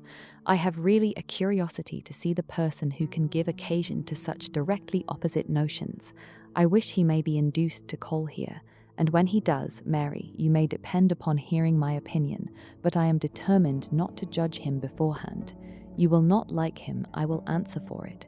Lady Russell began talking of something else. Mary spoke with animation of their meeting with, or rather missing, Mr. Elliot so extraordinarily.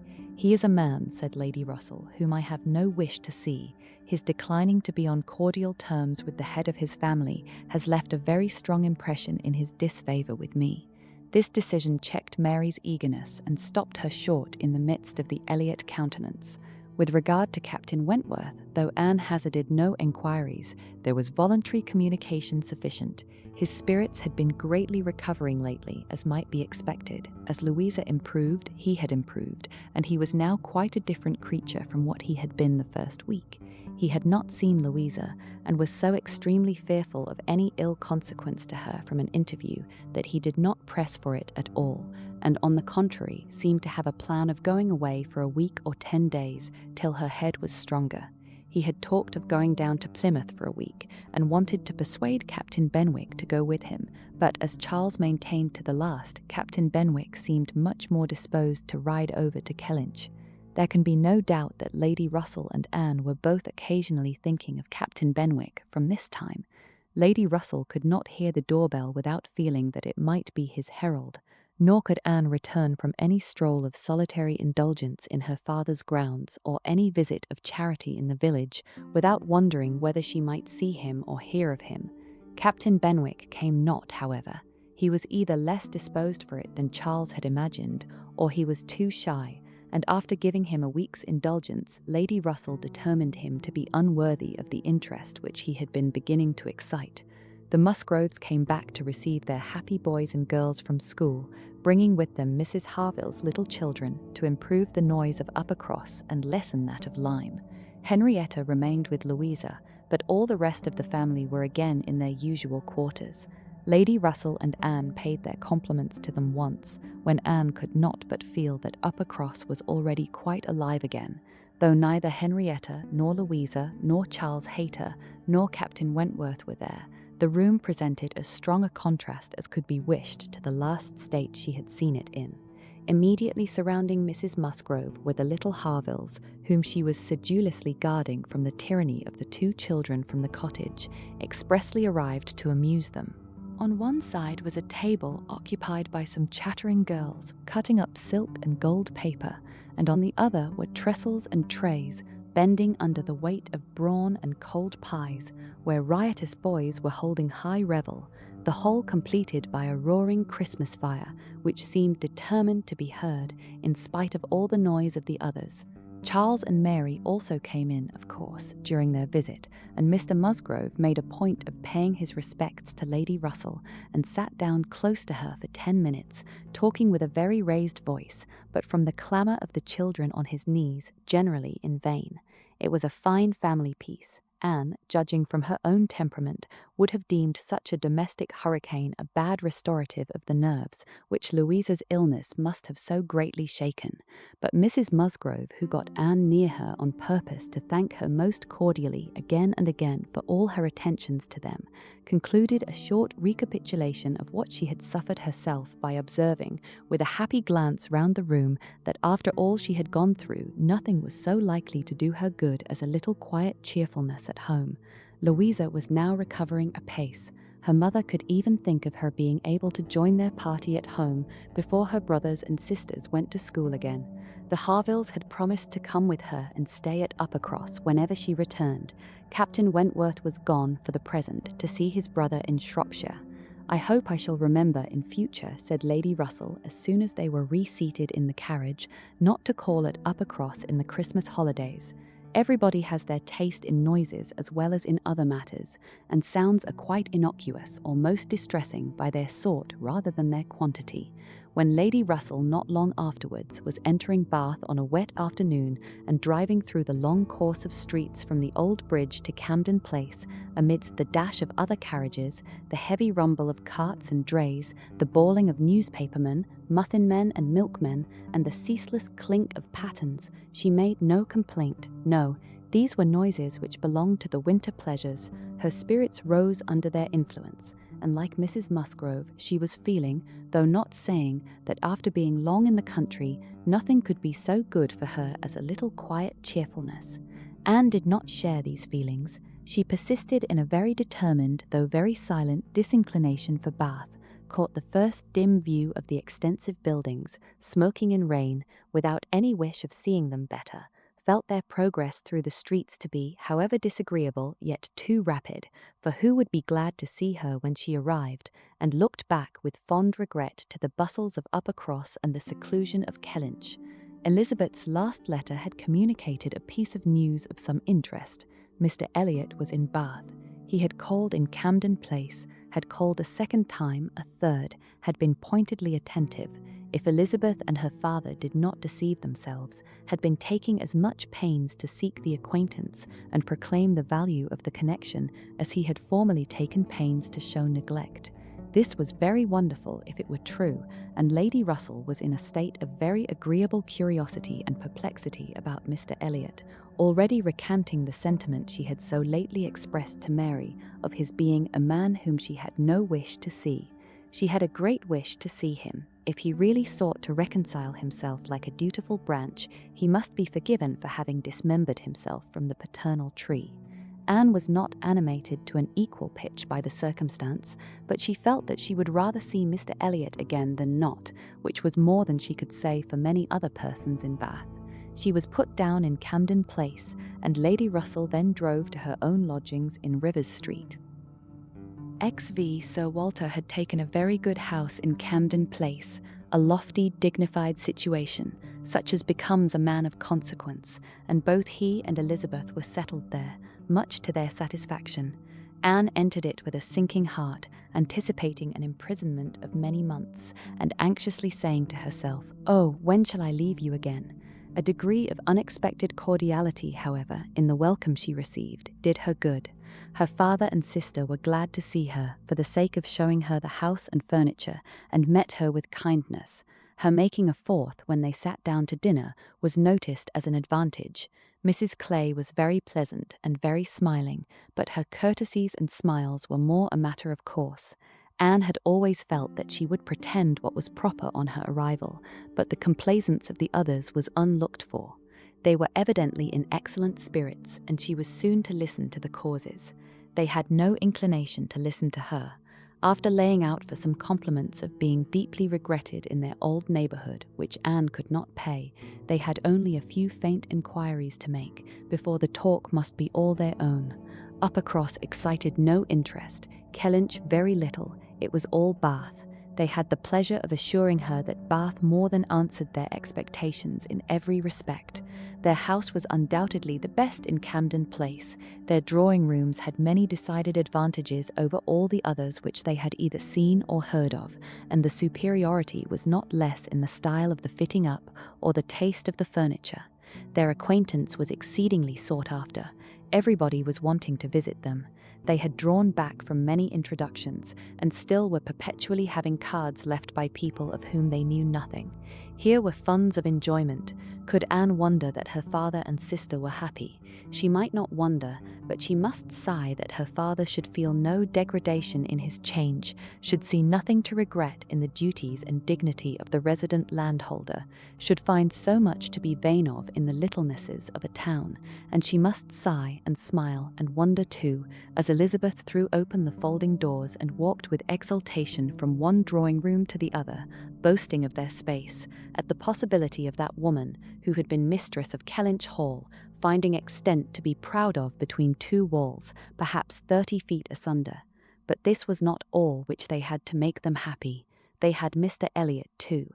Anne had a great deal to hear of Mr. Elliot. He was not only pardoned, they were delighted with him. He had been in Bath about a fortnight. He had passed through Bath in November in his way to London, when the intelligence of Sir Walter's being settled there had of course reached him, though only 24 hours in the place, but he had not been able to avail himself of it.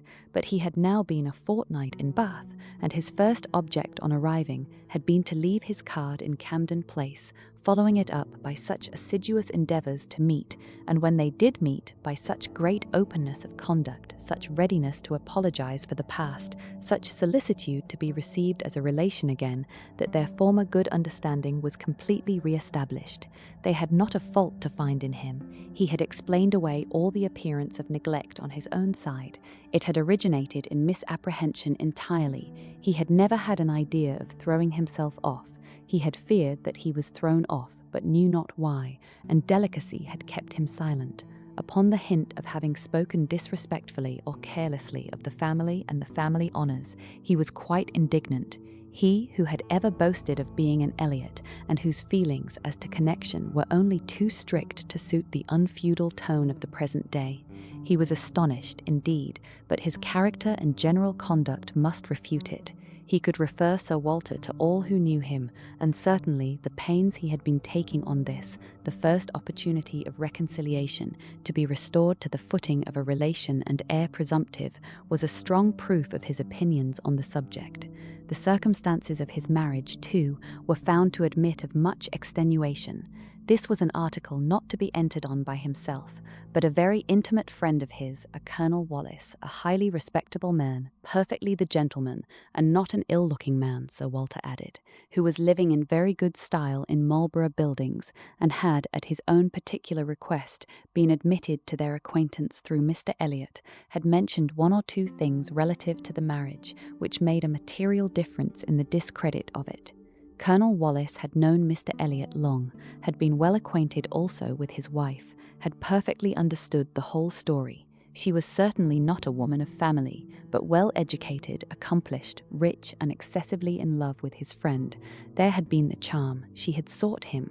Without that attraction, not all her money would have tempted Elliot, and Sir Walter was, moreover, assured of her having been a very fine woman. Here was a great deal to soften the business. A very fine woman with a large fortune in love with him. Sir Walter seemed to admit it as complete apology, and though Elizabeth could not see the circumstance in quite so favourable a light, she allowed it be a great extenuation.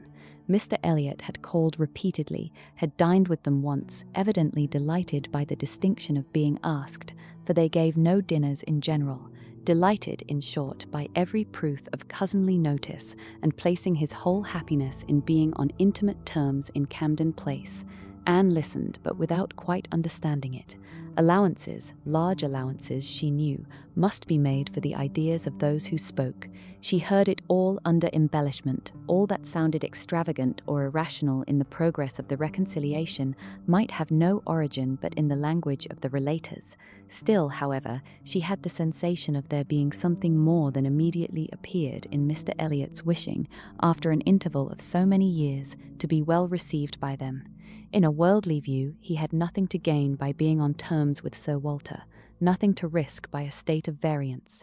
In all probability he was already the richer of the two, and the Kellynch estate would as surely be his hereafter as the title. A sensible man, and he had looked like a very sensible man. Why should it be an object to him? She could only offer one solution. It was, perhaps, for Elizabeth's sake. There might really have been a liking formerly, though convenience and accident had drawn him a different way, and now that he could afford to please himself, he might mean to pay his addresses to her. Elizabeth was certainly very handsome, with well-bred, elegant manners, and her character might never have been penetrated by Mr. Elliot, knowing her but in public, and when very young himself. How her temper and understanding might bear the investigation of his present keener time of life was another concern, and rather a fearful one. Most earnestly did she wish that he might not be too nice or too observant if Elizabeth were his object, and that Elizabeth was disposed to believe herself so, and that her friend Mrs. Clay was encouraging the idea, seemed apparent by a glance or two between them, while Mr. Elliot's frequent visits were talked of. Anne mentioned the glimpses she had had of him at Lyme, but without being much attended to. Oh yes, perhaps it had been Mr. Elliot. They did not know. It might be him, perhaps. They could not listen to her description of him. They were describing him themselves, Sir Walter especially. He did justice to his very gentlemanlike appearance, his air of elegance and fashion, his good-shaped face, his sensible eye, but at the same time must lament his being very much underhung, a defect which time seemed to have increased, nor could he pretend to say that 10 years had not altered almost every feature for the worse. Mr. Elliot appeared to think that he, Sir Walter, was looking exactly as he had done when they last parted, but Sir Walter had not been able to return the compliment entirely, which had embarrassed him. He did not mean to complain, however. Mr. Elliot was better to look at than most men, and he had no objection to being seen with him anywhere. Mr. Elliot and his friends in Marlborough Buildings were talked of the whole evening. Colonel Wallis had been so impatient to be introduced to them, and Mr. Elliot so anxious that he should, and there was a Mrs. Wallis, at present known only to them by description, as she was in daily expectation of her confinement, but Mr. Elliot spoke of her as a most charming woman, quite worthy of being known in Camden Place, and as soon as she recovered they were to be acquainted. Sir Walter thought much of Mrs. Wallis. She was said to be an excessively pretty woman, beautiful. He longed to see her. He hoped she might make some amends for the many very plain faces he was continually passing in the streets. The worst of Bath was the number of its plain women. He did not mean to say that there were no pretty women, but the number of the plain was out of all proportion. He had frequently observed, as he walked, that one handsome face would be followed by 30 or 35 frights, and once, as he had stood in a shop in Bond Street, he had counted 87 women go by, one after another, without there being a tolerable face among them. It had been a frosty morning, to be sure, a sharp frost which hardly one woman in 1,000 could stand the test of, but still, there certainly were a dreadful multitude of ugly women in Bath, and as for the men, they were infinitely worse, such scarecrows as the streets were full of. It was evident how little the women were used to the sight of anything tolerable, by the effect which a man of decent appearance produced. He had never walked anywhere arm in arm with Colonel Wallis, who was a fine military figure, though sandy-haired, without observing that every woman's eye was upon him. Every woman's eye was sure to be upon Colonel Wallis. Modest Sir Walter. He was not allowed to escape, however. His daughter and Mrs. Clay united in hinting that Colonel Wallis's companion might have as good a figure as Colonel Wallis, and certainly was not sandy-haired. "How is Mary looking?" said Sir Walter, in the height of his good humour. "The last time I saw her she had a red nose, but I hope that may not happen every day." "Oh no, that must have been quite accidental. In general she has been in very good health and very good looks since Michaelmas. If I thought it would not tempt her to go out in sharp winds and grow coarse, I would send her a new hat and pelisse." Anne was considering whether she should venture to suggest that a gown or a cap would not be liable to any such misuse, when a knock at the door suspended everything. A knock at the door, and so late. It was 10 o'clock. Could it be Mr. Elliot? They knew he was to dine in Lansdowne Crescent. It was possible that he might stop in his way home to ask them how they did. They could think of no one else. Mrs. Clay decidedly thought it Mr. Elliot's knock. Mrs. Clay was right. With all the state which a butler and footboy could give, Mr. Elliot was ushered into the room. It was the very same man, with no difference but of dress. Anne drew a little back, while the others received his compliments, and her sister his apologies for calling at so unusual an hour, but he could not be so near without wishing to know that neither she nor her friend had taken cold the day before, etc., etc., which was all as politely done and as politely taken as possible, but her part must follow then. Sir Walter talked of his youngest daughter. Mr. Elliot must give him leave to present him to his youngest daughter. There was no occasion for remembering Mary, and Anne, smiling and blushing, very becomingly showed to Mr. Elliot the pretty features which he had by no means forgotten, and instantly saw, with amusement at his little start of surprise, that he had not been at all aware of who she was. He looked completely astonished, but not more astonished than pleased. His eyes brightened, and with the most perfect alacrity he welcomed the relationship, alluded to the past, and entreated to be received as an acquaintance already. He was quite as good-looking as he had appeared at Lyme, his countenance improved by speaking, and his manners were so exactly what they ought to be, so polished, so easy, so particularly agreeable, that she could compare them in excellence to only one person's manners. They were not the same, but they were, perhaps, equally good. He sat down with them and improved their conversation very much. There could be no doubt of his being a sensible man. 10 minutes were enough to certify that. His tone, his expressions, his choice of subject, his knowing where to stop, it was all the operation of a sensible, discerning mind. As soon as he could, he began to talk to her of Lyme, wanting to compare opinions respecting the place, but especially wanting to speak of the circumstance of their happening to be guests in the same inn at the same time, to give his own route, understand something of hers, and regret that he should have lost such an opportunity of paying his respects to her. She gave him a short account of her party and business at Lyme. His regret increased as he listened.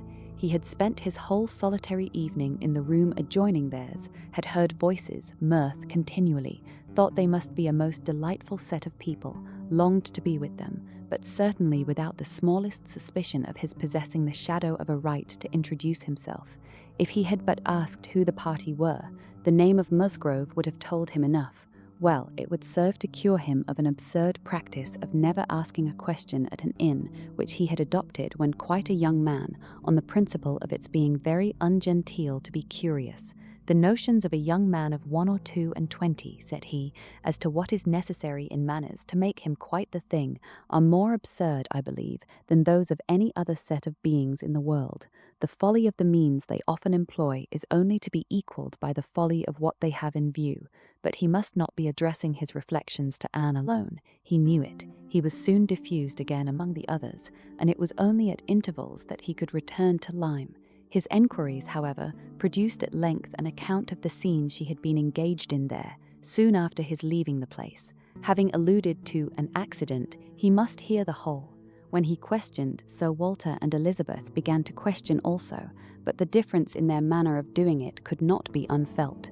She could only compare Mr. Elliot to Lady Russell in the wish of really comprehending what had passed and in the degree of concern for what she must have suffered in witnessing it. He stayed an hour with them. The elegant little clock on the mantelpiece had struck 11 with its silver sounds, and the watchman was beginning to be heard at a distance telling the same tale before Mr. Elliot or any of them seemed to feel that he had been there long. Anne could not have supposed it possible that her first evening in Camden Place could have passed so well. XYZ, there was one point which Anne, on returning to her family, would have been more thankful to ascertain even than Mr. Elliot's being in love with Elizabeth, which was her father's not being in love with Mrs. Clay, and she was very far from easy about it when she had been at home a few hours. On going down to breakfast the next morning, she found there had just been a decent pretence on the ladies' side of meaning to leave them. She could imagine Mrs. Clay to have said that now Miss Anne was come, she could not suppose herself at all wanted, for Elizabeth was replying in a sort of whisper, "That must not be any reason indeed. I assure you I feel it none. She is nothing to me compared with you."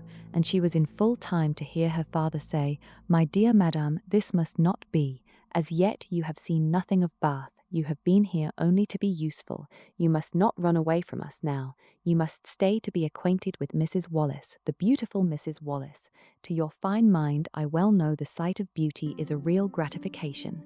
He spoke and looked so much in earnest that Anne was not surprised to see Mrs. Clay stealing a glance at Elizabeth and herself. Her countenance, perhaps, might express some watchfulness, but the praise of the fine mind did not appear to excite a thought in her sister. The lady could not but yield to such joint entreaties and promised to stay. In the course of the same morning, Anne and her father chancing to be alone together, he began to compliment her on her improved looks. He thought her less thin in her person, in her cheeks, her skin, her complexion greatly improved, clearer, fresher. Had she been using anything in particular? No, nothing. Merely Gowland, he supposed. No, nothing at all. Ha! He was surprised at that, and added, "Certainly you cannot do better than continue as you are. You cannot be better than well, or I should recommend Gowland, the constant use of Gowland during the spring months. Mrs. Clay has been using it at my recommendation, and you see what it has done for her. You see how it has carried away her freckles." If Elizabeth could but have heard this, such personal praise might have struck her, especially as it did not appear to Anne that the freckles were at all lessened. But everything must take its chance. The evil of the marriage would be much diminished if Elizabeth were also to marry. As for herself, she might always command a home with Lady Russell. Lady Russell's composed mind and polite manners were put to some trial on this point in her intercourse in Camden Place. The sight of Mrs. Clay in such favour, and of Anne so overlooked, was a perpetual provocation to her there, and vexed her as much when she was away, as a person in Bath who drinks the water, gets all the new publications, and has a very large acquaintance, has time to be vexed. As Mr. Elliot became known to her, she grew more charitable or more indifferent towards the others. His manners were an immediate recommendation, and on conversing with him she found the solid so fully supporting the superficial that she was at first, as she told Anne, almost ready to exclaim, "Can this be Mr. Elliot?" and could not seriously picture to herself a more agreeable or estimable man. Everything united in him: good understanding, correct opinions, knowledge of the world, and a warm heart. He had strong feelings of family attachment and family honour, without pride or weakness. He lived with the liberality of a man of fortune, without display. He judged for himself in everything essential without defying public opinion in any point of worldly decorum. He was steady, observant, moderate, candid, never run away with by spirits or by selfishness, which fancied itself strong feeling, and yet with a sensibility to what was amiable and lovely, and a value for all the felicities of domestic life, which characters of fancied enthusiasm and violent agitation seldom really possess. She was sure that he had not been happy in marriage. Colonel Wallis said it, and Lady Russell saw it, but it had been no unhappiness to sour his mind, nor, she began pretty soon to suspect, to prevent his thinking of a second choice. Her satisfaction in Mr. Elliot outweighed all the plague of Mrs. Clay. It was now some years since Anne had begun to learn that she and her excellent friend could sometimes think differently, and it did not surprise her, therefore, that Lady Russell should see nothing suspicious or inconsistent, nothing to require more motives than appeared, in Mr. Elliot's great desire of a reconciliation. In Lady Russell's view, it was perfectly natural that Mr. Elliot, at a mature time of life, should feel it a most desirable object, and what would very generally recommend him among all sensible people, to be on good terms with the head of his family, the simplest process in the world of time upon a head naturally clear, and only erring in the heyday of youth. Anne presumed, however, still to smile about it, and at last to mention Elizabeth. Lady Russell listened and looked and made only this cautious reply: "Elizabeth, very well, time will explain." It was a reference to the future, which Anne, after a little observation, felt she must submit to. She could determine nothing at present. In that house Elizabeth must be first, and she was in the habit of such general observance as Miss Elliot, that any particularity of attention seemed almost impossible. Mr. Elliot, too, it must be remembered, had not been a widower 7 months. A little delay on his side might be very excusable. In fact, Anne could never see the crape round his hat without fearing that she was the inexcusable one in attributing to him such imaginations, for though his marriage had not been very happy, still it had existed so many years that she could not comprehend a very rapid recovery from the awful impression of its being dissolved. However it might end, he was without any question their pleasantest acquaintance in Bath. She saw nobody equal to him, and it was a great indulgence now and then to talk to him about Lyme, which he seemed to have as lively a wish to see again, and to see more of, as herself. They went through the particulars of their first meeting a great many times. He gave her to understand that he had looked at her with some earnestness. She knew it well, and she remembered another person's look also. They did not always think alike. His value for rank and connection she perceived to be greater than hers. It was not merely complacence, it must be a liking to the cause, which made him enter warmly into her father and sister's solicitudes on a subject which she thought unworthy to excite them. The Bath paper one morning announced the arrival of the Dowager Viscountess Dalrymple and her daughter, the Honourable Miss Carteret, and all the comfort of Number Greet and Camden Place was swept away for many days, for the Dalrymples, in Anne's opinion, most unfortunately, were cousins of the Elliots, and the agony was how to introduce themselves properly. Anne had never seen her father and sister before in contact with nobility, and she must acknowledge herself disappointed. She had hoped better things from their high ideas of their own situation in life, and was reduced to form a wish which she had never foreseen, a wish that they had more pride. For our cousins Lady Dalrymple and Miss Carteret, our cousins the Dalrymples, sounded in her ears all day long.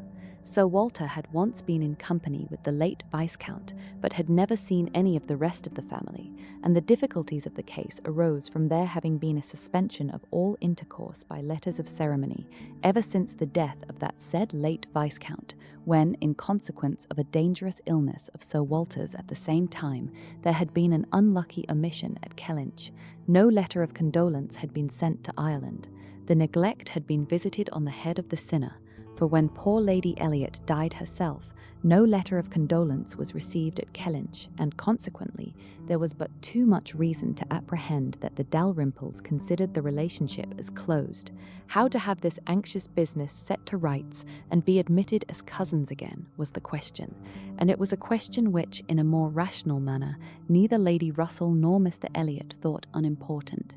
Family connections were always worth preserving, good company always worth seeking. Lady Dalrymple had taken a house for 3 months in Laura Place and would be living in style. She had been at Bath the year before, and Lady Russell had heard her spoken of as a charming woman. It was very desirable that the connection should be renewed, if it could be done, without any compromise of propriety on the side of the Elliots. Sir Walter, however, would choose his own means, and at last wrote a very fine letter of ample explanation, regret, and entreaty to his right honourable cousin. Neither Lady Russell nor Mr. Elliot could admire the letter, but it did all that was wanted in bringing 3 lines of scrawl from the Dowager Viscountess. She was very much honoured and should be happy in their acquaintance. The toils of the business were over. The sweets began. They visited in Laura Place. They had the cards of Dowager Viscountess Dalrymple and the Honourable Miss Carteret to be arranged wherever they might be most visible, and our cousins in Laura Place, our cousins, Lady Dalrymple and Miss Carteret, were talked of to everybody. Anne was ashamed. Had Lady Dalrymple and her daughter even been very agreeable, she would still have been ashamed of the agitation they created, but they were nothing. There was no superiority of manner, accomplishment, or understanding. Lady Dalrymple had acquired the name of a charming woman because she had a smile and a civil answer for everybody. Miss Carteret, with still less to say, was so plain and so awkward that she would never have been tolerated in Camden Place but for her birth. Lady Russell confessed that she had expected something better, but yet it was an acquaintance worth having, and when Anne ventured to speak her opinion of them to Mr. Elliot, he agreed to their being nothing in themselves, but still maintained that, as a family connection, as good company, as those who would collect good company around them, they had their value. Anne smiled and said, "My idea of good company, Mr. Elliot, is the company of clever, well-informed people who have a great deal of conversation. That is what I call good company." "You are mistaken," said he gently. "That is not good company. That is the best. Good company requires only birth, education, and manners, and with regard to education is not very nice. Birth and good manners are essential, but a little learning is by no means a dangerous thing in good company. On the contrary, it will do very well. My cousin Anne shakes her head. She is not satisfied. She is fastidious. My dear cousin, sitting down by her, you have a better right to be fastidious than almost any other woman I know. But will it answer? Will it make you happy? Will it not be wiser to accept the society of these good ladies in Laura Place and enjoy all the advantages of the connection as far as possible? You may depend upon it that they will move in the first set in Bath this winter, and as rank is rank, your being known to be related to them will have its use in fixing your family, our family, let me say, in that degree of consideration which we must all wish for." "Yes," sighed Anne, "we shall indeed be known to be related to them." Then, recollecting herself, and not wishing to be answered, she added, "I certainly do think there has been by far too much trouble taken to procure the acquaintance. I suppose," smiling, "I have more pride than any of you, but I confess it does vex me that we should be so solicitous to have the relationship acknowledged, which we may be very sure is a matter of perfect indifference to them. Pardon me, my dear cousin, you are unjust to your own claims. In London, perhaps, in your present quiet style of living, it might be as you say, but in Bath, Sir Walter Elliot and his family will always be worth knowing, always acceptable as acquaintance." "Well," said Anne, "I certainly am proud, too proud to enjoy a welcome which depends so entirely upon place." "I love your indignation," said he. "It is very natural. But here you are in Bath, and the object is to be established here with all the credit and dignity which ought to belong to Sir Walter Elliot. You talk of being proud. I am called proud, I know, and I shall not wish to believe myself otherwise, for our pride, if investigated, would have the same object, I have no doubt, though the kind may seem a little different. In one point, I am sure, my dear cousin," he continued, speaking lower, though there was no one else in the room, "in one point, I am sure, we must feel alike. We must feel that every addition to your father's society, among his equals or superiors, may be of use in diverting his thoughts from those who are beneath him. He looked as he spoke to the seat which Mrs. Clay had been lately occupying, a sufficient explanation of what he particularly meant, and though Anne could not believe in their having the same sort of pride, she was pleased with him for not liking Mrs. Clay, and her conscience admitted that his wishing to promote her father's getting great acquaintance was more than excusable in the view of defeating her. Absolutely. While Sir Walter and Elizabeth were assiduously pushing their good fortune in Laura Place, Anne was renewing an acquaintance of a very different description. She had called on her former governess and had heard from her of there being an old schoolfellow in Bath who had the two strong claims on her attention of past kindness and present suffering. Miss Hamilton, now Mrs. Smith, had shown her kindness in one of those periods of her life when it had been most valuable. Anne had gone unhappy to school, grieving for the loss of a mother whom she had dearly loved, feeling her separation from home, and suffering as a girl of 14 of strong sensibility and not high spirits must suffer at such a time, and Miss Hamilton, 3 years older than herself, but still, from the want of near relations and a settled home, remaining another year at school, had been useful and good to her in a way which had considerably lessened her misery, and could never be remembered with indifference.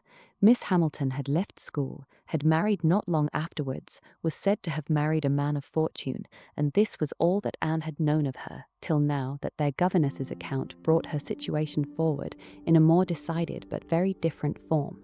She was a widow and poor.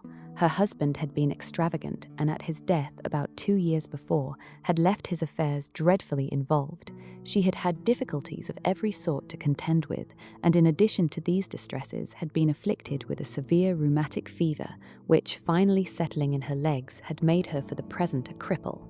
She had come to Bath on that account, and was now in lodgings near the hot baths, living in a very humble way, unable even to afford herself the comfort of a servant, and of course almost excluded from society. Their mutual friend answered for the satisfaction which a visit from Miss Elliot would give Mrs. Smith, and Anne therefore lost no time in going. She mentioned nothing of what she had heard, or what she intended, at home. It would excite no proper interest there.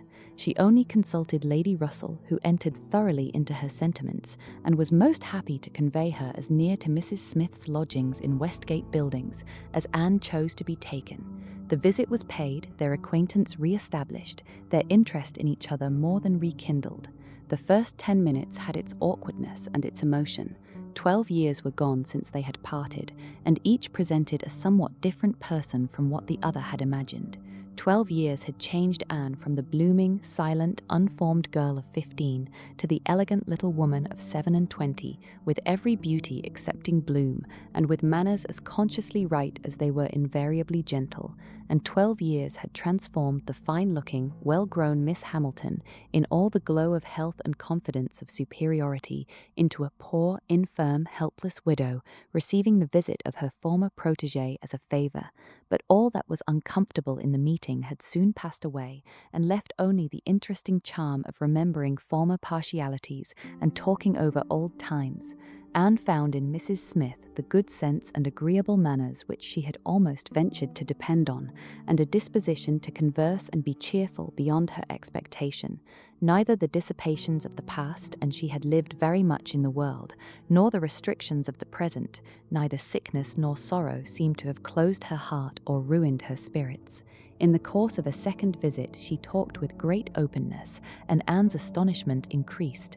She could scarcely imagine a more cheerless situation in itself than Mrs. Smith's.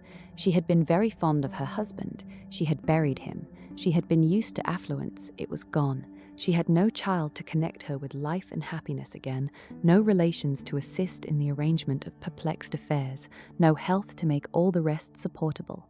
Her accommodations were limited to a noisy parlour and a dark bedroom behind, with no possibility of moving from one to the other without assistance, which there was only one servant in the house to afford, and she never quitted the house but to be conveyed into the warm bath. Yet, in spite of all this, Anne had reason to believe that she had moments only of languor and depression, to hours of occupation and enjoyment. How could it be? She watched, observed, reflected, and finally determined that this was not a case of fortitude or of resignation only.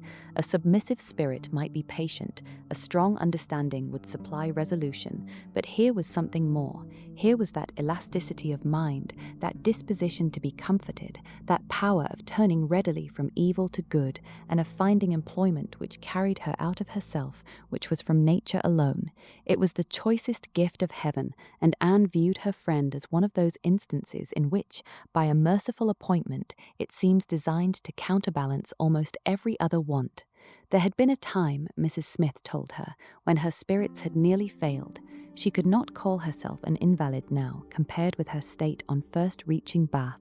Then she had, indeed, been a pitiable object, for she had caught cold on the journey and had hardly taken possession of her lodgings before she was again confined to her bed and suffering under severe and constant pain, and all this among strangers, with the absolute necessity of having a regular nurse, and finances at that moment particularly unfit to meet any extraordinary expense. She had weathered it, however, and could truly say that it had done her good. It had increased her comforts by making her feel herself to be in good hands. She had seen too much of the world to expect sudden or disinterested attachment anywhere, but her illness had proved to her that her landlady had a character to preserve and would not use her ill, and she had been particularly fortunate in her nurse as a sister of her landlady, a nurse by profession, and who had always a home in that house when unemployed, chanced to be at liberty just in time to attend her. And she, said Mrs. Smith, besides nursing me most admirably, has really proved an invaluable acquaintance. As soon as I could use my hands, she taught me to knit, which has been a great amusement, and she put me in the way of making these little thread cases, pin cushions, and card racks, which you always find me so busy about, and which supply me with the means of doing a little good to one or two very poor families in this neighbourhood. She has a large acquaintance, of course, professionally, among those who can afford to buy, and she disposes of my merchandise. She always takes the right time for applying.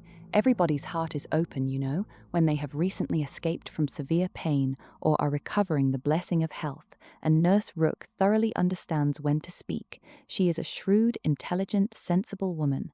Hers is a line for seeing human nature, and she has a fund of good sense and observation, which, as a companion, make her infinitely superior to thousands of those who, having only received the best education in the world, know nothing worth attending to. Call it gossip, if you will, but when Nurse Rooke has half an hour's leisure to bestow on me, she is sure to have something to relate that is entertaining and profitable, something that makes one know one's species better. One likes to hear what is going on, to be au fait as to the newest modes of being trifling and silly. To me, who live so much alone, her conversation, I assure you, is a treat. Anne, far from wishing to cavil at the pleasure, replied, "I can easily believe it. Women of that class have great opportunities, and if they are intelligent, may be well worth listening to. Such varieties of human nature as they are in the habit of witnessing, and it is not merely in its follies that they are well read, for they see it occasionally under every circumstance that can be most interesting or affecting. What instances must pass before them of ardent, disinterested, self-denying attachment, of heroism, fortitude, patience, resignation, of all the conflicts and all the sacrifices that ennoble us most. A sick chamber may often furnish the worth of volumes." "Yes," said Mrs. Smith more doubtingly, "sometimes it may, though I fear its lessons are not often in the elevated style you describe.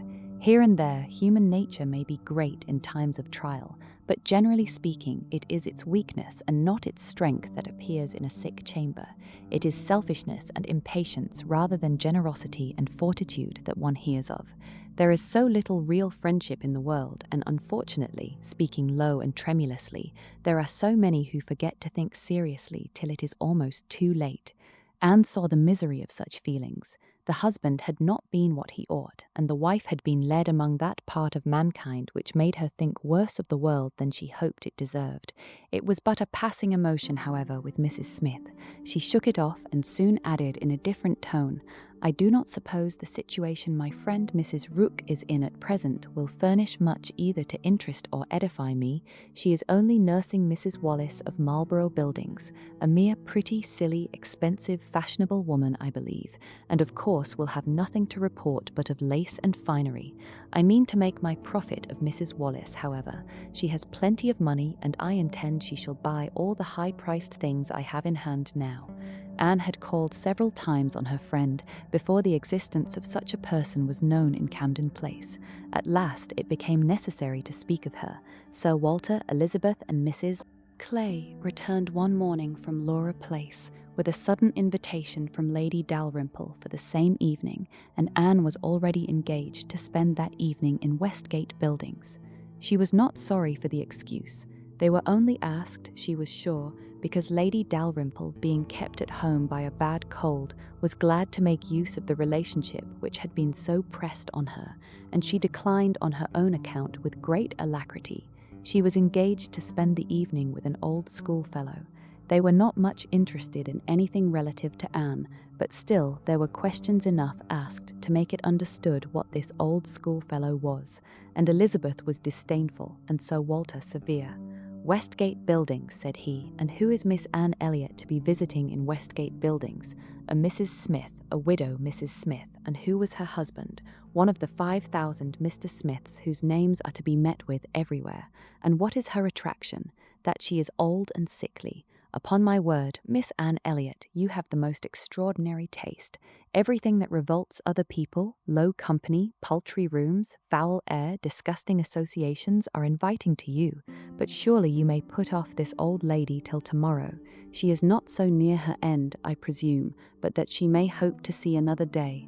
What is her age, 40? No, sir, she is not 31, but I do not think I can put off my engagement, because it is the only evening for some time which will at once suit her and myself. She goes into the warm bath tomorrow, and for the rest of the week, you know, we are engaged." "But what does Lady Russell think of this acquaintance?" asked Elizabeth. "She sees nothing to blame in it," replied Anne. "On the contrary, she approves it, and has generally taken me when I have called on Mrs. Smith." "Westgate Buildings must have been rather surprised by the appearance of a carriage drawn up near its pavement," observed Sir Walter.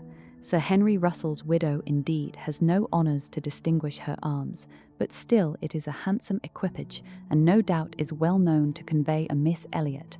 A widow Mrs. Smith lodging in Westgate Buildings, a poor widow barely able to live, between 30 and 40, a mere Mrs. Smith, an everyday Mrs. Smith, of all people and all names in the world, to be the chosen friend of Miss Anne Elliot, and to be preferred by her to her own family connections among the nobility of England and Ireland. Mrs. Smith, such a name." Mrs. Clay, who had been present while all this passed, now thought it advisable to leave the room, and Anne could have said much, and did long to say a little in defence of her friends' not very dissimilar claims to theirs, but her sense of personal respect to her father prevented her. She made no reply. She left it to himself to recollect that Mrs. Smith was not the only widow in Bath between 30 and 40, with little to live on, and no surname of dignity. Anne kept her appointment. The others kept theirs, and of course she heard the next morning that they had had a delightful evening.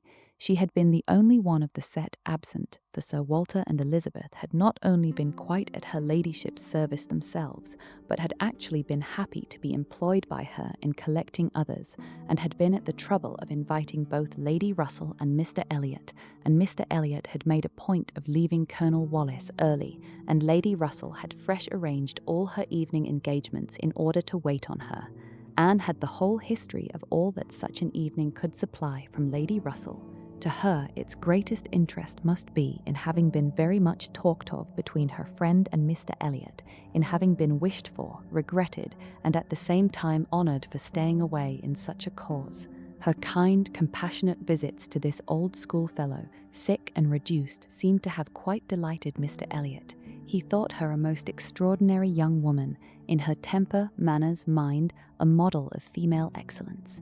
He could meet even Lady Russell in a discussion of her merits, and Anne could not be given to understand so much by her friend, could not know herself to be so highly rated by a sensible man, without many of those agreeable sensations which her friend meant to create. Lady Russell was now perfectly decided in her opinion of Mr. Elliot. She was as much convinced of his meaning to gain Anne in time as of his deserving her, and was beginning to calculate the number of weeks which would free him from all the remaining restraints of widowhood and leave him at liberty to exert his most open powers of pleasing. She would not speak to Anne with half the certainty she felt on the subject. She would venture on little more than hints of what might be hereafter, of a possible attachment on his side, of the desirableness of the alliance, supposing such attachment to be real and returned. Anne heard her, and made no violent exclamations. She only smiled, blushed, and gently shook her head. "I am no matchmaker, as you well know," said Lady Russell, being much too well aware of the uncertainty of all human events and calculations. "I only mean that if Mr. Elliot should some time hence pay his addresses to you, and if you should be disposed to accept him, I think there would be every possibility of your being happy together. A most suitable connection, everybody must consider it, but I think it might be a very happy one.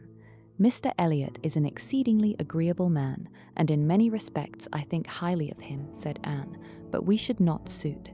Lady Russell let this pass, and only said in rejoinder, "I own that to be able to regard you as the future mistress of Kellynch, the future Lady Elliot, to look forward and see you occupying your dear mother's place, succeeding to all her rights and all her popularity, as well as to all her virtues, would be the highest possible gratification to me. You are your mother's self in countenance and disposition, and if I might be allowed to fancy you such as she was in situation and name and home, presiding and blessing in the same spot, and only superior to her in being more highly valued, my dearest Anne, it would give me more delight than is often felt at my time of life." Anne was obliged to turn away, to rise, to walk to a distant table, and, leaning there in pretended employment, try to subdue the feelings this picture excited. For a few moments her imagination and her heart were bewitched. The idea of becoming what her mother had been, of having the precious name of Lady Elliot first revived in herself, of being restored to Kellynch, calling it her home again, her home forever, was a charm which she could not immediately resist. Lady Russell said not another word, willing to leave the matter to its own operation, and believing that, could Mr. Elliot at that moment with propriety have spoken for himself, she believed, in short, what Anne did not believe. The same image of Mr. Elliot speaking for himself brought Anne to composure again. The charm of Kellynch and of Lady Elliot all faded away. She never could accept him, and it was not only that her feelings were still adverse to any man save one, her judgment on a serious consideration of the possibilities of such a case was against Mr. Elliot. Though they had now been acquainted a month, she could not be satisfied that she really knew his character. That he was a sensible man, an agreeable man, that he talked well, professed good opinions, seemed to judge properly and as a man of principle, this was all clear enough. He certainly knew what was right, nor could she fix on any one article of moral duty evidently transgressed, but yet she would have been afraid to answer for his conduct. She distrusted the past, if not the present. The names which occasionally dropped of former associates, the allusions to former practices and pursuits, suggested suspicions not favourable of what he had been.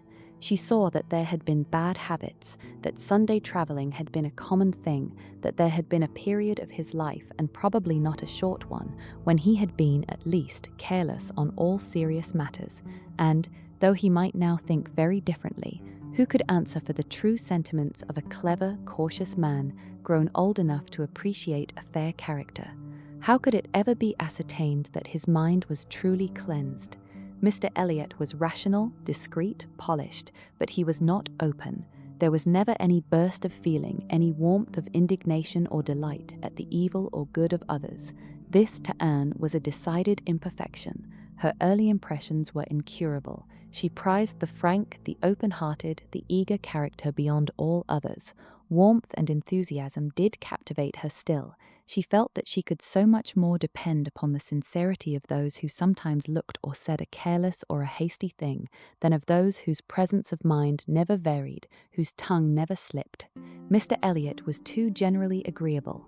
Various as were the tempers in her father's house, he pleased them all. He endured too well, stood too well with everybody. He had spoken to her with some degree of openness of Mrs. Clay, had appeared completely to see what Mrs. Clay was about, and to hold her in contempt, and yet Mrs. Clay found him as agreeable as anybody. Lady Russell saw either less or more than her young friend, for she saw nothing to excite distrust. She could not imagine a man more exactly what he ought to be than Mr. Elliot, nor did she ever enjoy a sweeter feeling than the hope of seeing him receive the hand of her beloved Anne in Kellynch Church in the course of the following autumn. XVIII. It was the beginning of February, and Anne, having been a month in Bath, was growing very eager for news from Uppercross and Lyme. She wanted to hear much more than Mary communicated. It was 3 weeks since she had heard it all. She only knew that Henrietta was at home again, and that Louisa, though considered to be recovering fast, was still at Lyme, and she was thinking of them all very intently one evening, when a thicker letter than usual from Mary was delivered to her, and, to quicken the pleasure and surprise, with Admiral and Mrs. Croft's compliments. The Crofts must be in Bath, a circumstance to interest her. They were people whom her heart turned to very naturally. "What is this?" cried Sir Walter. "The Crofts arrived in Bath, the Crofts who rent Kellynch? What have they brought you?" "A letter from Uppercross Cottage, sir." "Oh, those letters are convenient passports. They secure an introduction. I should have visited Admiral Croft, however, at any rate. I know what is due to my tenant." Anne could listen no longer. She could not even have told how the poor Admiral's complexion escaped. Her letter engrossed her. It had been begun several days back. "February 1st, my dear Anne, I make no apology for my silence, because I know how little people think of letters in such a place as Bath. You must be a great deal too happy to care for Uppercross, which, as you well know, affords little to write about. We have had a very dull Christmas. Mr. and Mrs. Musgrove have not had one dinner party all the holidays. I do not reckon the Hayters as anybody. The holidays, however, are over at last. I believe no children ever had such long ones. I am sure I had not. The house was cleared yesterday, except of the little Harvilles, but you will be surprised to hear that they have never gone home. Mrs. Harville must be an odd mother to part with them so long. I do not understand it. They are not at all nice children, in my opinion, but Mrs. Musgrove seems to like them quite as well, if not better, than her grandchildren. What dreadful weather we have had! It may not be felt in Bath with your nice pavements, but in the country it is of some consequence. I have not had a creature call on me since the 2nd week in January, except Charles Hayter, who has been calling much oftener than was welcome. Between ourselves, I think it a great pity Henrietta did not remain at Lyme as long as Louisa. It would have kept her a little out of his way. The carriage is gone today to bring Louisa and the Harvilles tomorrow. We are not asked to dine with them, however, till the day after. Mrs. Musgrove is so afraid of her being fatigued by the journey, which is not very likely, considering the care that will be taken of her, and it would be much more convenient to me to dine there tomorrow. I am glad you find Mr. Elliot so agreeable, and wish I could be acquainted with him too, but I have my usual luck. I am always out of the way when anything desirable is going on, always the last of my family to be noticed. What an immense time Mrs. Clay has been staying with Elizabeth. Does she never mean to go away? But perhaps if she were to leave the room vacant, we might not be invited. Let me know what you think of this. I do not expect my children to be asked, you know. I can leave them at the great house very well for a month or 6 weeks. I have this moment heard that the Crofts are going to Bath almost immediately. They think the Admiral gouty. Charles heard it quite by chance. They have not had the civility to give me any notice or offer to take anything. I do not think they improve at all as neighbours. We see nothing of them, and this is really an instance of gross inattention. Charles joins me in love and everything proper. Yours affectionately, Mary M. Merlini. I am sorry to say that I am very far from well, and Jemima has just told me that the butcher says there is a bad sore throat very much about. I dare say I shall catch it, and my sore throats, you know, are always worse than anybody's. So ended the first part, which had been afterwards put into an envelope containing nearly as much more. I kept my letter open that I might send you word how Louisa bore her journey, and now I am extremely glad I did, having a great deal to add. In the first place, I had a note from Mrs. Croft yesterday, offering to convey anything to you, a very kind, friendly note indeed, addressed to me just as it ought. I shall therefore be able to make my letter as long as I like. The Admiral does not seem very ill, and I sincerely hope Bath will do him all the good he wants. I shall be truly glad to have them back again. Our neighbourhood cannot spare such a pleasant family. But now for Louisa. I have something to communicate that will astonish you not a little. She and the Harvilles came on Tuesday very safely, and in the evening we went to ask her how she did, when we were rather surprised not to find Captain Benwick of the party, for he had been invited as well as the Harvilles. And what do you think was the reason? Neither more nor less than his being in love with Louisa, and not choosing to venture to Uppercross till he had had an answer from Mr. Musgrove, for it was all settled between him and her before she came away, and he had written to her father by Captain Harville. True, upon my honour. Are not you astonished? I shall be surprised at least if you ever received a hint of it, for I never did. Mrs. Musgrove protests solemnly that she knew nothing of the matter. We are all very well pleased, however, for though it is not equal to her marrying Captain Wentworth, it is infinitely better than Charles Hayter, and Mr. Musgrove has written his consent, and Captain Benwick is expected today. Mrs. Harville says her husband feels a good deal on his poor sister's account, but, however, Louisa is a great favourite with both. Indeed, Mrs. Harville and I quite agree that we love her the better for having nursed her. Charles wonders what Captain Wentworth will say, but if you remember, I never thought him attached to Louisa. I never could see anything of it.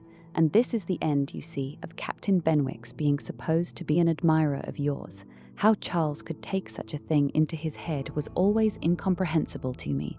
I hope he will be more agreeable now. Certainly not a great match for Louisa Musgrove, but 1,000,000 times better than marrying among the Hayters. Mary need not have feared her sister's being in any degree prepared for the news. She had never in her life been more astonished. Captain Benwick and Louisa Musgrove. It was almost too wonderful for belief, and it was with the greatest effort that she could remain in the room, preserve an air of calmness, and answer the common questions of the moment. Happily for her, they were not many. Sir Walter wanted to know whether the Crofts travelled with 4 horses, and whether they were likely to be situated in such a part of Bath as it might suit Miss Elliot and himself to visit in, but had little curiosity beyond. "How is Mary?" said Elizabeth, and without waiting for an answer, "and pray what brings the Crofts to Bath?" "They come on the Admiral's account. He is thought to be gouty." "Gout and decrepitude," said Sir Walter. "Poor old gentleman." "Have they any acquaintance here?" asked Elizabeth. "I do not know, but I can hardly suppose that at Admiral Croft's time of life and in his profession he should not have many acquaintance in such a place as this." "I suspect," said Sir Walter coolly, "that Admiral Croft will be best known in Bath as the renter of Kellynch Hall. Elizabeth, may we venture to present him and his wife in Laura Place?" "Oh no, I think not. Situated as we are with Lady Dalrymple, cousins, we ought to be very careful not to embarrass her with acquaintance she might not approve. If we were not related, it would not signify, but as cousins she would feel scrupulous as to any proposal of ours. We had better leave the Crofts to find their own level. There are several odd-looking men walking about here who, I am told, are sailors. The Crofts will associate with them." This was Sir Walter and Elizabeth's share of interest in the letter. When Mrs. Clay had paid her tribute of more decent attention in an enquiry after Mrs. Charles Musgrove and her fine little boys, Anne was at liberty. In her own room she tried to comprehend it. Well might Charles wonder how Captain Wentworth would feel. Perhaps he had quitted the field, had given Louisa up, had ceased to love, had found he did not love her. She could not endure the idea of treachery or levity or anything akin to ill usage between him and his friend. She could not endure that such a friendship as theirs should be severed unfairly. Captain Benwick and Louisa Musgrove, the high-spirited, joyous-talking Louisa Musgrove, and the dejected, thinking, feeling, reading Captain Benwick, seemed each of them everything that would not suit the other, their minds most dissimilar. Where could have been the attraction? The answer soon presented itself. It had been in situation.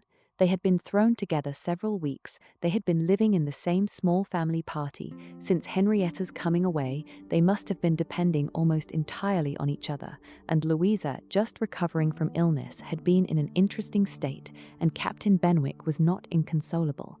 That was a point which Anne had not been able to avoid suspecting before, and instead of drawing the same conclusion as Mary from the present course of events, they served only to confirm the idea of his having felt some dawning of tenderness toward herself. She did not mean, however, to derive much more from it to gratify her vanity than Mary might have allowed. She was persuaded that any tolerably pleasing young woman who had listened and seemed to feel for him would have received the same compliment. He had an affectionate heart. He must love somebody. She saw no reason against their being happy. Louisa had fine naval fervour to begin with, and they would soon grow more alike. He would gain cheerfulness, and she would learn to be an enthusiast for Scott and Lord Byron. Nay, that was probably learnt already. Of course, they had fallen in love over poetry.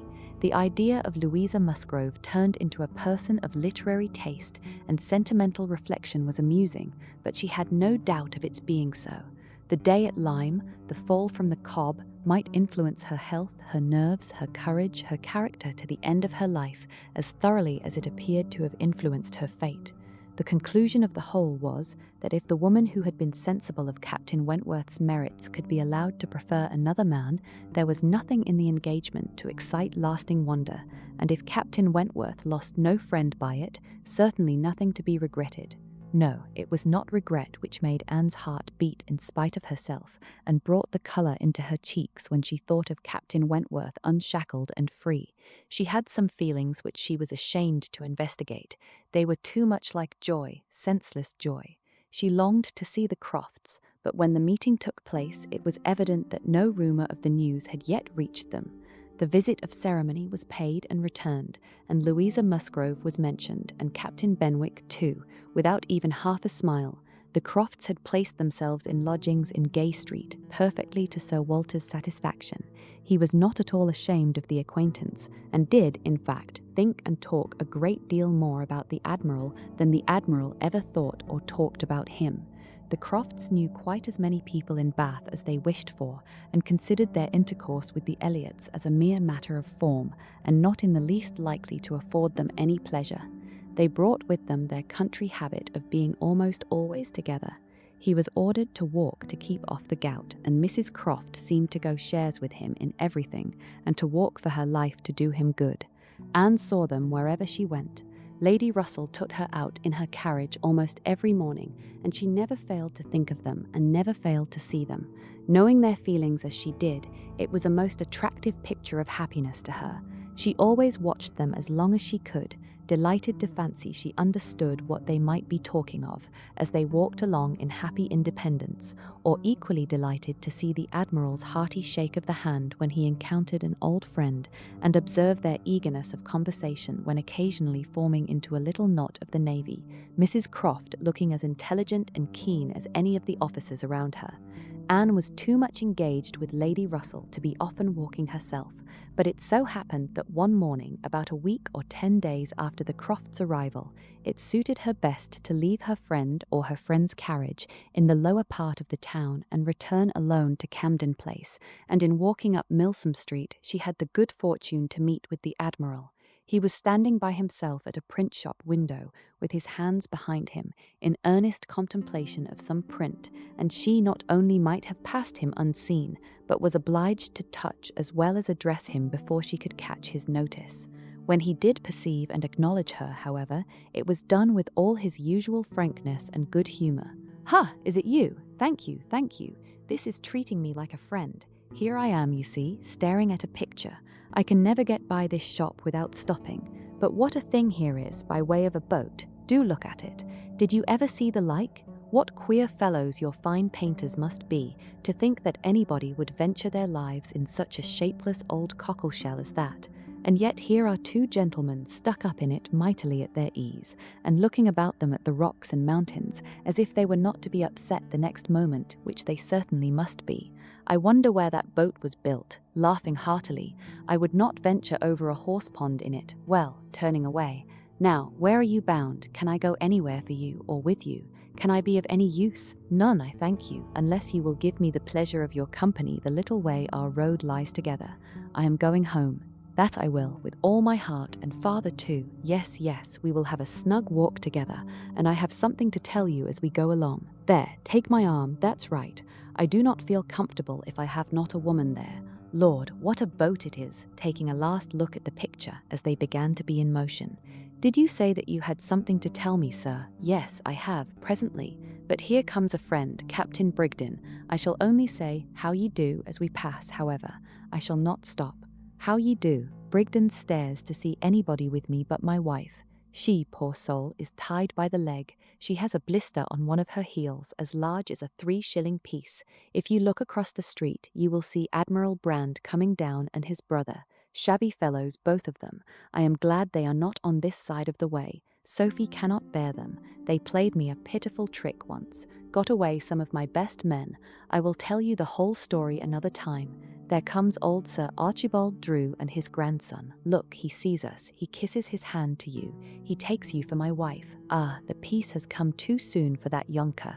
Poor old Sir Archibald. How do you like Bath, Miss Elliot? It suits us very well. We are always meeting with some old friend or other, the streets full of them every morning, sure to have plenty of chat, and then we get away from them all and shut ourselves into our lodgings and draw in our chairs and are as snug as if we were at Kellynch, or as we used to be even at North Yarmouth and Deal. We do not like our lodgings here the worse, I can tell you, for putting us in mind of those we first had at North Yarmouth. The wind blows through one of the cupboards just in the same way. When they were got a little farther, Anne ventured to press again for what he had to communicate. She had hoped, when clear of Milsom Street, to have her curiosity gratified, but she was still obliged to wait, for the Admiral had made up his mind not to begin till they had gained the greater space and quiet of Belmont, and as she was not really Mrs. Croft, she must let him have his own way. As soon as they were fairly ascending Belmont, he began, "Well, now you shall hear something that will surprise you. But first of all, you must tell me the name of the young lady I am going to talk about. That young lady, you know, that we have all been so concerned for. The Miss Musgrove that all this has been happening to. Her Christian name, I always forget her Christian name." Anne had been ashamed to appear to comprehend so soon as she really did, but now she could safely suggest the name of Louisa. Aye, Miss Louisa Musgrove, that is the name. I wish young ladies had not such a number of fine Christian names. I should never be out if they were all Sophies or something of that sort.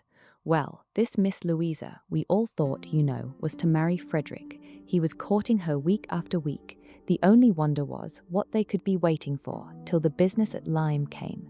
Then, indeed, it was clear enough that they must wait till her brain was set to right. But even then there was something odd in their way of going on.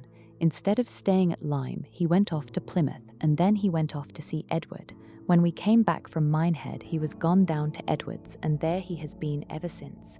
We have seen nothing of him since November.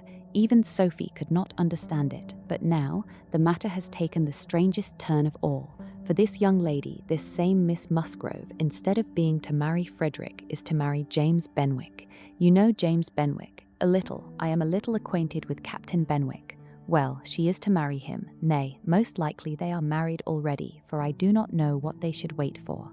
I thought Captain Benwick a very pleasing young man, said Anne, and I understand that he bears an excellent character. Oh yes, there is not a word to be said against James Benwick. He is only a commander, it is true, made last summer, and these are bad times for getting on, but he has not another fault that I know of. An excellent, good-hearted fellow, I assure you, a very active, zealous officer too, which is more than you would think for, perhaps, for that soft sort of manner does not do him justice. Indeed, you are mistaken there, sir. I should never augur want of spirit from Captain Benwick's manners. I thought them particularly pleasing, and I will answer for it, they would generally please. Well, ladies are the best judges, but James Benwick is rather too piano for me, and though very likely it is all our partiality, Sophie and I cannot help thinking Frederick's manners better than his. There is something about Frederick more to our taste. Anne was caught. She had only meant to oppose the too common idea of spirit and gentleness being incompatible with each other, not at all to represent Captain Benwick's manners as the very best that could possibly be, and after a little hesitation, she was beginning to say, I was not entering into any comparison of the two friends, but the Admiral interrupted her with, and the thing is certainly true, it is not a mere bit of gossip, we have it from Frederick himself. His sister had a letter from him yesterday, in which he tells us of it, and he had just had it in a letter from Harville, written upon the spot from Uppercross. I fancy they are all at Uppercross. This was an opportunity which Anne could not resist. She said, therefore, "I hope, Admiral, I hope there is nothing in the style of Captain Wentworth's letter to make you and Mrs. Croft particularly uneasy. It did certainly seem, last autumn, as if there were an attachment between him and Louisa Musgrove, but I hope it may be understood to have worn out on each side equally and without violence. I hope his letter does not breathe the spirit of an ill-used man. Not at all, not at all. There is not an oath or a murmur from beginning to end." Anne looked down to hide her smile. "No, no, Frederick is not a man to whine and complain. He has too much spirit for that. If the girl likes another man better, it is very fit she should have him. Certainly. But what I mean is that I hope there is nothing in Captain Wentworth's manner of writing to make you suppose he thinks himself ill-used by his friend, which might appear, you know, without its being absolutely said. I should be very sorry that such a friendship as has subsisted between him and Captain Benwick should be destroyed, or even wounded by a circumstance of this sort. Yes, yes, I understand you, but there is nothing at all of that nature in the letter. He does not give the least fling at Benwick, does not so much as say, 'I wonder at it, I have a reason of my own for wondering at it.' No, you would not guess from his way of writing that he had ever thought of this Miss What's-her-name for himself. He very handsomely hopes they will be happy together, and there is nothing very unforgiving in that, I think." Anne did not receive the perfect conviction which the Admiral meant to convey, but it would have been useless to press the inquiry farther. She therefore satisfied herself with commonplace remarks or quiet attention, and the Admiral had it all his own way. "Poor Frederick," said he at last, "now he must begin all over again with somebody else. I think we must get him to Bath. Sophie must write and beg him to come to Bath. Here are pretty girls enough, I am sure. It would be of no use to go to Uppercross again, for that other Miss Musgrove, I find, is bespoke by her cousin, the young parson. Do not you think, Miss Elliot, we had better try to get him to Bath?" XXIX. While Admiral Croft was taking this walk with Anne and expressing his wish of getting Captain Wentworth to Bath, Captain Wentworth was already on his way thither. Before Mrs. Croft had written, he was arrived, and the very next time Anne walked out, she saw him. Mr. Elliot was attending his two cousins and Mrs. Clay. They were in Milsom Street. It began to rain, not much, but enough to make shelter desirable for women, and quite enough to make it very desirable for Miss Elliot to have the advantage of being conveyed home in Lady Dalrymple's carriage, which was seen waiting at a little distance. She, Anne, and Mrs. Clay, therefore, turned into Molins, while Mr. Elliot stepped to Lady Dalrymple to request her assistance. He soon joined them again, successful, of course. Lady Dalrymple would be most happy to take them home, and would call for them in a few minutes. Her ladyship's carriage was a barouche, and did not hold more than 4 with any comfort. Miss Carteret was with her mother. Consequently, it was not reasonable to expect accommodation for all the 3 Camden Place ladies. There could be no doubt as to Miss Elliot. Whoever suffered inconvenience, she must suffer none, but it occupied a little time to settle the point of civility between the other 2. The rain was a mere trifle, and Anne was most sincere in preferring a walk with Mr. Elliot, but the rain was also a mere trifle to Mrs. Clay. She would hardly allow it even to drop at all, and her boots were so thick, much thicker than Miss Anne's, and in short her civility rendered her quite as anxious to be left to walk with Mr. Elliot as Anne could be, and it was discussed between them with a generosity so polite and so determined that the others were obliged to settle it for them, Miss Elliot maintaining that Mrs. Clay had a little cold already, and Mr. Elliot deciding on appeal that his cousin Anne's boots were rather the thickest. It was fixed accordingly that Mrs. Clay should be of the party in the carriage, and they had just reached this point when Anne, as she sat near the window, descried most decidedly and distinctly Captain Wentworth walking down the street. Her start was perceptible only to herself, but she instantly felt that she was the greatest simpleton in the world, the most unaccountable and absurd. For a few minutes she saw nothing before her. It was all confusion. She was lost, and when she had scolded back her senses, she found the others still waiting for the carriage, and Mr. Elliot, always obliging, just setting off the Union Street on a commission of Mrs. Clay's. She now felt a great inclination to go to the outer door. She wanted to see if it rained. Why was she to suspect herself of another motive? Captain Wentworth must be out of sight. She left her seat, she would go. One half of her should not be always so much wiser than the other half, or always suspecting the other of being worse than it was. She would see if it rained. She was sent back, however, in a moment by the entrance of Captain Wentworth himself, among a party of gentlemen and ladies, evidently his acquaintance, and whom he must have joined a little below Milsom Street. He was more obviously struck and confused by the sight of her than she had ever observed before. He looked quite red. For the first time since their renewed acquaintance, she felt that she was betraying the least sensibility of the two. She had the advantage of him in the preparation of the last few moments. All the overpowering, blinding, bewildering first effects of strong surprise were over with her. Still, however, she had enough to feel. It was agitation, pain, pleasure, a something between delight and misery. He spoke to her and then turned away. The character of his manner was embarrassment. She could not have called it either cold or friendly, or anything so certainly as embarrassed. After a short interval, however, he came towards her and spoke again. Mutual inquiries on common subjects passed, neither of them probably much the wiser for what they heard, and Anne continuing fully sensible of his being less at ease than formerly.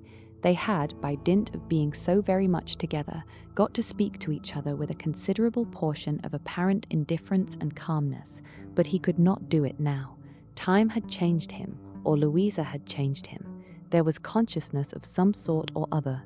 He looked very well, not as if he had been suffering in health or spirits, and he talked of Uppercross, of the Musgroves, nay, even of Louisa, and had even a momentary look of his own arch significance as he named her. But yet it was Captain Wentworth, not comfortable, not easy, not able to feign that he was. It did not surprise, but it grieved Anne to observe that Elizabeth would not know him. She saw that he saw Elizabeth, that Elizabeth saw him, that there was complete internal recognition on each side. She was convinced that he was ready to be acknowledged as an acquaintance, expecting it, and she had the pain of seeing her sister turn away with unalterable coldness. Lady Dalrymple's carriage, for which Miss Elliot was growing very impatient, now drew up. The servant came in to announce it.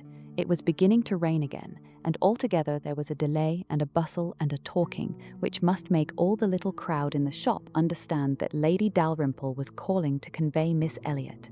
At last Miss Elliot and her friend, unattended but by the servant, for there was no cousin returned, were walking off, and Captain Wentworth, watching them, turned again to Anne, and by manner rather than words was offering his services to her. "I am much obliged to you," was her answer, "but I am not going with them. The carriage would not accommodate so many. I walk. I prefer walking. But it rains. Oh, very little. Nothing that I regard." After a moment's pause, he said, "Though I came only yesterday, I have equipped myself properly for Bath already, you see," pointing to a new umbrella. "I wish you would make use of it if you are determined to walk, though I think it would be more prudent to let me get you a chair." She was very much obliged to him, but declined it all, repeating her conviction that the rain would come to nothing at present, and adding, "I am only waiting for Mr. Elliot. He will be here in a moment, I am sure." She had hardly spoken the words when Mr. Elliot walked in. Captain Wentworth recollected him perfectly. There was no difference between him and the man who had stood on the steps at Lyme, admiring Anne as she passed, except in the air and look and manner of the privileged relation and friend.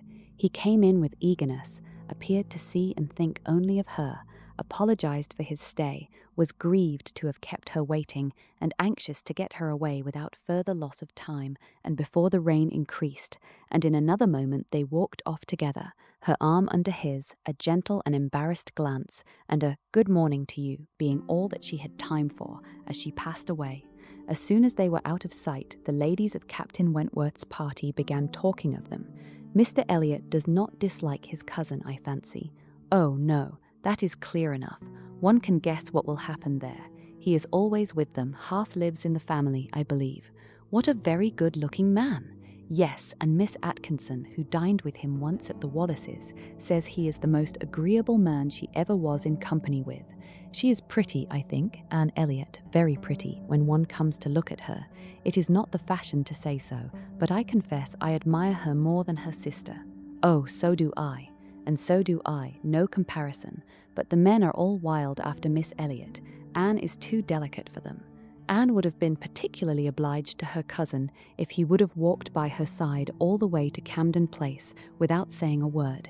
She had never found it so difficult to listen to him, though nothing could exceed his solicitude and care, and though his subjects were principally such as were wont to be always interesting, praise warm, just, and discriminating, of Lady Russell, and insinuations highly rational against Mrs. Clay. But just now she could think only of Captain Wentworth. She could not understand his present feelings, whether he were really suffering much from disappointment or not. Until that point were settled, she could not be quite herself. She hoped to be wise and reasonable in time, but alas, alas, she must confess to herself that she was not wise yet. Another circumstance very essential for her to know was how long he meant to be in Bath. He had not mentioned it, or she could not recollect it. He might be only passing through, but it was more probable that he should be come to stay. In that case, so liable as everybody was to meet everybody in Bath, Lady Russell would in all likelihood see him somewhere. Would she recollect him? How would it all be? She had already been obliged to tell Lady Russell that Louisa Musgrove was to marry Captain Benwick. It had cost her something to encounter Lady Russell's surprise, and now, if she were by any chance to be thrown into company with Captain Wentworth, her imperfect knowledge of the matter might add another shade of prejudice against him. The following morning Anne was out with her friend, and for the first hour in an incessant and fearful sort of watch for him in vain, but at last, in returning down Pulteney Street, she distinguished him on the right-hand pavement at such a distance as to have him in view the greater part of the street. There were many other men about him, many groups walking the same way, but there was no mistaking him. She looked instinctively at Lady Russell, but not from any mad idea of her recognizing him so soon as she did herself. No, it was not to be supposed that Lady Russell would perceive him till they were nearly opposite. She looked at her, however, from time to time, anxiously, and when the moment approached which must point him out, though not daring to look again, for her own countenance she knew was unfit to be seen, she was yet perfectly conscious of Lady Russell's eyes being turned exactly in the direction for him, of her being, in short, intently observing him. She could thoroughly comprehend the sort of fascination he must possess over Lady Russell's mind, the difficulty it must be for her to withdraw her eyes, the astonishment she must be feeling that 8 or 9 years should have passed over him, and in foreign climes and in active service too, without robbing him of one personal grace. At last, Lady Russell drew back her head. Now, how would she speak of him? "You will wonder," said she, "what has been fixing my eye so long, but I was looking after some window curtains which Lady Alicia and Mrs. Frankland were telling me of last night. They described the drawing-room window curtains of one of the houses on this side of the way, and this part of the street, as being the handsomest and best hung of any in Bath, but could not recollect the exact number, and I have been trying to find out which it could be, but I confess I can see no curtains hereabouts that answer their description." Anne sighed and blushed and smiled in pity and disdain, either at her friend or herself. The part which provoked her most was that in all this waste of foresight and caution she should have lost the right moment for seeing whether he saw them. A day or two passed without producing anything. The theatre or the rooms, where he was most likely to be, were not fashionable enough for the Elliots, whose evening amusements were solely in the elegant stupidity of private parties, in which they were getting more and more engaged, and Anne, wearied of such a state of stagnation, sick of knowing nothing, and fancying herself stronger because her strength was not tried, was quite impatient for the concert evening. It was a concert for the benefit of a person patronized by Lady Dalrymple. Of course they must attend. It was really expected to be a good one, and Captain Wentworth was very fond of music. If she could only have a few minutes' conversation with him again, she fancied she should be satisfied, and as to the power of addressing him, she felt all over courage if the opportunity occurred. Elizabeth had turned from him, Lady Russell overlooked him, her nerves were strengthened by these circumstances. She felt that she owed him attention. She had once partly promised Mrs. Smith to spend the evening with her, but in a short, hurried call she excused herself and put it off, with the more decided promise of a longer visit on the morrow. Mrs. Smith gave a most good-humoured acquiescence. "By all means," said she, "only tell me all about it when you do come. Who is your party?" Anne named them all. Mrs. Smith made no reply, but when she was leaving her said, and with an expression half serious, half arch, "Well, I heartily wish your concert may answer, and do not fail me tomorrow if you can come, for I begin to have a foreboding that I may not have many more visits from you." Anne was startled and confused, but after standing in a moment's suspense was obliged, and not sorry to be obliged, to hurry away. Sir Walter, his 2 daughters, and Mrs. Clay were the earliest of all their party at the rooms in the evening, and as Lady Dalrymple must be waited for, they took their station by one of the fires in the octagon room. But hardly were they so settled when the door opened again and Captain Wentworth walked in alone. Anne was the nearest to him, and making yet a little advance, she instantly spoke.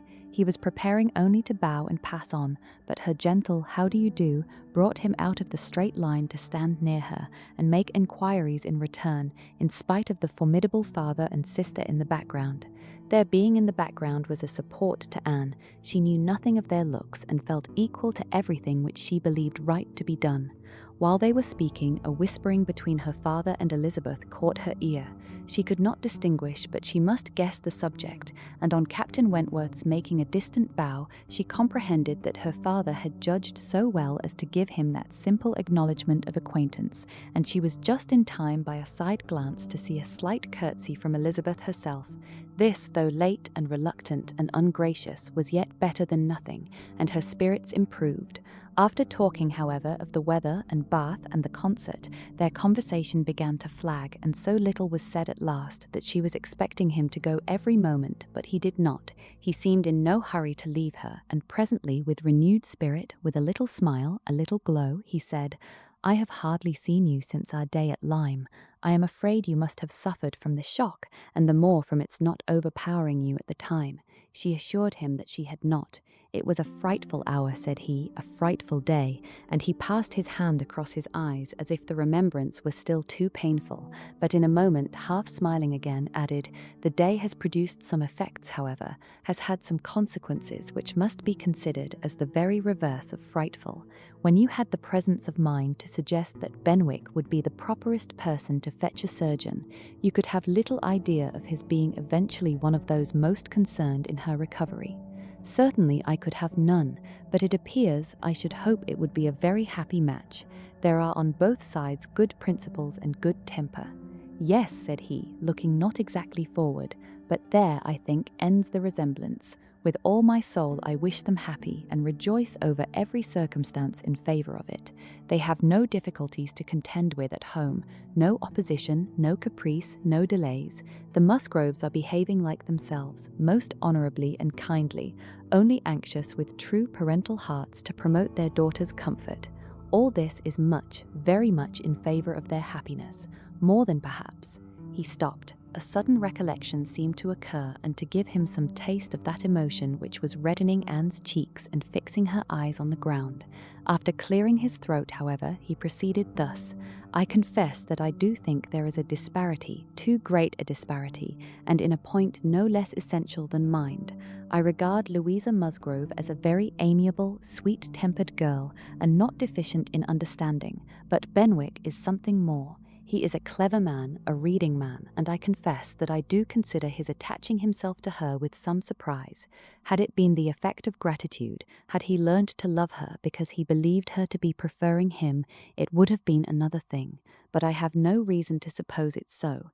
It seems, on the contrary, to have been a perfectly spontaneous, untaught feeling on his side, and this surprises me. A man like him, in his situation, with a heart pierced, wounded, almost broken. Fanny Harville was a very superior creature, and his attachment to her was indeed attachment. A man does not recover from such a devotion of the heart to such a woman. He ought not, he does not, either from the consciousness, however, that his friend had recovered, or from some other consciousness. He went no farther, and Anne, who, in spite of the agitated voice in which the latter part had been uttered, and in spite of all the various noises of the room, the almost ceaseless slam of the door and ceaseless buzz of persons walking through, had distinguished every word, was struck, gratified, confused, and beginning to breathe very quick and feel 100 things in a moment. It was impossible for her to enter on such a subject, and yet, after a pause, feeling the necessity of speaking and having not the smallest wish for a total change, she only deviated so far as to say, You were a good while at Lyme, I think. About a fortnight. I could not leave it till Louisa's doing well was quite ascertained. I had been too deeply concerned in the mischief to be soon at peace.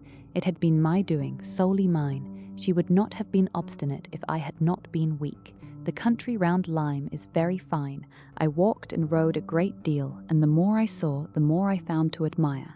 I should very much like to see Lyme again, said Anne. Indeed, I should not have supposed that you could have found anything in Lyme to inspire such a feeling. The horror and distress you were involved in, the stretch of mind, the wear of spirits, I should have thought your last impressions of Lyme must have been strong disgust. The last few hours were certainly very painful, replied Anne, but when pain is over, the remembrance of it often becomes a pleasure. One does not love a place the less for having suffered in it, unless it has been all suffering, nothing but suffering, which was by no means the case at Lyme. We were only in anxiety and distress during the last 2 hours, and previously there had been a great deal of enjoyment, so much novelty and beauty. I have travelled so little that every fresh place would be interesting to me, but there is real beauty at Lyme, and in short, with a faint blush at some recollections, altogether my impressions of the place are very agreeable.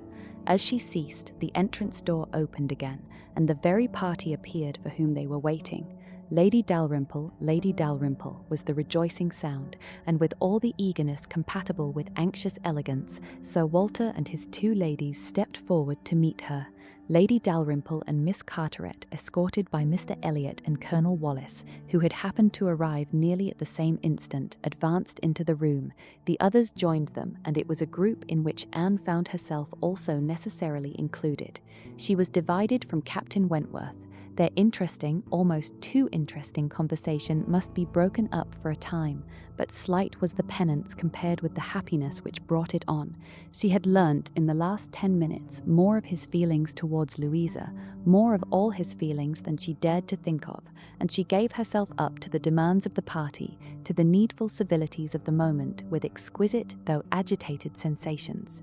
She was in good humour with all. She had received ideas which disposed her to be courteous and kind to all, and to pity everyone as being less happy than herself. The delightful emotions were a little subdued when, on stepping back from the group to be joined again by Captain Wentworth, she saw that he was gone. She was just in time to see him turn into the concert room. He was gone. He had disappeared. She felt a moment's regret, but they should meet again. He would look for her. He would find her out long before the evening were over, and at present, perhaps, it was as well to be asunder. She was in need of a little interval for recollection. Upon Lady Russell's appearance soon afterwards, the whole party was collected, and all that remained was to marshal themselves and proceed into the concert room, and be of all the consequence in their power, draw as many eyes, excite as many whispers, and disturb as many people as they could. Very, very happy were both Elizabeth and Anne Elliot as they walked in, Elizabeth arm in arm with Miss Carteret, and looking on the broad back of the Dowager Viscountess Dalrymple before her, had nothing to wish for which did not seem within her reach, and Anne, but it would be an insult to the nature of Anne's felicity to draw any comparison between it and her sisters, the origin of one all selfish vanity, of the other all generous attachment. Anne saw nothing, thought nothing of the brilliancy of the room. Her happiness was from within. Her eyes were bright and her cheeks glowed, but she knew nothing about it. She was thinking only of the last half hour, and as they passed to their seats, her mind took a hasty range over it. His choice of subjects, his expressions, and still more his manner and look, had been such as she could see in only one light. His opinion of Louisa Musgrove's inferiority, an opinion which he had seemed solicitous to give, his wonder at Captain Benwick, his feelings as to a first strong attachment, sentences begun which he could not finish, his half-averted eyes and more than half-expressive glance, all declared that he had a heart returning to her at least, that anger, resentment, avoidance were no more, and that they were succeeded not merely by friendship and regard, but by the tenderness of the past. Yes, some share of the tenderness of the past. She could not contemplate the change as implying less. He must love her. These were thoughts, with their attendant visions, which occupied and flurried her too much to leave her any power of observation, and she passed along the room without having a glimpse of him, without even trying to discern him. When their places were determined on, and they were all properly arranged, She looked round to see if he should happen to be in the same part of the room, but he was not. Her eye could not reach him, and the concert being just opening, she must consent for a time to be happy in an humbler way. The party was divided and disposed of on 2 contiguous benches. Anne was among those on the foremost, and Mr. Elliot had manoeuvred so well, with the assistance of his friend Colonel Wallis, as to have a seat by her. Miss Elliot, surrounded by her cousins and the principal object of Colonel Wallis's gallantry, was quite contented. Anne's mind was in a most favourable state for the entertainment of the evening. It was just occupation enough. She had feelings for the tender, spirits for the gay, attention for the scientific, and patience for the wearisome, and had never liked a concert better, at least during the first act. Towards the close of it, in the interval succeeding an Italian song, she explained the words of the song to Mr. Elliot. They had a concert bill between them.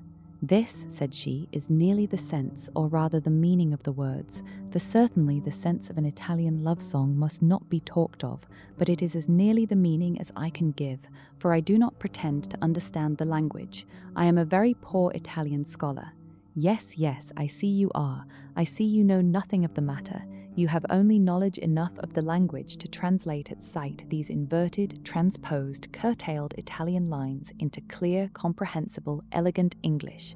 You need not say anything more of your ignorance. Here is complete proof. I will not oppose such kind politeness, but I should be sorry to be examined by a real proficient. "I have not had the pleasure of visiting in Camden Place so long," replied he, "without knowing something of Miss Anne Elliot, and I do regard her as one who is too modest for the world in general to be aware of half her accomplishments, and too highly accomplished for modesty to be natural in any other woman. For shame, for shame! This is too much of flattery. I forget what we are to have next," turning to the bill. "Perhaps," said Mr. Elliot, speaking low, "I have had a longer acquaintance with your character than you are aware of." "Indeed? How so? You can have been acquainted with it only since I came to Bath, excepting as you might hear me previously spoken of in my own family. I knew you by report long before you came to Bath. I had heard you described by those who knew you intimately. I have been acquainted with you by character many years. Your person, your disposition, accomplishments, manner, they were all described, they were all present to me." Mr. Elliot was not disappointed in the interest he hoped to raise. No one can withstand the charm of such a mystery. To have been described long ago to a recent acquaintance by nameless people is irresistible, and Anne was all curiosity. She wondered and questioned him eagerly, but in vain. He delighted in being asked, but he would not tell. No, no, some time or other, perhaps, but not now. He would mention no names now, but such, he could assure her, had been the fact. He had many years ago received such a description of Miss Anne Elliot as had inspired him with the highest idea of her merit, and excited the warmest curiosity to know her. Anne could think of no one so likely to have spoken with partiality of her many years ago as the Mr. Wentworth of Monkford, Captain Wentworth's brother. He might have been in Mr. Elliot's company, but she had not courage to ask the question. "The name of Anne Elliot," said he, "has long had an interesting sound to me. Very long has it possessed a charm over my fancy, and if I dared, I would breathe my wishes that the name might never change." Such, she believed, were his words, but scarcely had she received their sound than her attention was caught by other sounds immediately behind her, which rendered everything else trivial. Her father and Lady Dalrymple were speaking.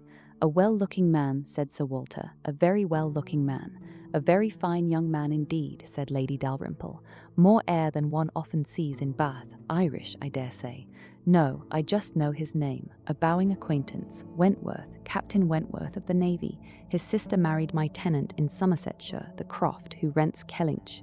Before Sir Walter had reached this point, Anne's eyes had caught the right direction and distinguished Captain Wentworth standing among a cluster of men at a little distance. As her eyes fell on him, his seemed to be withdrawn from her. It had that appearance. It seemed as if she had been one moment too late, and as long as she dared observe, he did not look again. But the performance was recommencing, and she was forced to seem to restore her attention to the orchestra and look straight forward. When she could give another glance, he had moved away. He could not have come nearer to her if he would. She was so surrounded and shut in, but she would rather have caught his eye.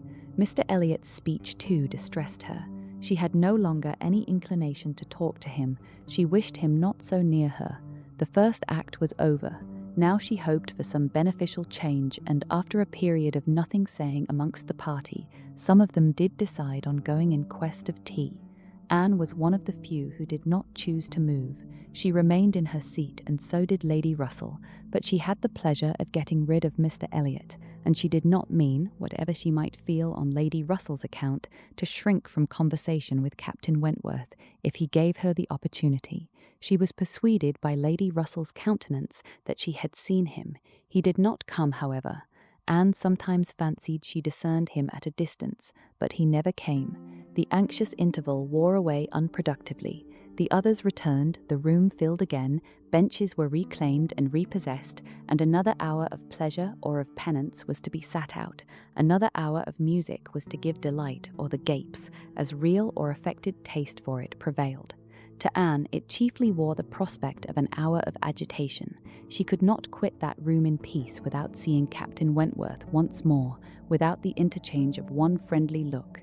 In resettling themselves, there were now many changes, the result of which was favourable for her. Colonel Wallis declined sitting down again, and Mr. Elliot was invited by Elizabeth and Miss Carteret, in a manner not to be refused, to sit between them, and by some other removals and a little scheming of her own, Anne was enabled to place herself much nearer the end of the bench than she had been before, much more within reach of a passer-by. She could not do so without comparing herself with Miss Larolles, the inimitable Miss Larolles, but still she did it, and not with much happier effect, though by what seemed prosperity in the shape of an early abdication in her next neighbours, she found herself at the very end of the bench before the concert closed. Such was her situation, with a vacant space at hand, when Captain Wentworth was again in sight. She saw him not far off. He saw her too, yet he looked grave and seemed irresolute, and only by very slow degrees came at last near enough to speak to her. She felt that something must be the matter. The change was indubitable. The difference between his present air and what it had been in the octagon room was strikingly great. Why was it? She thought of her father, of Lady Russell. Could there have been any unpleasant glances? He began by speaking of the concert gravely, more like the Captain Wentworth of Uppercross, owned himself disappointed, had expected better singing, and in short must confess that he should not be sorry when it was over. Anne replied and spoke in defence of the performance so well, and yet in allowance for his feelings so pleasantly, that his countenance improved, and he replied again with almost a smile. They talked for a few minutes more.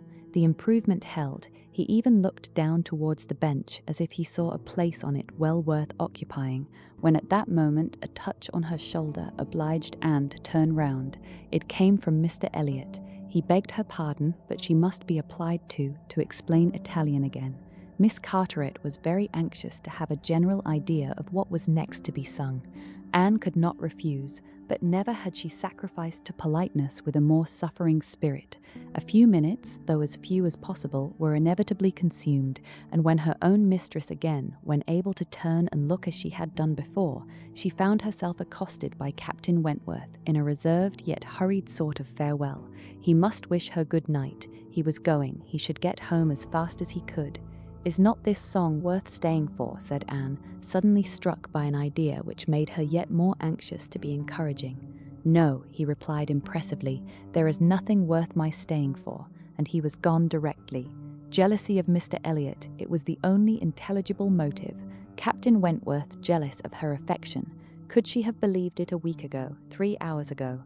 For a moment the gratification was exquisite, but alas, there were very different thoughts to succeed. How was such jealousy to be quieted? How was the truth to reach him? How, in all the peculiar disadvantages of their respective situations, would he ever learn her real sentiments? It was misery to think of Mr. Elliot's attentions.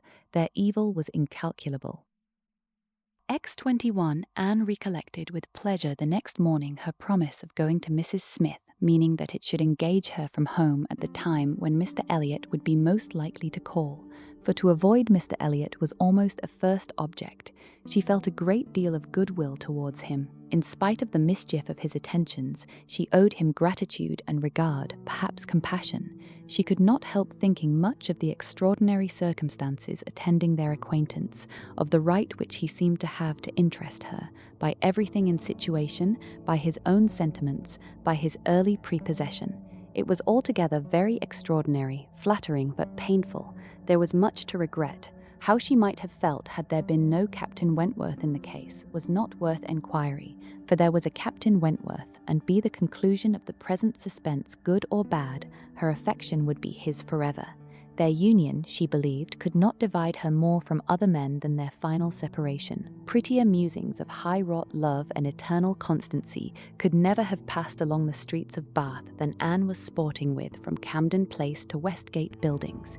It was almost enough to spread purification and perfume all the way.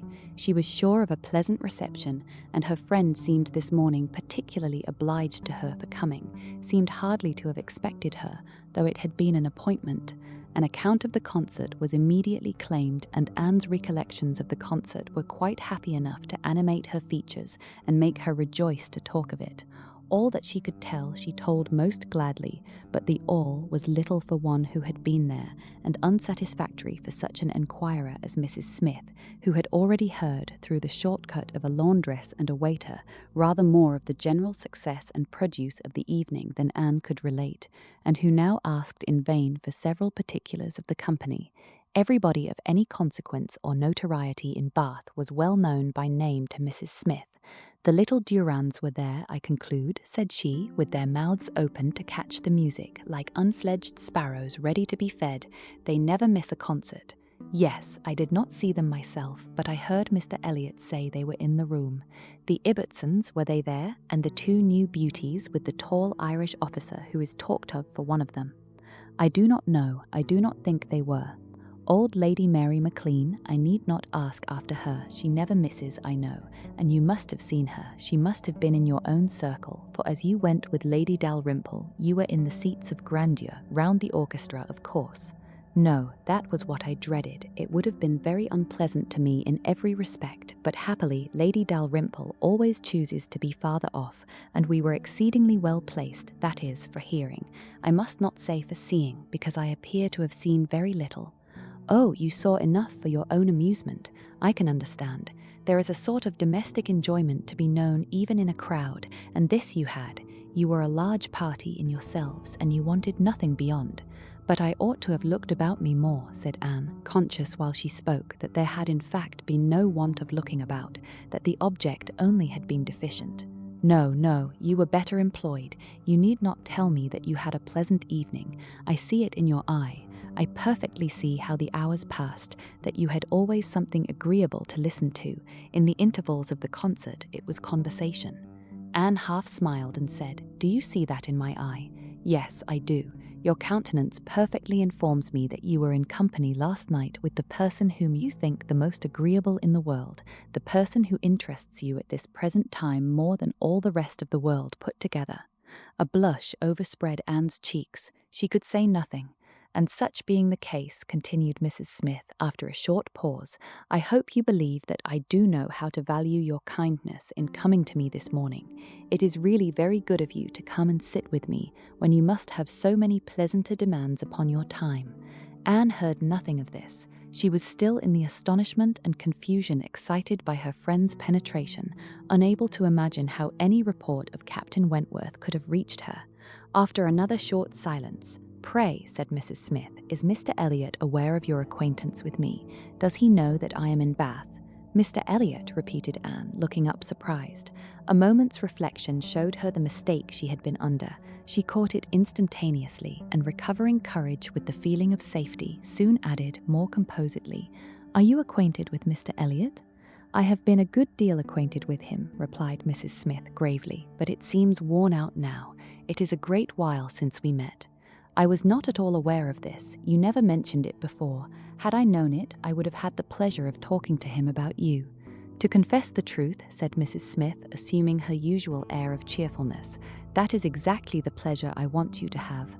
I want you to talk about me to Mr. Elliot. I want your interest with him. He can be of essential service to me, and if you would have the goodness, my dear Miss Elliot, to make it an object to yourself, of course it is done. I should be extremely happy. I hope you cannot doubt my willingness to be of even the slightest use to you," replied Anne, "but I suspect that you are considering me as having a higher claim on Mr. Elliot, a greater right to influence him than is really the case. I am sure you have, somehow or other, imbibed such a notion. You must consider me only as Mr. Elliot's relation. If in that light there is anything which you suppose his cousin might fairly ask of him, I beg you would not hesitate to employ me." Mrs. Smith gave her a penetrating glance, and then, smiling, said, "I have been a little premature, I perceive. I beg your pardon. I ought to have waited for official information. But now, my dear Miss Elliot, as an old friend, do give me a hint as to when I may speak. Next week? To be sure, by next week I may be allowed to think it all settled and build my own selfish schemes on Mr. Elliot's good fortune." "No," replied Anne, "nor next week, nor next, nor next. I assure you that nothing of the sort you are thinking of will be settled any week. I am not going to marry Mr. Elliot. I should like to know why you imagine I am."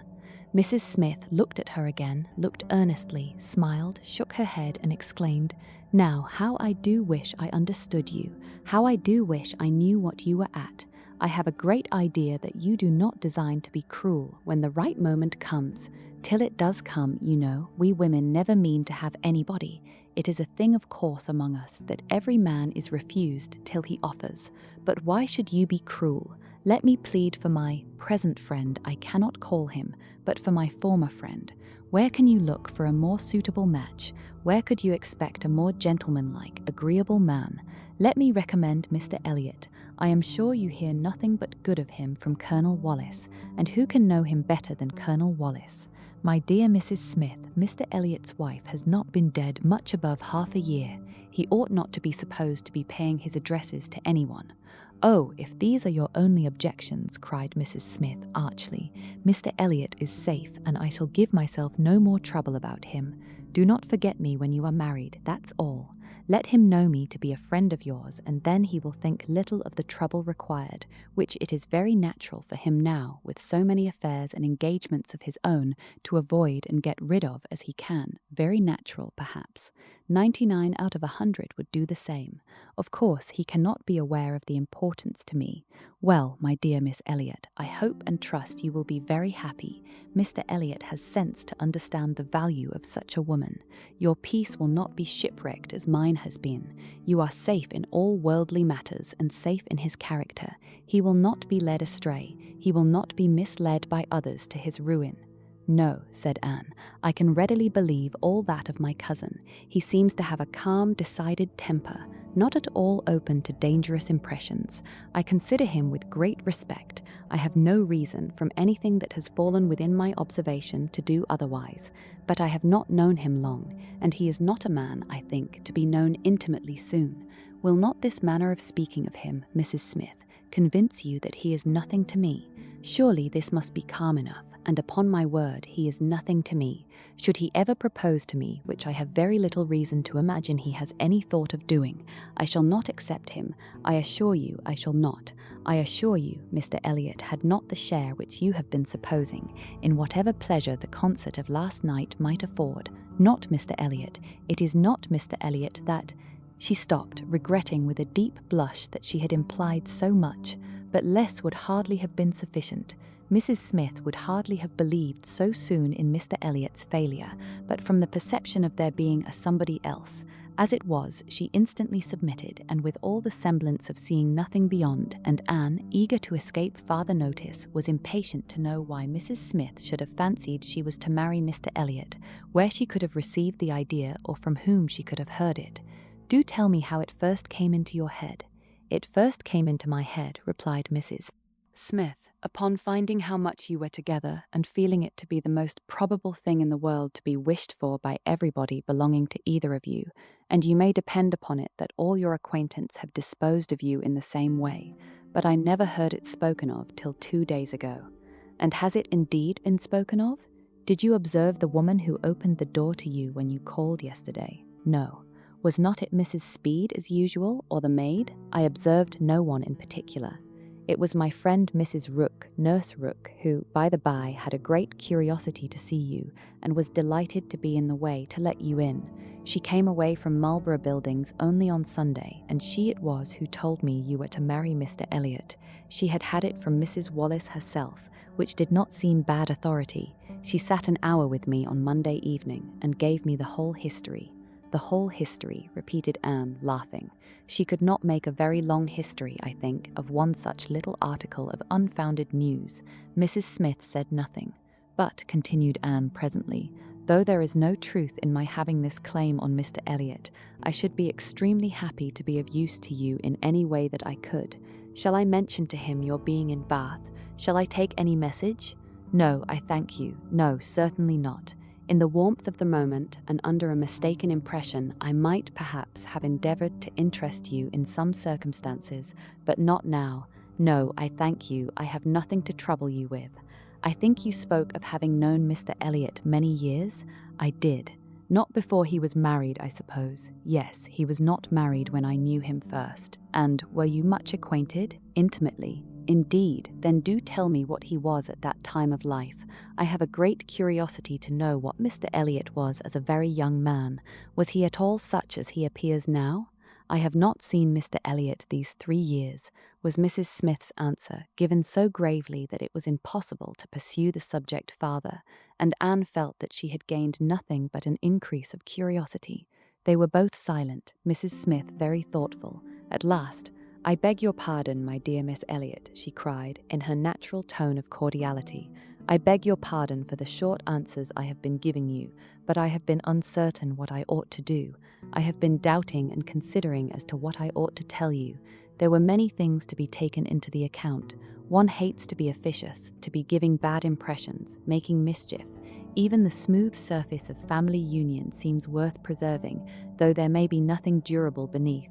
However, I have determined, I think I am right, I think you ought to be made acquainted with Mr. Elliot's real character, though I fully believe that at present you have not the smallest intention of accepting him. There is no saying what may happen.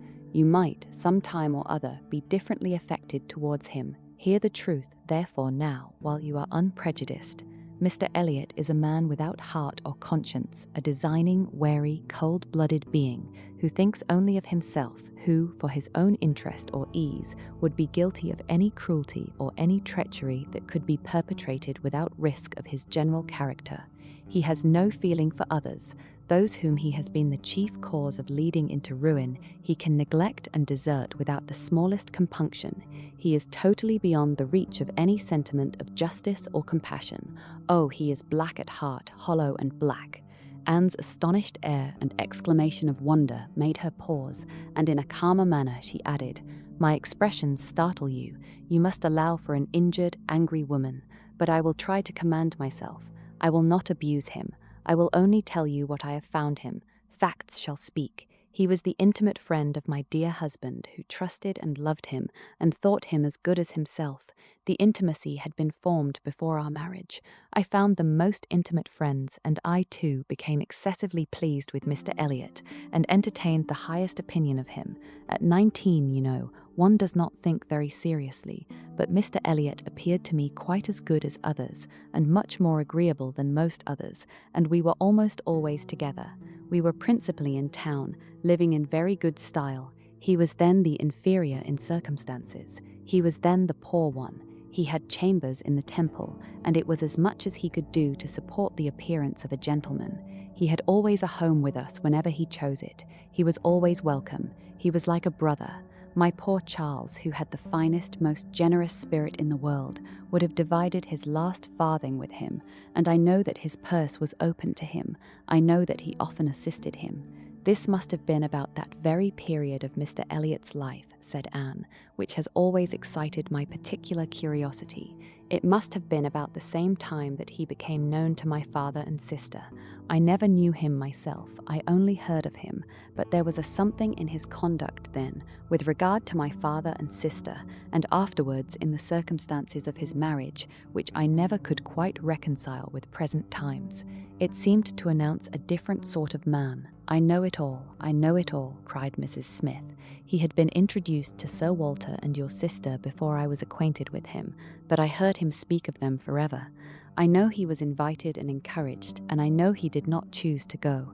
I can satisfy you, perhaps, on points which you would little expect, and as to his marriage, I knew all about it at the time.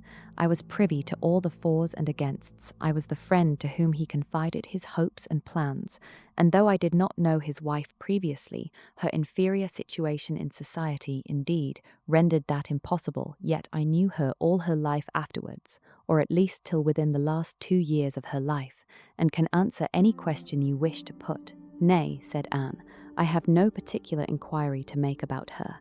I have always understood they were not a happy couple, but I should like to know why, at that time of his life, he should slight my father's acquaintance as he did. My father was certainly disposed to take very kind and proper notice of him. Why did Mr. Elliot draw back? Mr. Elliot, replied Mrs. Smith, at that period of his life had one object in view, to make his fortune, and by a rather quicker process than the law. He was determined to make it by marriage. He was determined, at least, not to mar it by an imprudent marriage, and I know it was his belief, whether justly or not, of course I cannot decide, that your father and sister, in their civilities and invitations, were designing a match between the heir and the young lady, and it was impossible that such a match should have answered his ideas of wealth and independence. That was his motive for drawing back, I can assure you. He told me the whole story. He had no concealments with me. It was curious that, having just left you behind me in Bath, my first and principal acquaintance on marrying should be your cousin, and that, through him, I should be continually hearing of your father and sister. He described one Miss Elliot, and I thought very affectionately of the other. Perhaps, cried Anne, struck by a sudden idea, you sometimes spoke of me to Mr. Elliot. To be sure I did, very often. I used to boast of my own Anne Elliot and vouch for your being a very different creature from— She checked herself just in time. This accounts for something which Mr. Elliot said last night, cried Anne. This explains it. I found he had been used to hear of me. I could not comprehend how. What wild imaginations one forms where dear self is concerned. How sure to be mistaken. But I beg your pardon, I have interrupted you. Mr. Elliot married then completely for money. The circumstances, probably, which first opened your eyes to his character. Mrs. Smith hesitated a little here. Oh, those things are too common. When one lives in the world, a man or woman's marrying for money is too common to strike one as it ought. I was very young and associated only with the young, and we were a thoughtless, gay set without any strict rules of conduct. We lived for enjoyment. I think differently now. Time and sickness and sorrow have given me other notions, but at that period I must own I saw nothing reprehensible in what Mr. Elliot was doing. To do the best for himself passed as a duty. But was not she a very low woman? Yes, which I objected to, but he would not regard. Money was all that he wanted. Her father was a grazier, her grandfather had been a butcher, but that was all nothing. She was a fine woman, had had a decent education, was brought forward by some cousins, thrown by chance into Mr. Elliot's company and fell in love with him, and not a difficulty or a scruple was there on his side with respect to her birth. All his caution was spent in being secured of the real amount of her fortune before he committed himself. Depend upon it, whatever esteem Mr. Elliot may have for his own situation in life now, as a young man he had not the smallest value for it. His chance of the Kellynch estate was something, but all the honour of the family he held as cheap as dirt. I have often heard him declare that if baronetcies were saleable, anybody should have his for £50, arms and motto, name and livery included, but I will not pretend to repeat half that I used to hear him say on that subject. It would not be fair, and yet you ought to have proof, for what is all this but assertion, and you shall have proof. Indeed, my dear Mrs. Smith, I want none, cried Anne. You have asserted nothing contradictory to what Mr. Elliot appeared to be some years ago. This is all in confirmation, rather, of what we used to hear and believe. I am more curious to know why he should be so different now. But for my satisfaction, if you will have the goodness to ring for Mary, stay, I am sure you will have the still greater goodness of going yourself into my bedroom and bringing me the small inlaid box which you will find on the upper shelf of the closet. Anne, seeing her friend to be earnestly bent on it, did as she was desired. The box was brought and placed before her, and Mrs. Smith, sighing over it as she unlocked it, said, "This is full of papers belonging to him, to my husband, a small portion only of what I had to look over when I lost him. The letter I am looking for was one written by Mr. Elliot to him before our marriage, and happened to be saved. Why, one can hardly imagine, but he was careless and immethodical, like other men, about those things, and when I came to examine his papers, I found it with others still more trivial, from different people scattered here and there, while many letters and memorandums of real importance had been destroyed. Here it is. I would not burn it, because being even then very little satisfied with Mr. Elliot, I was determined to preserve every document of former intimacy. I have now another motive for being glad that I can produce it." This was the letter, directed to Charles Smith, SQL, Tunbridge Wells, and dated from London as far back as July 1803. "Dear Smith, I have received yours. Your kindness almost overpowers me. I wish nature had made such hearts as yours more common, but I have lived 23 years in the world, and have seen none like it. At present, believe me, I have no need of your services, being in cash again. Give me joy, I have got rid of Sir Walter and Miss. They are gone back to Kellynch, and almost made me swear to visit them this summer, but my first visit to Kellynch will be with a surveyor, to tell me how to bring it with best advantage to the hammer. The baronet, nevertheless, is not unlikely to marry again. He is quite fool enough. If he does, however, they will leave me in peace, which may be a decent equivalent for the reversion. He is worse than last year. I wish I had any name but Elliot. I am sick of it. The name of Walter I can drop, thank God, and I desire you will never insult me with my second W again, meaning, for the rest of my life, to be only yours truly, W. M. Elliot." Such a letter could not be read without putting Anne in a glow, and Mrs. Smith, observing the high colour in her face, said, "The language, I know, is highly disrespectful. Though I have forgot the exact terms, I have a perfect impression of the general meaning, but it shows you the man. Mark his professions to my poor husband. Can anything be stronger?" Anne could not immediately get over the shock and mortification of finding such words applied to her father. She was obliged to recollect that her seeing the letter was a violation of the laws of honour, that no one ought to be judged or to be known by such testimonies, that no private correspondence could bear the eye of others, before she could recover calmness enough to return the letter which she had been meditating over, and say, "Thank you, this is full proof undoubtedly, proof of everything you were saying, but why be acquainted with us now?" "I can explain this too," cried Mrs. Smith, smiling. "Can you really?" "Yes, I have shown you Mr. Elliot as he was a dozen years ago, and I will show him as he is now. I cannot produce written proof again, but I can give as authentic oral testimony as you can desire of what he is now wanting and what he is now doing. He is no hypocrite now. He truly wants to marry you. His present attentions to your family are very sincere, quite from the heart. I will give you my authority, his friend Colonel Wallis." "Colonel Wallis? You are acquainted with him?" "No, it does not come to me in quite so direct a line as that. It takes a bend or two, but nothing of consequence. The stream is as good as at first. The little rubbish it collects in the turnings is easily moved away. Mr. Elliot talks unreservedly to Colonel Wallis of his views on you, which said Colonel Wallis I imagine to be in himself a sensible, careful, discerning sort of character, but Colonel Wallis has a very pretty silly wife, to whom he tells things which he had better not, and he repeats it all to her. She, in the overflowing spirits of her recovery, repeats it all to her nurse, and the nurse, knowing my acquaintance with you, very naturally brings it all to me. On Monday evening, my good friend Mrs. Rooke let me thus much into the secrets of Marlborough Buildings.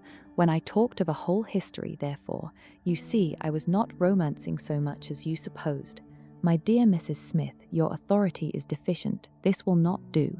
Mr. Elliot's having any views on me will not in the least account for the efforts he made towards a reconciliation with my father. That was all prior to my coming to Bath. I found them on the most friendly terms when I arrived. I know you did, I know it all perfectly, but, indeed, Mrs. Smith, we must not expect to get real information in such a line. Facts or opinions which are to pass through the hands of so many, to be misconceived by folly in one and ignorance in another, can hardly have much truth left.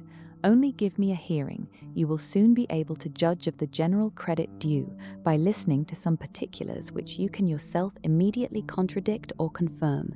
Nobody supposes that you were his first inducement. He had seen you indeed before he came to Bath and admired you, but without knowing it to be you. So says my historian, at least. Is this true? Did he see you last summer or autumn, somewhere down in the west, to use her own words, without knowing it to be you? He certainly did. So far it is very true. At Lyme. I happened to be at Lyme. Well, continued Mrs. Smith triumphantly, grant my friend the credit due to the establishment of the first point asserted. He saw you then at Lyme, and liked you so well as to be exceedingly pleased to meet with you again in Camden Place as Miss Anne Elliot, and from that moment I have no doubt had a double motive in his visits there. But there was another and an earlier, which I will now explain. If there is anything in my story which you know to be either false or improbable, stop me. My account states that your sister's friend, the lady now staying with you, whom I have heard you mention, came to Bath with Miss Elliot and Sir Walter as long ago as September, in short, when they first came themselves, and has been staying there ever since, that she is a clever, insinuating, handsome woman, poor and plausible, and altogether such in situation and manner as to give a general idea among Sir Walter's acquaintance of her meaning to be Lady Elliot, and as general a surprise that Miss Elliot should be apparently blind to the danger.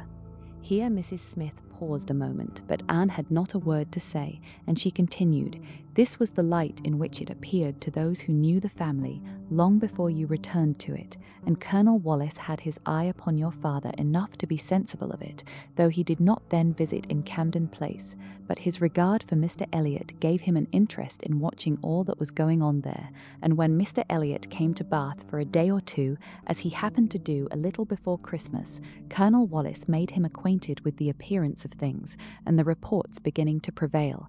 Now you are to understand that time had worked a very material change in Mr. Elliot's opinions as to the value of a baronetcy. Upon all points of blood and connection he is a completely altered man.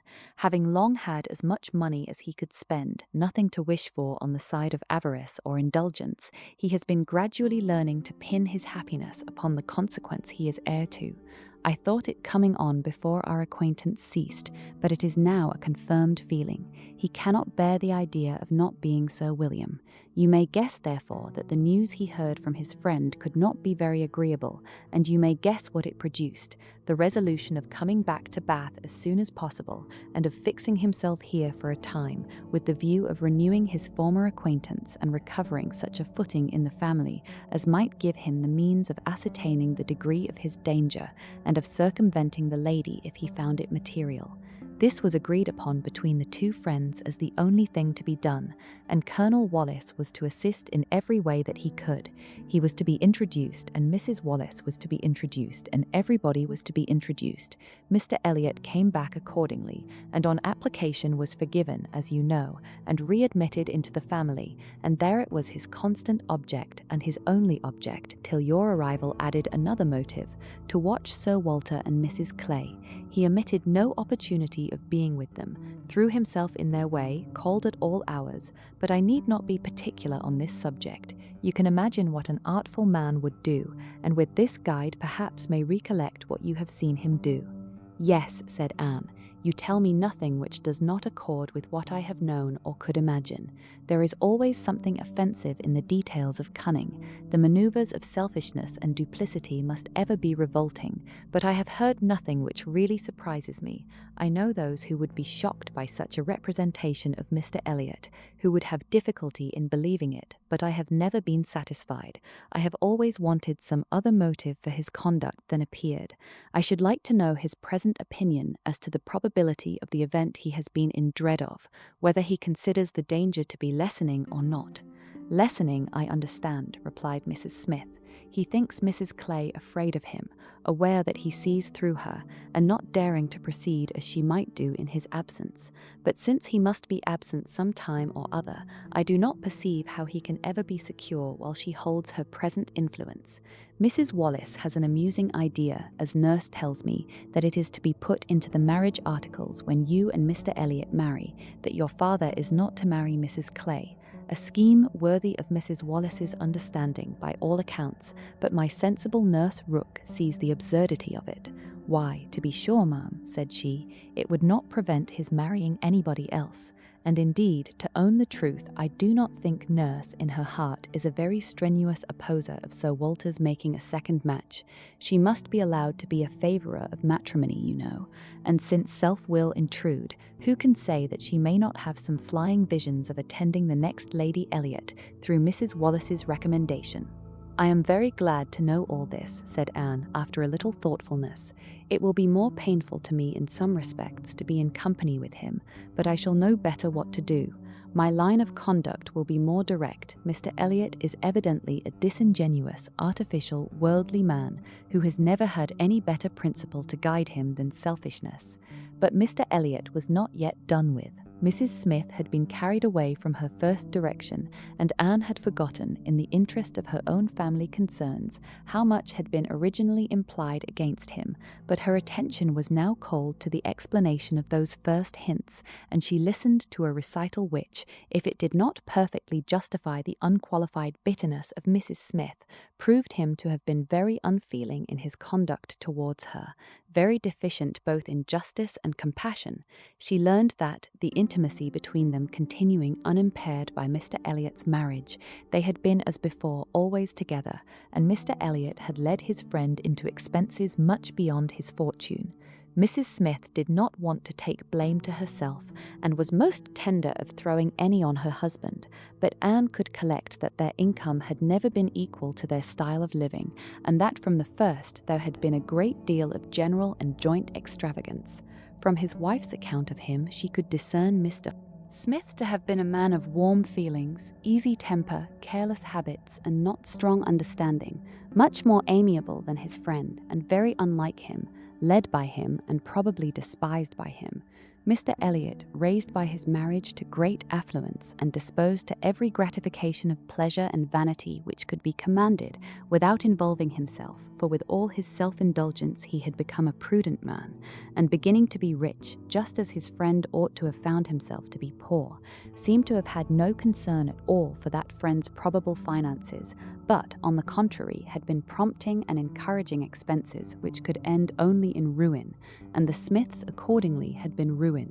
The husband had died just in time to be spared the full knowledge of it. They had previously known embarrassments enough to try the friendship of their friends, and to prove that Mr. Elliot's had better not be tried, but it was not till his death that the wretched state of his affairs was fully known.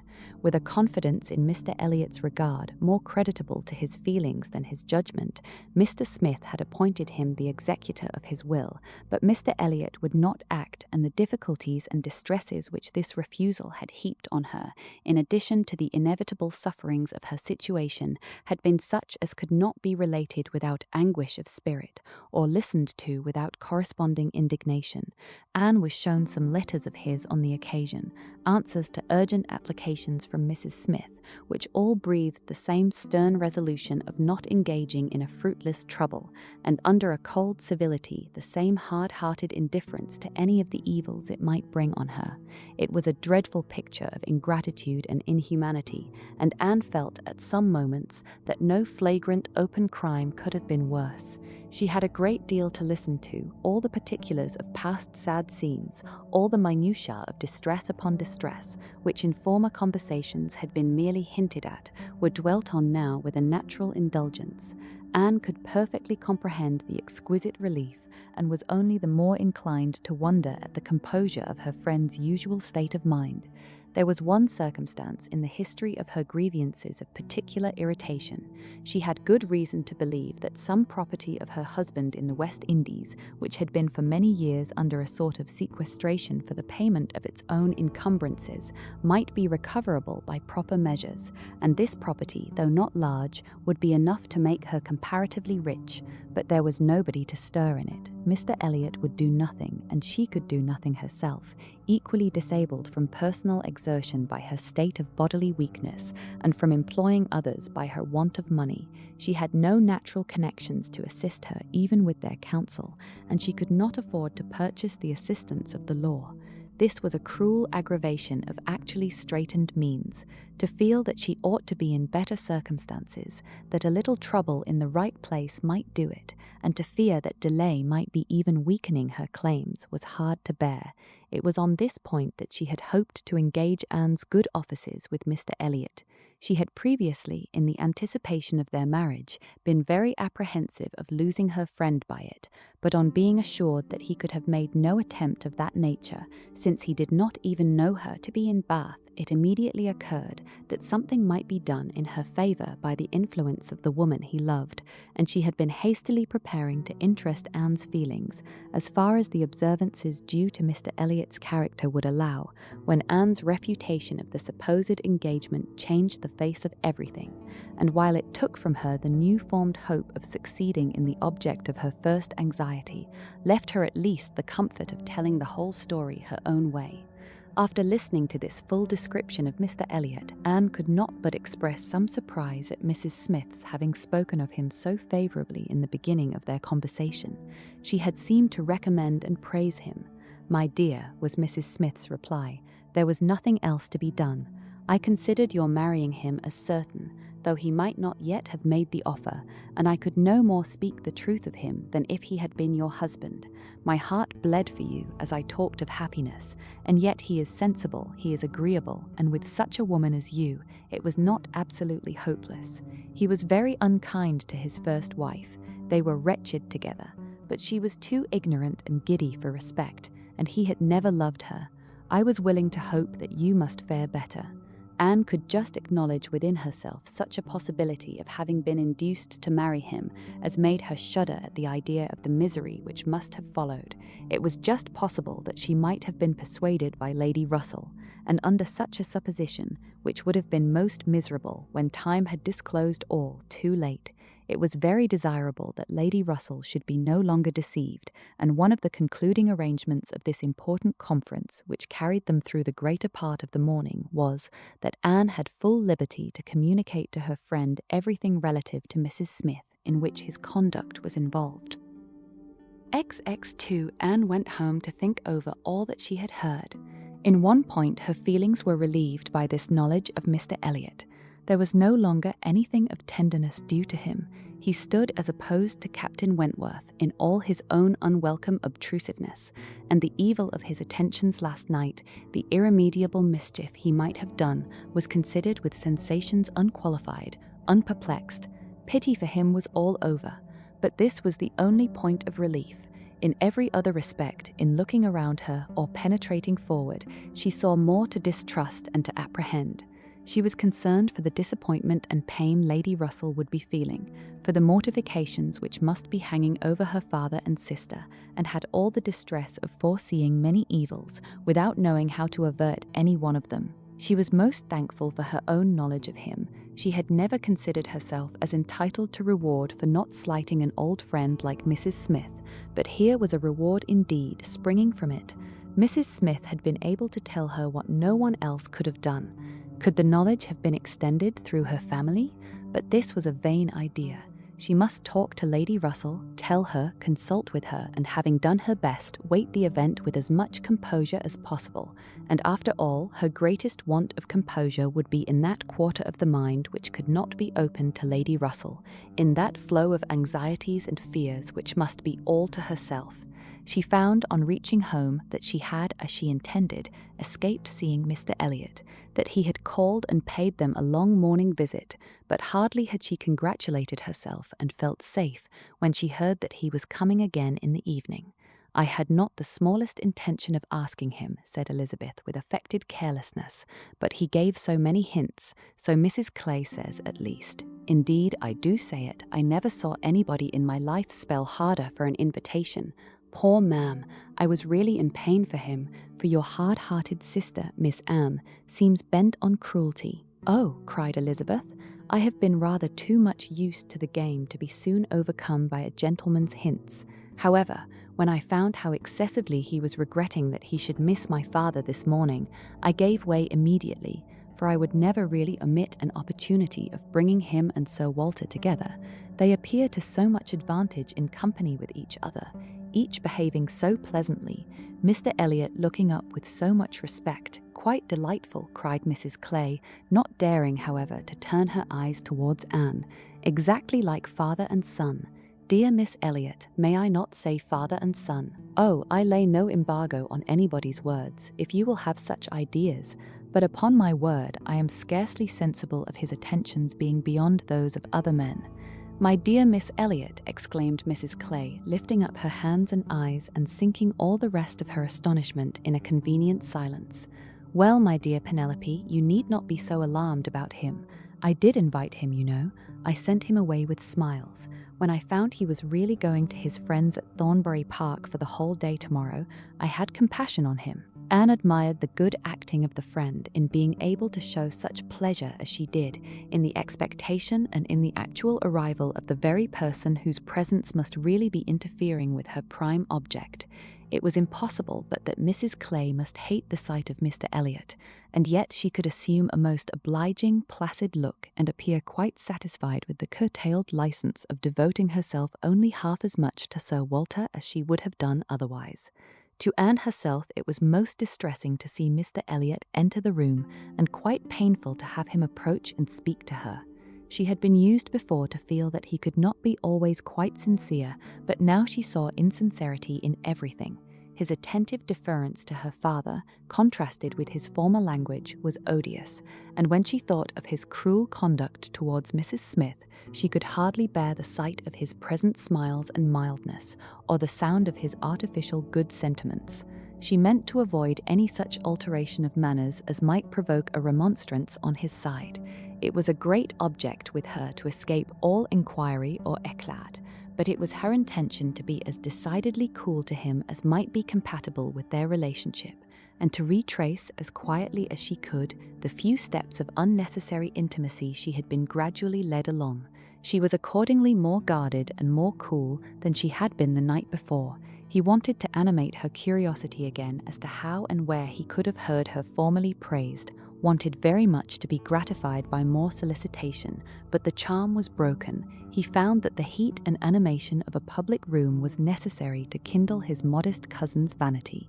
He found at least that it was not to be done now by any of those attempts which he could hazard among the too commanding claims of the others. He little surmised that it was a subject acting now exactly against his interest, bringing immediately to her thoughts all those parts of his conduct which were least excusable.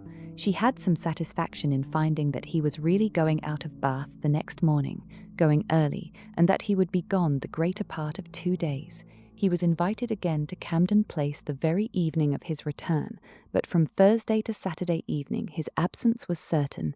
It was bad enough that a Mrs. Clay should be always before her, but that a deeper hypocrite should be added to their party seemed the destruction of everything like peace and comfort. It was so humiliating to reflect on the constant deception practiced on her father and Elizabeth, to consider the various sources of mortification preparing for them. Mrs. Clay's selfishness was not so complicate nor so revolting as his, and Anne would have compounded for the marriage at once with all its evils, to be clear of Mr. Elliot's subtleties in endeavouring to prevent it. On Friday morning she meant to go very early to Lady Russell and accomplish the necessary communication, and she would have gone directly after breakfast, but that Mrs. Clay was also going out on some obliging purpose of saving her sister trouble, which determined her to wait till she might be safe from such a companion. She saw Mrs. Clay fairly off, therefore, before she began to talk of spending the morning in Rivers Street. "Very well," said Elizabeth, "I have nothing to send but my love. Oh, you may as well take back that tiresome book she would lend me, and pretend I have read it through. I really cannot be plaguing myself forever with all the new poems and states of the nation that come out. Lady Russell quite bores one with her new publications. You need not tell her so, but I thought her dress hideous the other night. I used to think she had some taste in dress, but I was ashamed of her at the concert. Something so formal and arrangé in her air, and she sits so upright. My best love, of course, and mine," added Sir Walter, "kindest regards, and you may say that I mean to call upon her soon. Make a civil message, but I shall only leave my card. Morning visits are never fair by women at her time of life who make themselves up so little. If she would only wear rouge, she would not be afraid of being seen. But last time I called, I observed the blinds were let down immediately. While her father spoke, there was a knock at the door. Who could it be?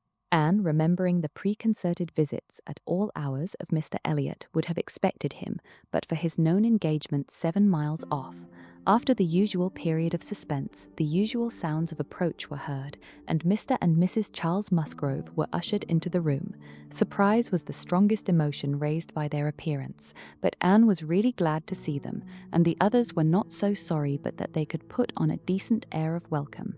And as soon as it became clear that these, their nearest relations, were not arrived with any views of accommodation in that house, Sir Walter and Elizabeth were able to rise in cordiality and do the honours of it very well.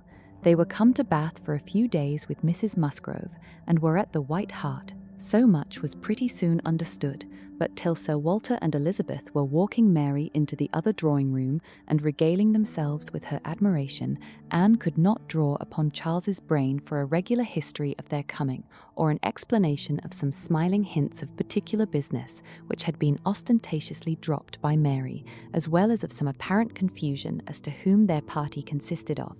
She then found that it consisted of Mrs. Musgrove, Henrietta, and Captain Harville, beside their 2 selves. He gave her a very plain, intelligible account of the whole, a narration in which she saw a great deal of most characteristic proceeding. The scheme had received its first impulse by Captain Harville's wanting to come to Bath on business. He had begun to talk of it a week ago, and by way of doing something, as shooting was over, Charles had proposed coming with him, and Mrs. Harville had seemed to like the idea of it very much, as an advantage to her husband, but Mary could not bear to be left, and had made herself so unhappy about it that for a day or two everything seemed to be in suspense or at an end. But then it had been taken up by his father and mother. His mother had some old friends in Bath whom she wanted to see. It was thought a good opportunity for Henrietta to come and buy wedding clothes for herself and her sister, and in short it ended in being his mother's party, that everything might be comfortable and easy to Captain Harville, and he and Mary were included in it by way of general convenience. They had arrived late the night before. Mrs. Harville, her children, and Captain Benwick remained with Mr. Musgrove and Louisa at Uppercross. Anne's only surprise was that affairs should be in forwardness enough for Henrietta's wedding clothes to be talked of.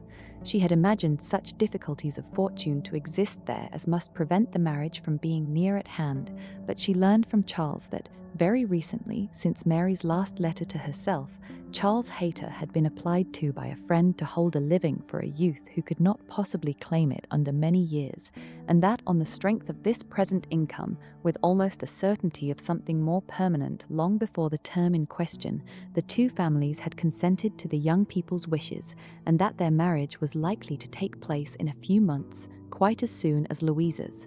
And a very good living it was, Charles added, only 25 miles from Uppercross, and in a very fine country, fine part of Dorsetshire, in the centre of some of the best preserves in the kingdom, surrounded by 3 great proprietors, each more careful and jealous than the other, and to 2 of the 3 at least, Charles Hayter might get a special recommendation. Not that he will value it as he ought, he observed. Charles is too cool about sporting. That's the worst of him.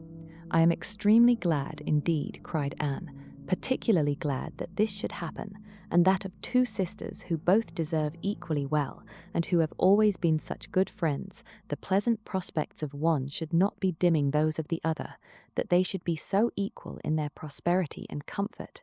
I hope your father and mother are quite happy with regard to both. Oh, yes, my father would be as well pleased if the gentleman were richer, but he has no other fault to find. Money, you know, coming down with money, 2 daughters at once, it cannot be a very agreeable operation, and it straightens him as to many things. However, I do not mean to say they have not a right to it. It is very fit they should have daughters' shares, and I am sure he has always been a very kind, liberal father to me. Mary does not above half like Henrietta's match. She never did, you know, but she does not do him justice, nor think enough about Winthrop. I cannot make her attend to the value of the property. It is a very fair match as times go, and I have liked Charles Hayter all my life, and I shall not leave off now." "Such excellent parents as Mr. and Mrs. Musgrove," exclaimed Anne, "should be happy in their children's marriages. They do everything to confer happiness, I am sure. What a blessing to young people to be in such hands. Your father and mother seem so totally free from all those ambitious feelings which have led to so much misconduct and misery, both in young and old. I hope you think Louisa perfectly recovered now." He answered rather hesitatingly, "Yes, I believe I do. Very much recovered, but she is altered. There is no running or jumping about, no laughing or dancing. It is quite different. If one happens only to shut the door a little hard, she starts and wriggles like a young dab chick in the water, and Benwick sits at her elbow, reading verses or whispering to her all day long." Anne could not help laughing. "That cannot be much to your taste, I know," said she, "but I do believe him to be an excellent young man." "To be sure he is. Nobody doubts it, and I hope you do not think I am so illiberal as to want every man to have the same objects and pleasures as myself. I have a great value for Benwick, and when one can but get him to talk, he has plenty to say. His reading has done him no harm, for he has fought as well as read. He is a brave fellow. I got more acquainted with him last Monday than ever I did before. We had a famous set-to at rat hunting all the morning in my father's great barns, and he played his part so well that I have liked him the better ever since." Here they were interrupted by the absolute necessity of Charles's following the others to admire mirrors and china. But Anne had heard enough to understand the present state of Uppercross and rejoice in its happiness, and though she sighed as she rejoiced, her sigh had none of the ill will of envy in it. She would certainly have risen to their blessings if she could, but she did not want to lessen theirs. The visit passed off altogether in high good humour. Mary was in excellent spirits, enjoying the gaiety and the change, and so well satisfied with the journey in her mother-in-law's carriage with 4 horses, and with her own complete independence of Camden Place, that she was exactly in a temper to admire everything as she ought, and enter most readily into all the superiorities of the house, as they were detailed to her. She had no demands on her father or sister, and her consequence was just enough increased by their handsome drawing-rooms. Elizabeth was, for a short time, suffering a good deal. She felt that Mrs. Musgrove and all her party ought to be asked to dine with them, but she could not bear to have the difference of style, the reduction of servants, which a dinner must betray, witnessed by those who had been always so inferior to the Elliots of Kellynch. It was a struggle between propriety and vanity, but vanity got the better, and then Elizabeth was happy again. These were her internal persuasions, old-fashioned notions, country hospitality. We do not profess to give dinners. Few people in Bath do. Lady Alicia never does, did not even ask her own sister's family, though they were here a month, and I dare say it would be very inconvenient to Mrs. Musgrove, put her quite out of her way. I am sure she would rather not come. She cannot feel easy with us. I will ask them all for an evening. That will be much better. That will be a novelty and a treat. They have not seen 2 such drawing-rooms before. They will be delighted to come tomorrow evening. It shall be a regular party, small but most elegant. And this satisfied Elizabeth, and when the invitation was given to the 2 present and promised for the absent, Mary was as completely satisfied. She was particularly asked to meet Mr. Elliot and be introduced to Lady Dalrymple and Miss Carteret, who were fortunately already engaged to come, and she could not have received a more gratifying attention. Miss Elliot was to have the honour of calling on Mrs. Musgrove in the course of the morning, and Anne walked off with Charles and Mary to go and see her and Henrietta directly. Her plan of sitting with Lady Russell must give way for the present. They all 3 called in Rivers Street for a couple of minutes, but Anne convinced herself that a day's delay of the intended communication could be of no consequence, and hastened forward to the White Hart to see again the friends and companions of the last autumn, with an eagerness of goodwill which many associations contributed to form. They found Mrs. Musgrove and her daughter within and by themselves, and Anne had the kindest welcome from each. Henrietta was exactly in that state of recently improved views of fresh-formed happiness, which made her full of regard and interest for everybody she had ever liked before at all, and Mrs. Musgrove's real affection had been won by her usefulness when they were in distress. It was a heartiness and a warmth and a sincerity which Anne delighted in the more, from the sad want of such blessings at home.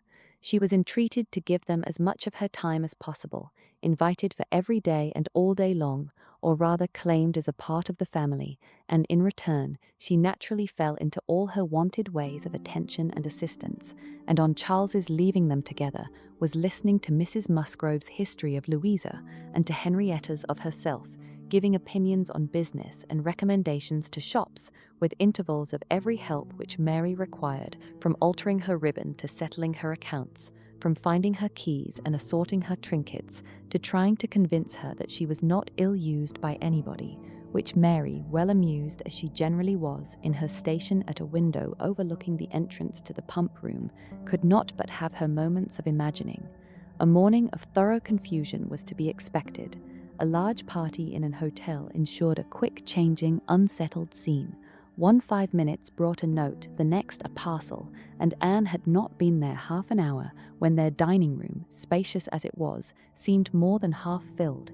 A party of steady old friends were seated round Mrs. Musgrove, and Charles came back with Captains Harville and Wentworth. The appearance of the latter could not be more than the surprise of the moment.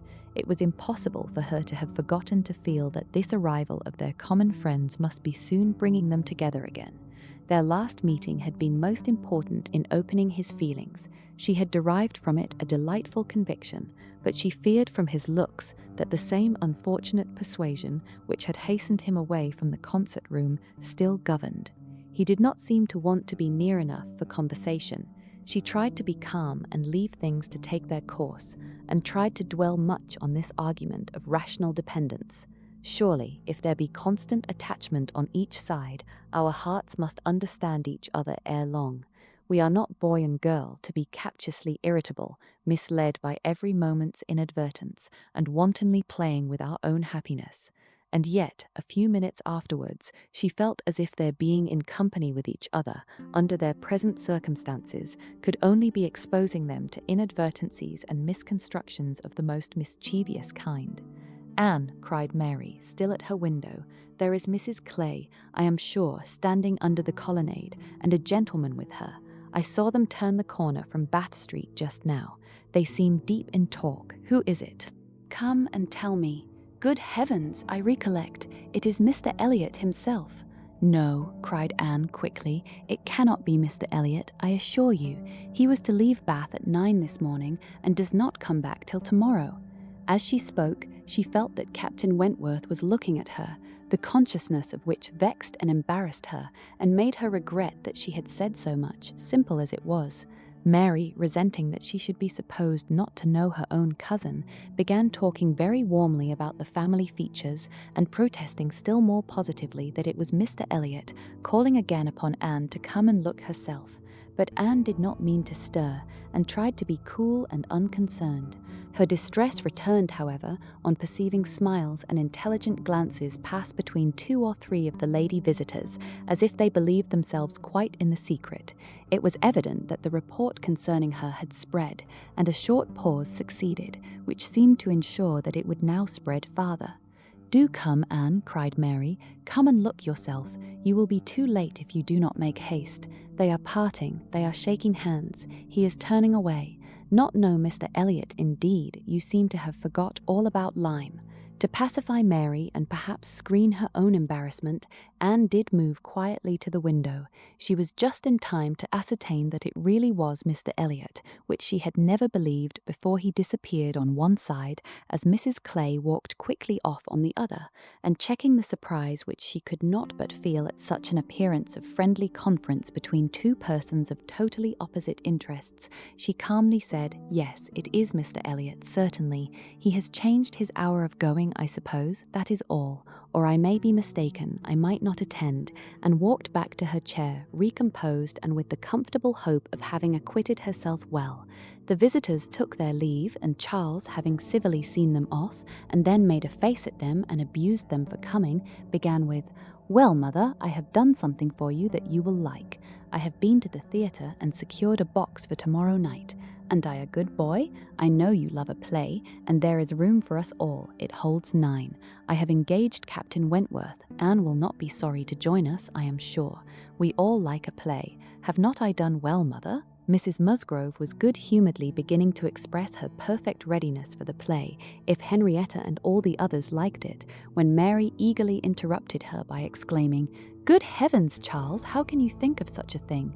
Take a box for tomorrow night? Have you forgot that we are engaged to Camden Place tomorrow night, and that we were most particularly asked to meet Lady Dalrymple and her daughter, and Mr. Elliot, and all the principal family connections, on purpose to be introduced to them? How can you be so forgetful?" "Phoo, phoo," replied Charles. "What's an evening party? Never worth remembering. Your father might have asked us to dinner, I think, if he had wanted to see us. You may do as you like, but I shall go to the play." "Oh, Charles, I declare it will be too abominable if you do, when you promised to go." "No, I did not promise. I only smirked and bowed and said the word happy. There was no promise. But you must go, Charles. It would be unpardonable to fail. We were asked on purpose to be introduced. There was always such a great connection between the Dalrymples and ourselves. Nothing ever happened on either side that was not announced immediately. We are quite near relations, you know, and Mr. Elliot too, whom you ought so particularly to be acquainted with. Every attention is due to Mr. Elliot. Consider my father's heir, the future representative of the family." "Don't talk to me about heirs and representatives," cried Charles. "I am not one of those who neglect the reigning power to bow to the rising sun. If I would not go for the sake of your father, I should think it scandalous to go for the sake of his heir. What is Mr. Elliot to me?" The careless expression was life to Anne, who saw that Captain Wentworth was all attention, looking and listening with his whole soul, and that the last words brought his inquiring eyes from Charles to herself. Charles and Mary still talked on in the same style, he half serious and half jesting, maintaining the scheme for the play, and she invariably serious, most warmly opposing it, and not omitting to make it known that, however determined to go to Camden Place herself, she should not think herself very well used if they went to the play without her. Mrs. Musgrove interposed. "We had better put it off. Charles, you had much better go back and change the box for Tuesday. It would be a pity to be divided, and we should be losing Miss Anne too if there is a party at her father's, and I am sure neither Henrietta nor I should care at all for the play if Miss Anne could not be with us." Anne felt truly obliged to her for such kindness, and quite as much so for the opportunity it gave her of decidedly saying, "If it depended only on my inclination, ma'am, the party at home, excepting on Mary's account, would not be the smallest impediment. I have no pleasure in the sort of meeting, and should be too happy to change it for a play and with you. But it had better not be attempted, perhaps." She had spoken it, but she trembled when it was done, conscious that her words were listened to and daring not even to try to observe their effect. It was soon generally agreed that Tuesday should be the day, Charles only reserving the advantage of still teasing his wife by persisting that he would go to the play tomorrow if nobody else would. Captain Wentworth left his seat and walked to the fireplace, probably for the sake of walking away from it soon afterwards and taking a station, with less barefaced design, by Anne. "You have not been long enough in Bath," said he, "to enjoy the evening parties of the place." "Oh, no, the usual character of them has nothing for me. I am no card player. You were not formerly, I know. You did not used to like cards, but time makes many changes."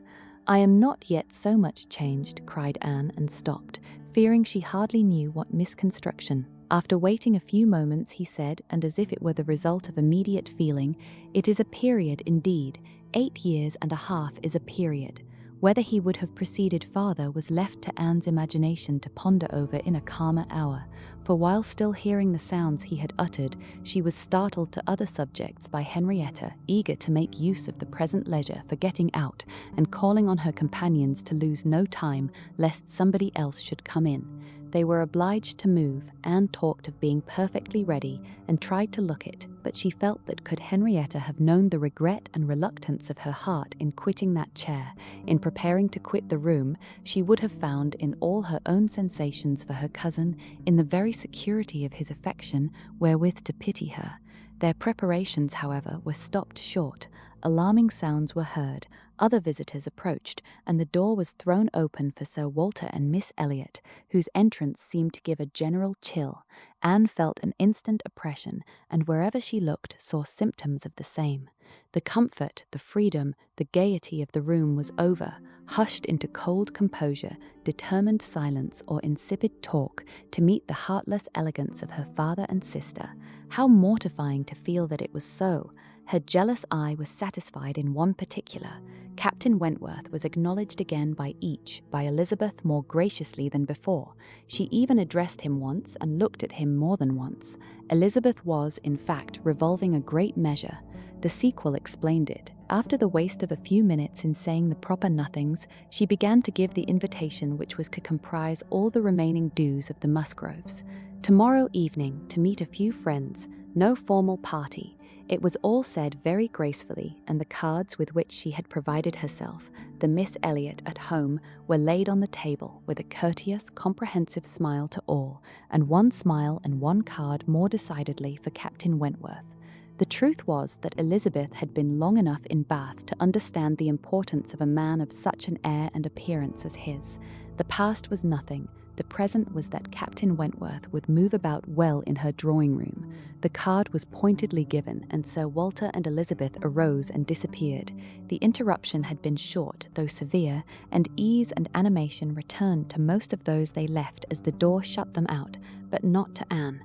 She could think only of the invitation she had with such astonishment witnessed, and of the manner in which it had been received, a manner of doubtful meaning, of surprise rather than gratification, of polite acknowledgement rather than acceptance. She knew him, she saw disdain in his eye, and could not venture to believe that he had determined to accept such an offering as an atonement for all the insolence of the past.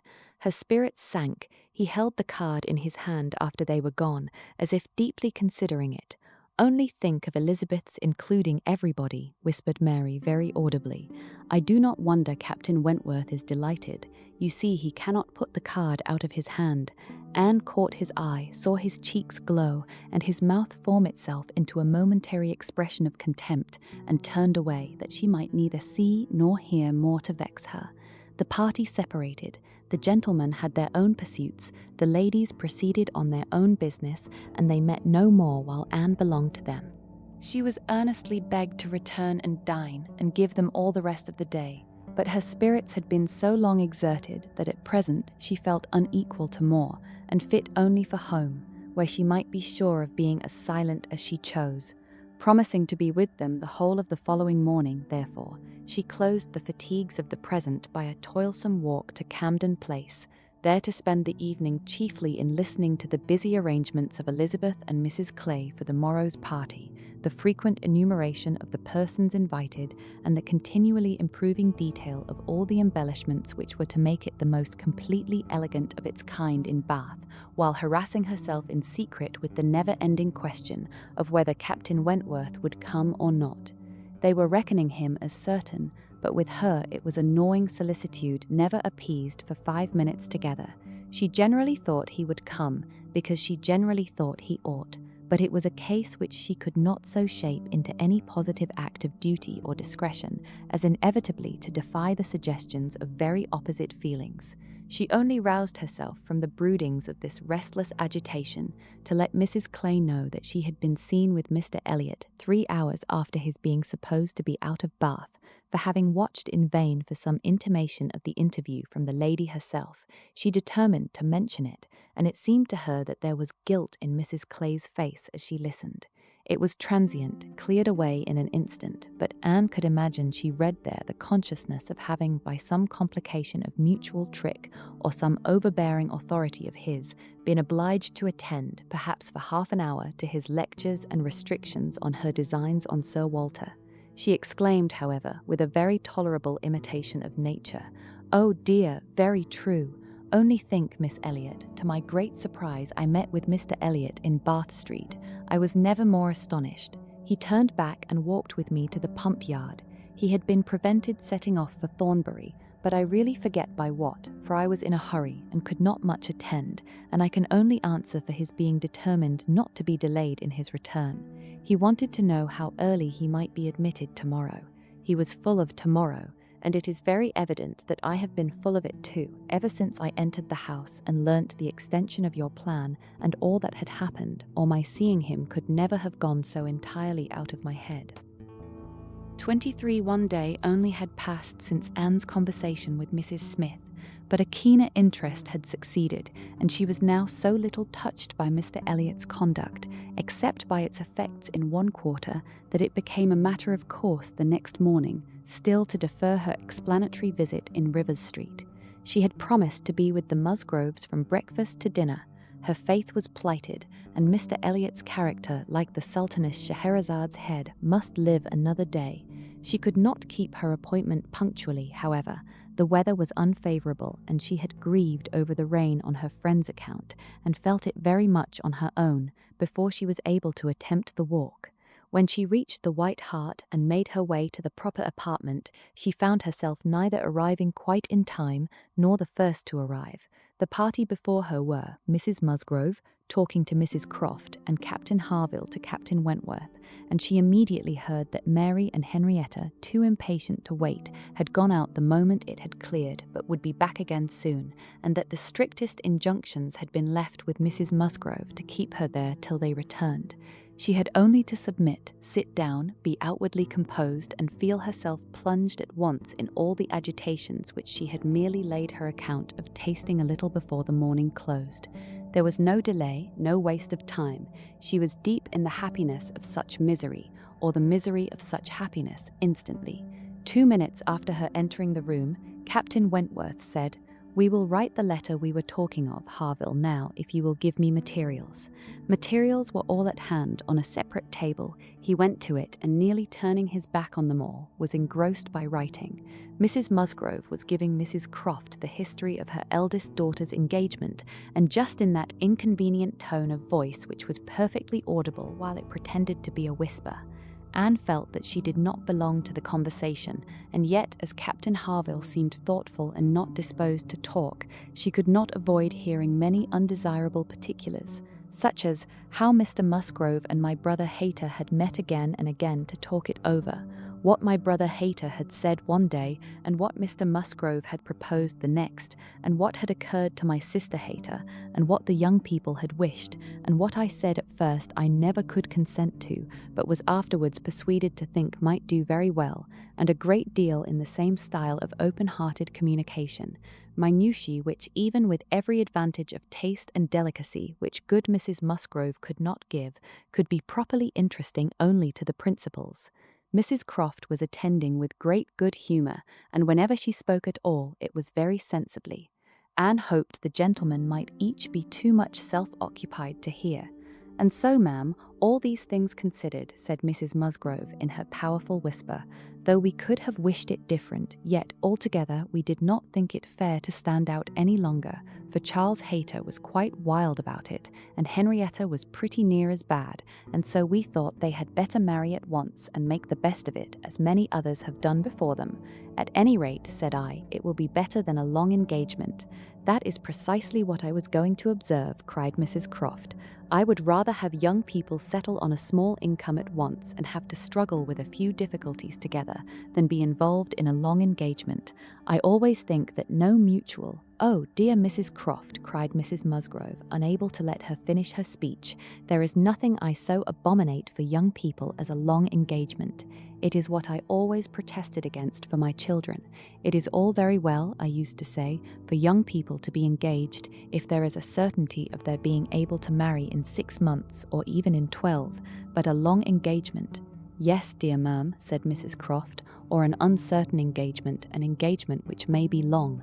To begin without knowing that at such a time there will be the means of marrying, I hold to be very unsafe and unwise, and what I think all parents should prevent as far as they can." Anne found an unexpected interest here. She felt its application to herself, felt it in a nervous thrill all over her, and at the same moment that her eyes instinctively glanced towards the distant table, Captain Wentworth's pen ceased to move, his head was raised, pausing, listening, and he turned round the next instant to give a look, one quick, conscious look at her. The two ladies continued to talk, to re-urge the same admitted truths, and enforce them with such examples of the ill effect of a contrary practice as had fallen within their observation. But Anne heard nothing distinctly. It was only a buzz of words in her ear. Her mind was in confusion. Captain Harville, who had in truth been hearing none of it, now left his seat and moved to a window, and Anne, seeming to watch him, though it was from thorough absence of mind, became gradually sensible that he was inviting her to join him where he stood. He looked at her with a smile and a little motion of the head which expressed, "Come to me, I have something to say," and the unaffected, easy kindness of manner which denoted the feelings of an older acquaintance than he really was, strongly enforced the invitation. She roused herself and went to him. The window at which he stood was at the other end of the room from where the two ladies were sitting, and though nearer to Captain Wentworth's table, not very near. As she joined him, Captain Harville's countenance reassumed the serious, thoughtful expression which seemed its natural character. "Look here," said he, unfolding a parcel in his hand and displaying a small miniature painting. "Do you know who that is?" "Certainly, Captain Benwick." "Yes, and you may guess who it is for," but, in a deep tone, "it was not done for her. Miss Elliot, do you remember our walking together at Lyme and grieving for him? I little thought then, but no matter. This was drawn at the Cape. He met with a clever young German artist at the Cape, and in compliance with a promise to my poor sister, sat to him and was bringing it home for her. And I have now the charge of getting it properly set for another. It was a commission to me. But who else was there to employ? I hope I can allow for him. I am not sorry, indeed, to make it over to another.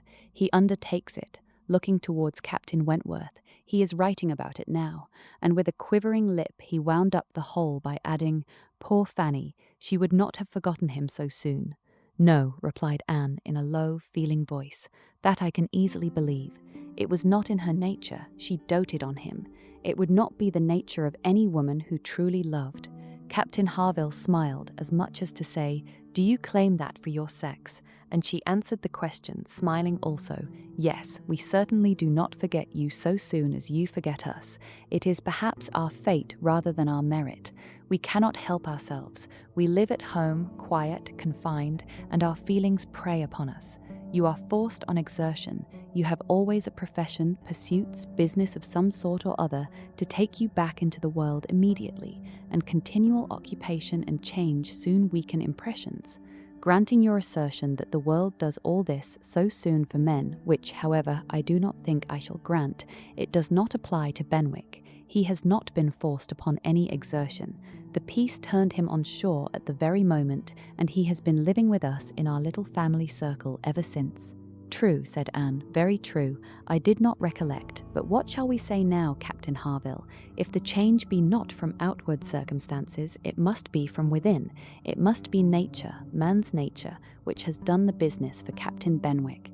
"No, no, it is not man's nature. I will not allow it to be more man's nature than woman's to be inconstant and forget those they do love or have loved. I believe the reverse. I believe in a true analogy between our bodily frames and our mental, and that as our bodies are the strongest, so are our feelings, capable of bearing most rough usage and riding out the heaviest weather."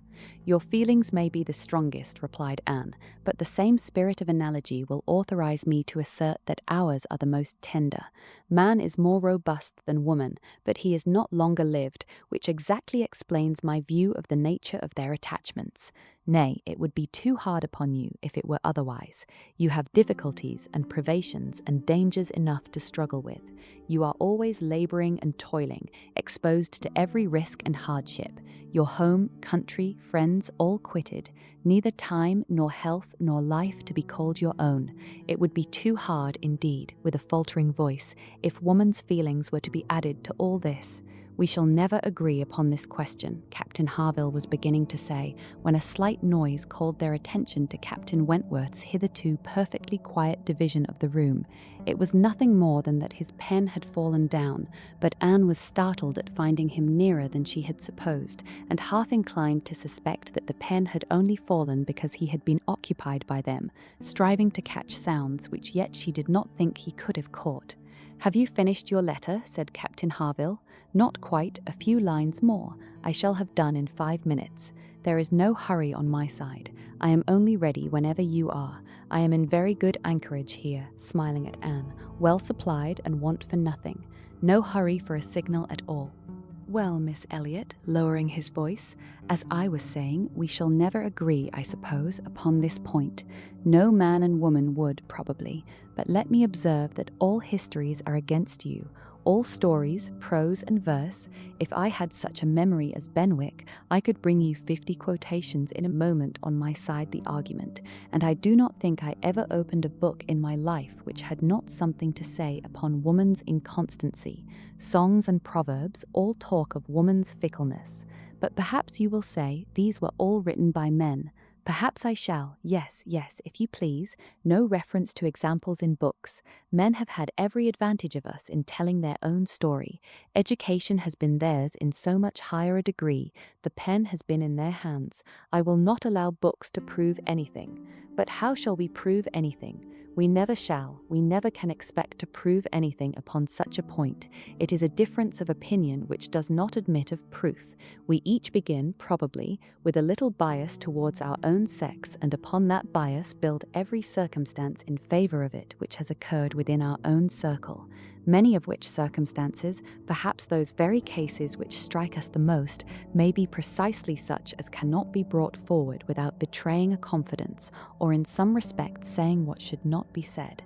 "Ah," cried Captain Harville in a tone of strong feeling, "if I could but make you comprehend what a man suffers when he takes a last look at his wife and children, and watches the boat that he has sent them off in, as long as it is in sight, and then turns away and says, 'God knows whether we ever meet again,' and then, if I could convey to you the glow of his soul when he does see them again, when coming back after a 12 months' absence perhaps, and obliged to put into another port, he calculates how soon it be possible to get them there, pretending to deceive himself and saying, 'They cannot be here till such a day,' but all the while hoping for them 12 hours sooner, and seeing them arrive at last as if heaven had given them wings by many hours sooner still. If I could explain to you all this and all that a man can bear and do, and glories to do, for the sake of these treasures of his existence, I speak, you know, only of such men as have hearts, pressing his own with emotion." "Oh," cried Anne eagerly, "I hope I do justice to all that is felt by you and by those who resemble you. God forbid that I should undervalue the warm and faithful feelings of any of my fellow creatures. I should deserve utter contempt if I dared to suppose that true attachment and constancy were known only by woman. No, I believe you capable of everything great and good in your married lives. I believe you equal to every important exertion, and to every domestic forbearance, so long as, if I may be allowed the expression, so long as you have an object, I mean while the woman you love lives and lives for you. All the privilege I claim for my own sex, it is not a very enviable one, you need not covet it, is that of loving longest when existence or when hope is gone." She could not immediately have uttered another sentence. Her heart was too full, her breath too much oppressed. "You are a good soul," cried Captain Harville, putting his hand on her arm, quite affectionately. "There is no quarrelling with you, and when I think of Benwick, my tongue is tied." Their attention was called towards the others. Mrs. Croft was taking leave. "Here, Frederick, you and I part company, I believe," said she. "I am going home, and you have an engagement with your friend. Tonight we may have the pleasure of all meeting again at your party," turning to Anne.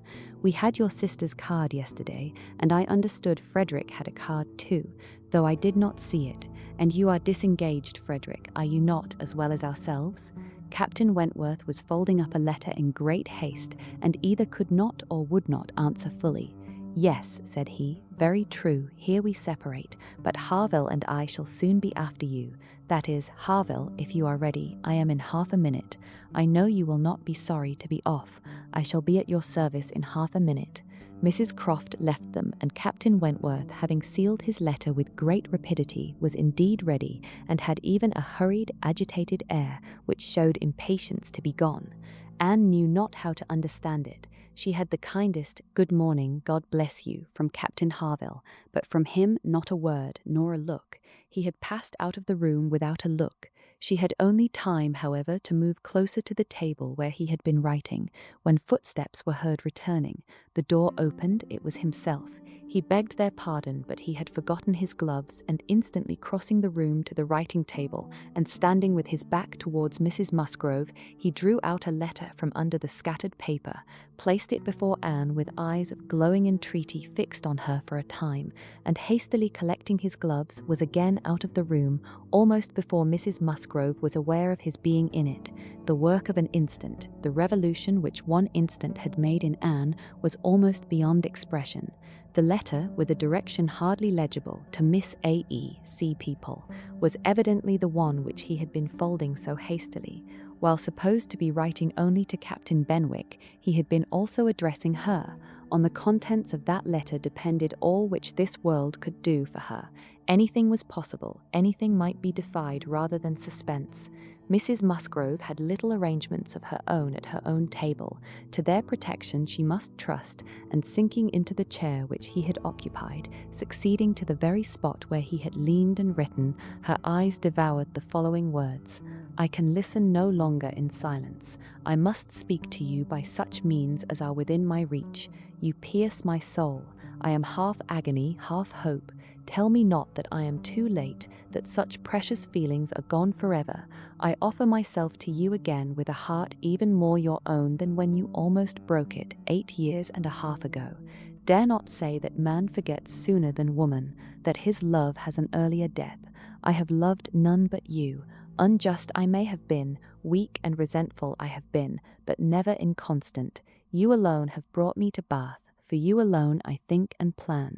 Have you not seen this? Can you fail to have understood my wishes? I had not waited even these 10 days could I have read your feelings, as I think you must have penetrated mine. I can hardly write. I am every instant hearing something which overpowers me. You sink your voice, but I can distinguish the tones of that voice when they would be lost on others. Too good, too excellent creature. You do us justice indeed. You do believe that there is true attachment and constancy among men. Believe it to be most fervent, most undeviating in F.W. I must go, uncertain of my fate, but I shall return hither or follow your party as soon as possible. A word, a look will be enough to decide whether I enter your father's house this evening or never." Such a letter was not to be soon recovered from. Half an hour's solitude and reflection might have tranquilized her, but the 10 minutes only which now passed before she was interrupted, with all the restraints of her situation, could do nothing towards tranquillity. Every moment rather brought fresh agitation. It was an overpowering happiness, and before she was beyond the first stage of full sensation, Charles, Mary, and Henrietta all came in.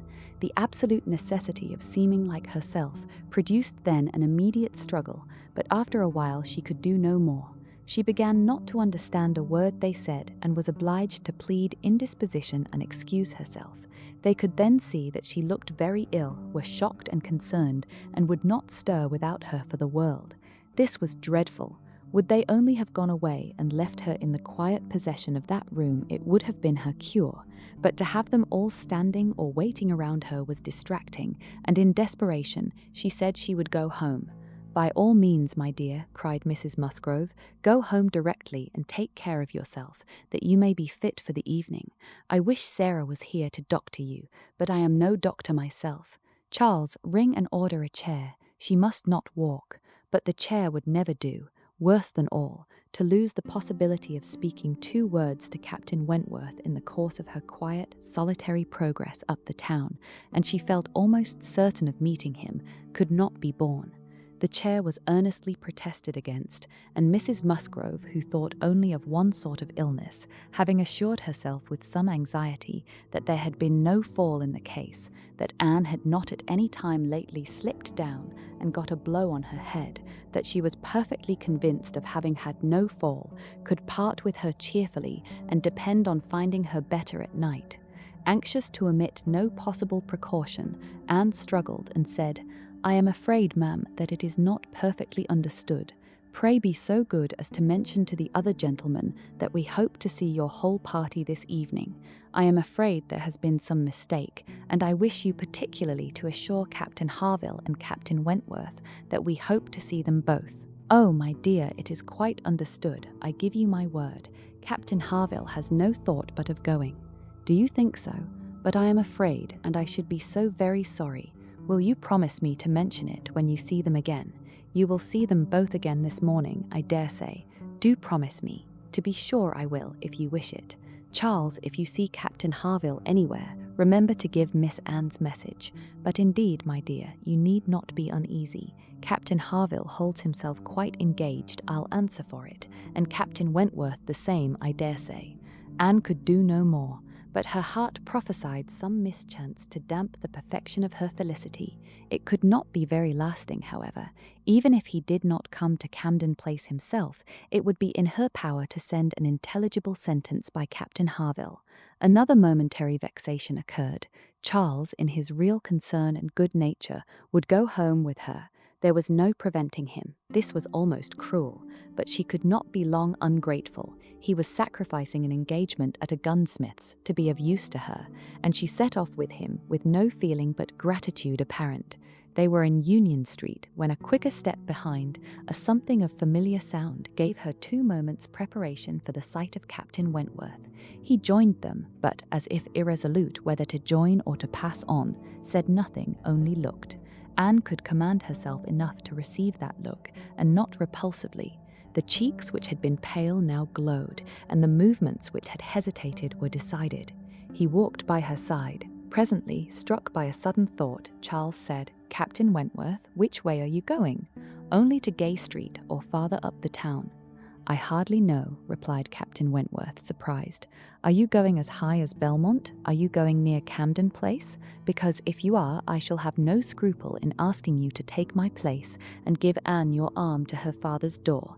She is rather done for this morning and must not go so far without help, and I ought to be at that fellow's in the market-place. He promised me the sight of a capital gun he is just going to send off, said he would keep it unpacked to the last possible moment that I might see it, and if I do not turn back now, I have no chance. By his description, a good deal like the second-sized double barrel of mine, which you shot with one day round Winthrop. There could not be an objection. There could be only a most proper alacrity, a most obliging compliance for public view, and smiles reined in and spirits dancing in private rapture. In half a minute Charles was at the bottom of Union Street again, and the other two proceeding together, and soon words enough had passed between them to decide their direction towards the comparatively quiet and retired gravel walk, where the power of conversation would make the present hour a blessing indeed, and prepare it for all the immortality which the happiest recollections of their own future lives could bestow. There they exchanged again those feelings and those promises which had once before seemed to secure everything, but which had been followed by so many, many years of division and estrangement. There they returned again into the past, more exquisitely happy, perhaps, in their reunion than when it had been first projected, more tender, more tried, more fixed in a knowledge of each other's character, truth, and attachment, more equal to act, more justified in acting. And there, as they slowly paced the gradual ascent, heedless of every group around them, seeing neither sauntering politicians, bustling housekeepers, flirting girls, nor nursery maids and children, they could indulge in those retrospections and acknowledgments, and especially in those explanations of what had directly preceded the present moment, which were so poignant and so ceaseless in interest.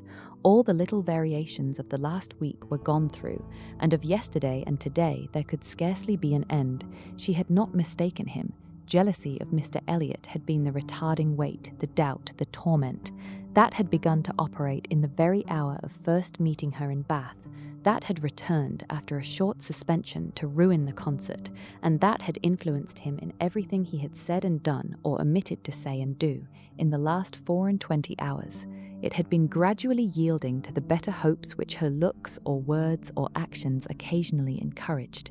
It had been vanquished at last by those sentiments and those tones which had reached him while she talked with Captain Harville, and under the irresistible governance of which he had seized a sheet of paper and poured out his feelings.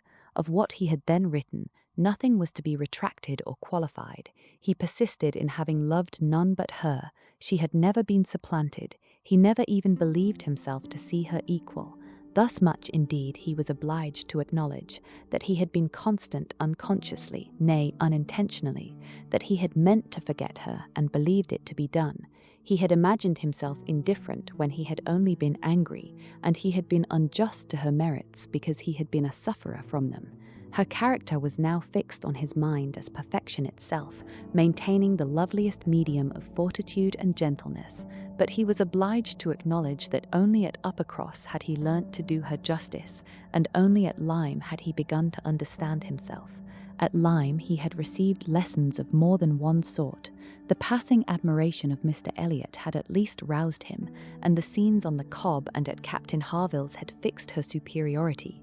In his preceding attempts to attach himself to Louisa Musgrove, the attempts of angry pride, he protested that he had forever felt it to be impossible, that he had not cared, could not care, for Louisa, though till that day, till the leisure for reflection which followed it, he had not understood the perfect excellence of the mind with which Louisa's could so ill bear a comparison, or the perfect unrivalled hold it possessed over his own. There he had learnt to distinguish between the steadiness of principle and the obstinacy of self-will, between the darings of heedlessness and the resolution of a collected mind. There he had seen everything to exalt in his estimation the woman he had lost, and there begun to deplore the pride, the folly, the madness of resentment which had kept him from trying to regain her when thrown in his way.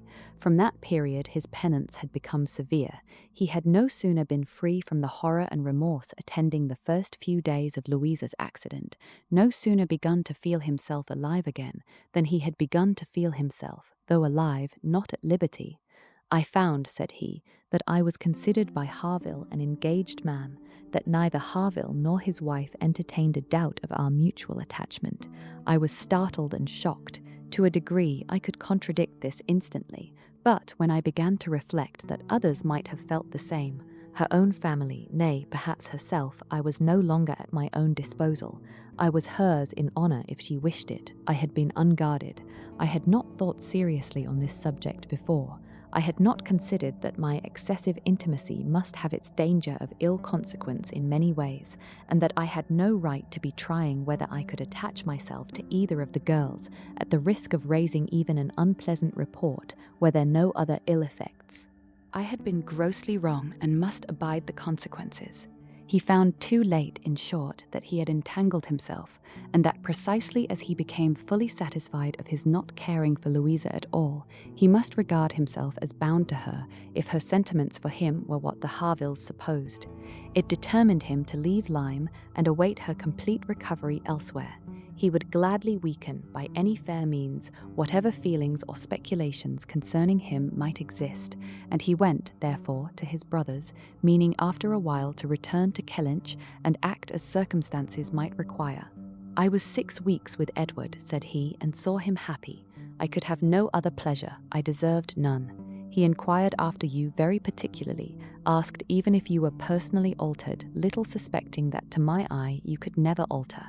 Anne smiled and let it pass. It was too pleasing a blunder for a reproach.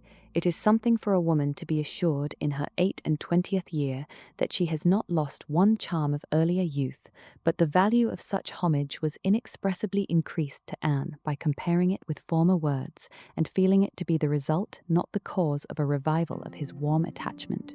He had remained in Shropshire, lamenting the blindness of his own pride and the blunders of his own calculations, till at once released from Louisa by the astonishing and felicitous intelligence of her engagement with Benwick. "Here," said he, "ended the worst of my state, for now I could at least put myself in the way of happiness.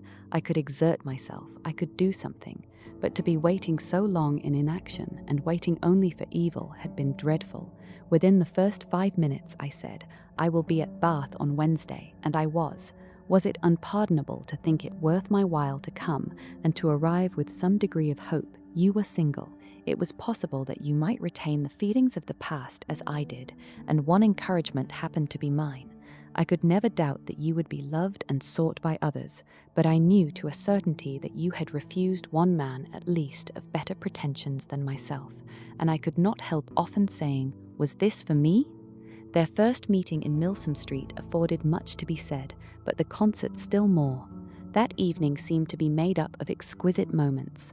The moment of her stepping forward in the octagon room to speak to him, the moment of Mr. Elliot's appearing and tearing her away, and one or two subsequent moments, marked by returning hope or increasing despondency, were dwelt on with energy. "To see you," cried he, "in the midst of those who could not be my well-wishers, to see your cousin close by you, conversing and smiling, and feel all the horrible eligibilities and proprieties of the match, to consider it as the certain wish of every being who could hope to influence you, even if your own feelings were reluctant or indifferent, to consider what powerful supports would be his. Was it not enough to make the fool of me which I appeared? How could I look on without agony? Was not the very sight of the friend who sat behind you, was not the recollection of what had been, the knowledge of her influence, the indelible, immovable impression of what Persuasion had once done, was it not all against me?" "You should have distinguished," replied Anne.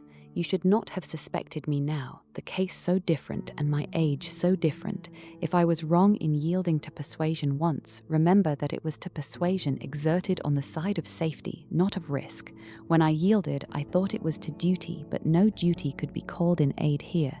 In marrying a man indifferent to me, all risk would have been incurred and all duty violated." "Perhaps I ought to have reasoned thus," he replied, "but I could not. I could not derive benefit from the late knowledge I had acquired of your character.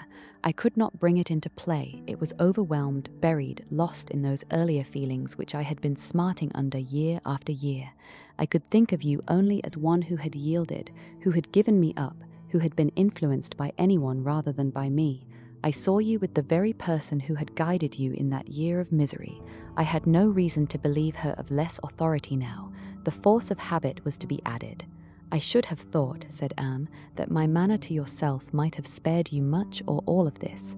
"No, no, your manner might be only the ease which your engagement to another man would give. I left you in this belief, and yet I was determined to see you again. My spirits rallied with the morning, and I felt that I had still a motive for remaining here. At last Anne was at home again, and happier than anyone in that house could have conceived. All the surprise and suspense and every other painful part of the morning dissipated by this conversation. She re-entered the house so happy as to be obliged to find an alloy in some momentary apprehensions of its being impossible to last. An interval of meditation, serious and grateful, was the best corrective of everything dangerous in such high-wrought felicity, and she went to her room and grew steadfast and fearless in the thankfulness of her enjoyment. The evening came, the drawing-rooms were lighted up, the company assembled. It was but a card party, it was but a mixture of those who had never met before and those who met too often, a commonplace business, too numerous for intimacy, too small for variety. But Anne had never found an evening shorter. Glowing and lovely in sensibility and happiness, and more generally admired than she thought about or cared for, she had cheerful or forbearing feelings for every creature around her. Mr. Elliot was there, she avoided, but she could pity him. The Wallaces, she had amusement in understanding them. Lady Dalrymple and Miss Carteret, they would soon be innocuous cousins to her. She cared not for Mrs. Clay, and had nothing to blush for in the public manners of her father and sister. With the Musgroves there was the happy chat of perfect ease, with Captain Harville the kind-hearted intercourse of brother and sister, with Lady Russell attempts at conversation which a delicious consciousness cut short, with Admiral and Mrs. Croft everything of peculiar cordiality and fervent interest which the same consciousness sought to conceal, and with Captain Wentworth some moments of communications continually occurring, and always the hope of more, and always the knowledge of his being there. It was in one of these short meetings, each apparently occupied in admiring a fine display of greenhouse plants, that she said, "I have been thinking over the past and trying impartially to judge of the right and wrong, I mean with regard to myself, and I must believe that I was right, much as I suffered from it, that I was perfectly right in being guided by the friend whom you will love better than you do now. To me she was in the place of a parent. Do not mistake me, however. I am not saying that she did not err in her advice. It was perhaps one of those cases in which advice is good or bad only as the event decides, and for myself I certainly never should, in any circumstance of tolerable similarity, give such advice. but I mean that I was right in submitting to her, and that if I had done otherwise, I should have suffered more in continuing the engagement than I did even in giving it up, because I should have suffered in my conscience. I have now, as far as such a sentiment is allowable in human nature, nothing to reproach myself with, and if I mistake not, a strong sense of duty is no bad part of a woman's portion. He looked at her, looked at Lady Russell, and looking again at her, replied, as if in cool deliberation, "Not yet, but there are hopes of her being forgiven in time. I trust to being in charity with her soon, but I too have been thinking over the past, and a question has suggested itself, whether there may not have been one person more my enemy even than that lady, my own self. Tell me if, when I returned to England in the year VIII, with a few £1,000s, and was posted into the Laconia, if I had then written to you, would you have answered my letter? Would you, in short, have renewed the engagement then?" "Would I?" was all her answer, but the accent was decisive enough. "Good God," he cried, "you would! It is not that I did not think of it or desire it, as what could alone crown all my other success, but I was proud, too proud to ask again. I did not understand you. I shut my eyes and would not understand you or do you justice. This is a recollection which ought to make me forgive everyone sooner than myself. 6 years of separation and suffering might have been spared. It is a sort of pain, too, which is new to me. I have been used to the gratification of believing myself to earn every blessing that I enjoyed. I have valued myself on honourable toils and just rewards. Like other great men under reverses," he added, with a smile, "I must endeavour to subdue my mind to my fortune. I must learn to brook being happier than I deserve." XX4. Who can be in doubt of what followed? When any two young people take it into their heads to marry, they are pretty sure by perseverance to carry their point, be they ever so poor or ever so imprudent, or ever so little likely to be necessary to each other's ultimate comfort. This may be bad morality to conclude with, but I believe it to be truth, and if such parties succeed, how should a Captain Wentworth and an Anne Elliot, with the advantage of maturity of mind, consciousness of right, and one independent fortune between them, fail of bearing down every opposition? They might in fact have borne down a great deal more than they met with, for there was little to distress them beyond the want of graciousness and warmth. Sir Walter made no objection, and Elizabeth did nothing worse than look cold and unconcerned. Captain Wentworth, with £25,000 and as high in his profession as merit and activity could place him, was no longer nobody. He was now esteemed quite worthy to address the daughter of a foolish, spendthrift baronet who had not had principle or sense enough to maintain himself in the situation in which Providence had placed him, and who could give his daughter at present but a small part of the share of £10,000 which must be hers hereafter. Sir Walter, indeed, though he had no affection for Anne, and no vanity flattered to make him really happy on the occasion, was very far from thinking it a bad match for her.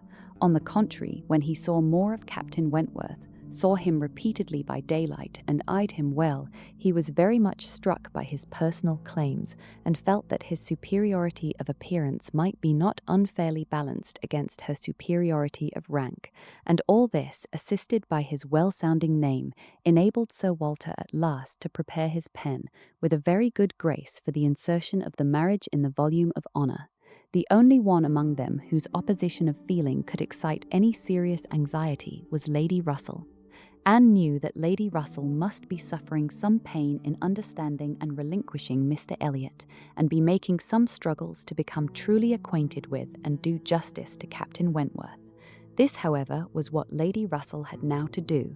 She must learn to feel that she had been mistaken with regard to both, that she had been unfairly influenced by appearances in each, that because Captain Wentworth's manners had not suited her own ideas, she had been too quick in suspecting them to indicate a character of dangerous impetuosity, and that because Mr. Elliot's manners had precisely pleased her in their propriety and correctness, their general politeness and suavity, she had been too quick in receiving them as the certain result of the most correct opinions and well-regulated mind. There was nothing less for Lady Russell to do than to admit that she had been pretty completely wrong, and to take up a new set of opinions and of hopes. There is a quickness of perception in some, a nicety in the discernment of character, a natural penetration, in short, which no experience in others can equal, and Lady Russell had been less gifted in this part of understanding than her young friend, but she was a very good woman, and if her second object was to be sensible and well-judging, her first was to see Anne happy. She loved Anne better than she loved her own abilities, and when the awkwardness of the beginning was over, found little hardship in attaching herself as a mother to the man who was securing the happiness of her other child. Of all the family, Mary was probably the one most immediately gratified by the circumstance. It was creditable to have a sister married, and she might flatter herself with having been greatly instrumental to the connection by keeping Anne with her in the autumn. And as her own sister must be better than her husband's sisters, it was very agreeable that Captain Wentworth should be a richer man than either Captain Benwick or Charles Hayter. She had something to suffer, perhaps, when they came into contact again, in seeing Anne restored to the rights of seniority and the mistress of a very pretty landaulette, but she had a future to look forward to, of powerful consolation. Anne had no Uppercross Hall before her, no landed estate, no headship of a family, and if they could but keep Captain Wentworth from being made a baronet, she would not change situations with Anne. It would be well for the eldest sister if she were equally satisfied with her situation, for a change is not very probable there. She had soon the mortification of seeing Mr. Elliot withdraw, and no one of proper condition has since presented himself to raise even the unfounded hopes which sunk with him. The news of his cousin Anne's engagement burst on Mr. Elliot most unexpectedly. It deranged his best plan of domestic happiness, his best hope of keeping Sir Walter single by the watchfulness which a son-in-law's rights would have given. But, though discomfited and disappointed, he could still do something for his own interest and his own enjoyment. He soon quitted Bath, and on Mrs. Clay's quitting it soon afterwards, and being next heard of as established under his protection in London, it was evident how double a game he had been playing, and how determined he was to save himself from being cut out by one artful woman at least. Mrs. Clay's affections had overpowered her interest, and she had sacrificed, for the young man's sake, the possibility of scheming longer for Sir Walter. She has abilities, however, as well as affections, and it is now a doubtful point whether his cunning or hers may finally carry the day, whether, after preventing her from being the wife of Sir Walter, he may not be wheedled and caressed at last into making her the wife of Sir William. It cannot be doubted that Sir Walter and Elizabeth were shocked and mortified by the loss of their companion and the discovery of their deception in her. They had their great cousins, to be sure, to resort to for comfort, but they must long feel that to flatter and follow others, without being flattered and followed in turn, is but a state of half-enjoyment. Anne, satisfied at a very early period of Lady Russell's meaning to love Captain Wentworth as she ought, had no other alloy to the happiness of her prospects than what arose from the consciousness of having no relations to bestow on him which a man of sense could value. There she felt her own inferiority keenly. The disproportion in their fortune was nothing. It did not give her a moment's regret, but to have no family to receive and estimate him properly, nothing of respectability, of harmony, of goodwill to offer in return for all the worth and all the prompt welcome which met her in his brothers and sisters, was a source of as lively pain as her mind could well be sensible of under circumstances of otherwise strong felicity. She had but two friends in the world to add to his list, Lady Russell and Mrs. Smith. To those, however, he was very well disposed to attach himself. Lady Russell, in spite of all her former transgressions, he could now value from his heart, while he was not obliged to say that he believed her to have been right in originally dividing them. He was ready to say almost everything else in her favour, and as for Mrs. Smith, she had claims of various kinds to recommend her quickly and permanently. Her recent good offices by Anne had been enough in themselves, and their marriage, instead of depriving her of one friend, secured her two. She was their earliest visitor in their settled life, and Captain Wentworth, by putting her in the way of recovering her husband's property in the West Indies, by writing for her, acting for her, and seeing her through all the petty difficulties of the case with the activity and exertion of a fearless man and a determined friend, fully requited the services which she had rendered, or ever meant to render, to his wife.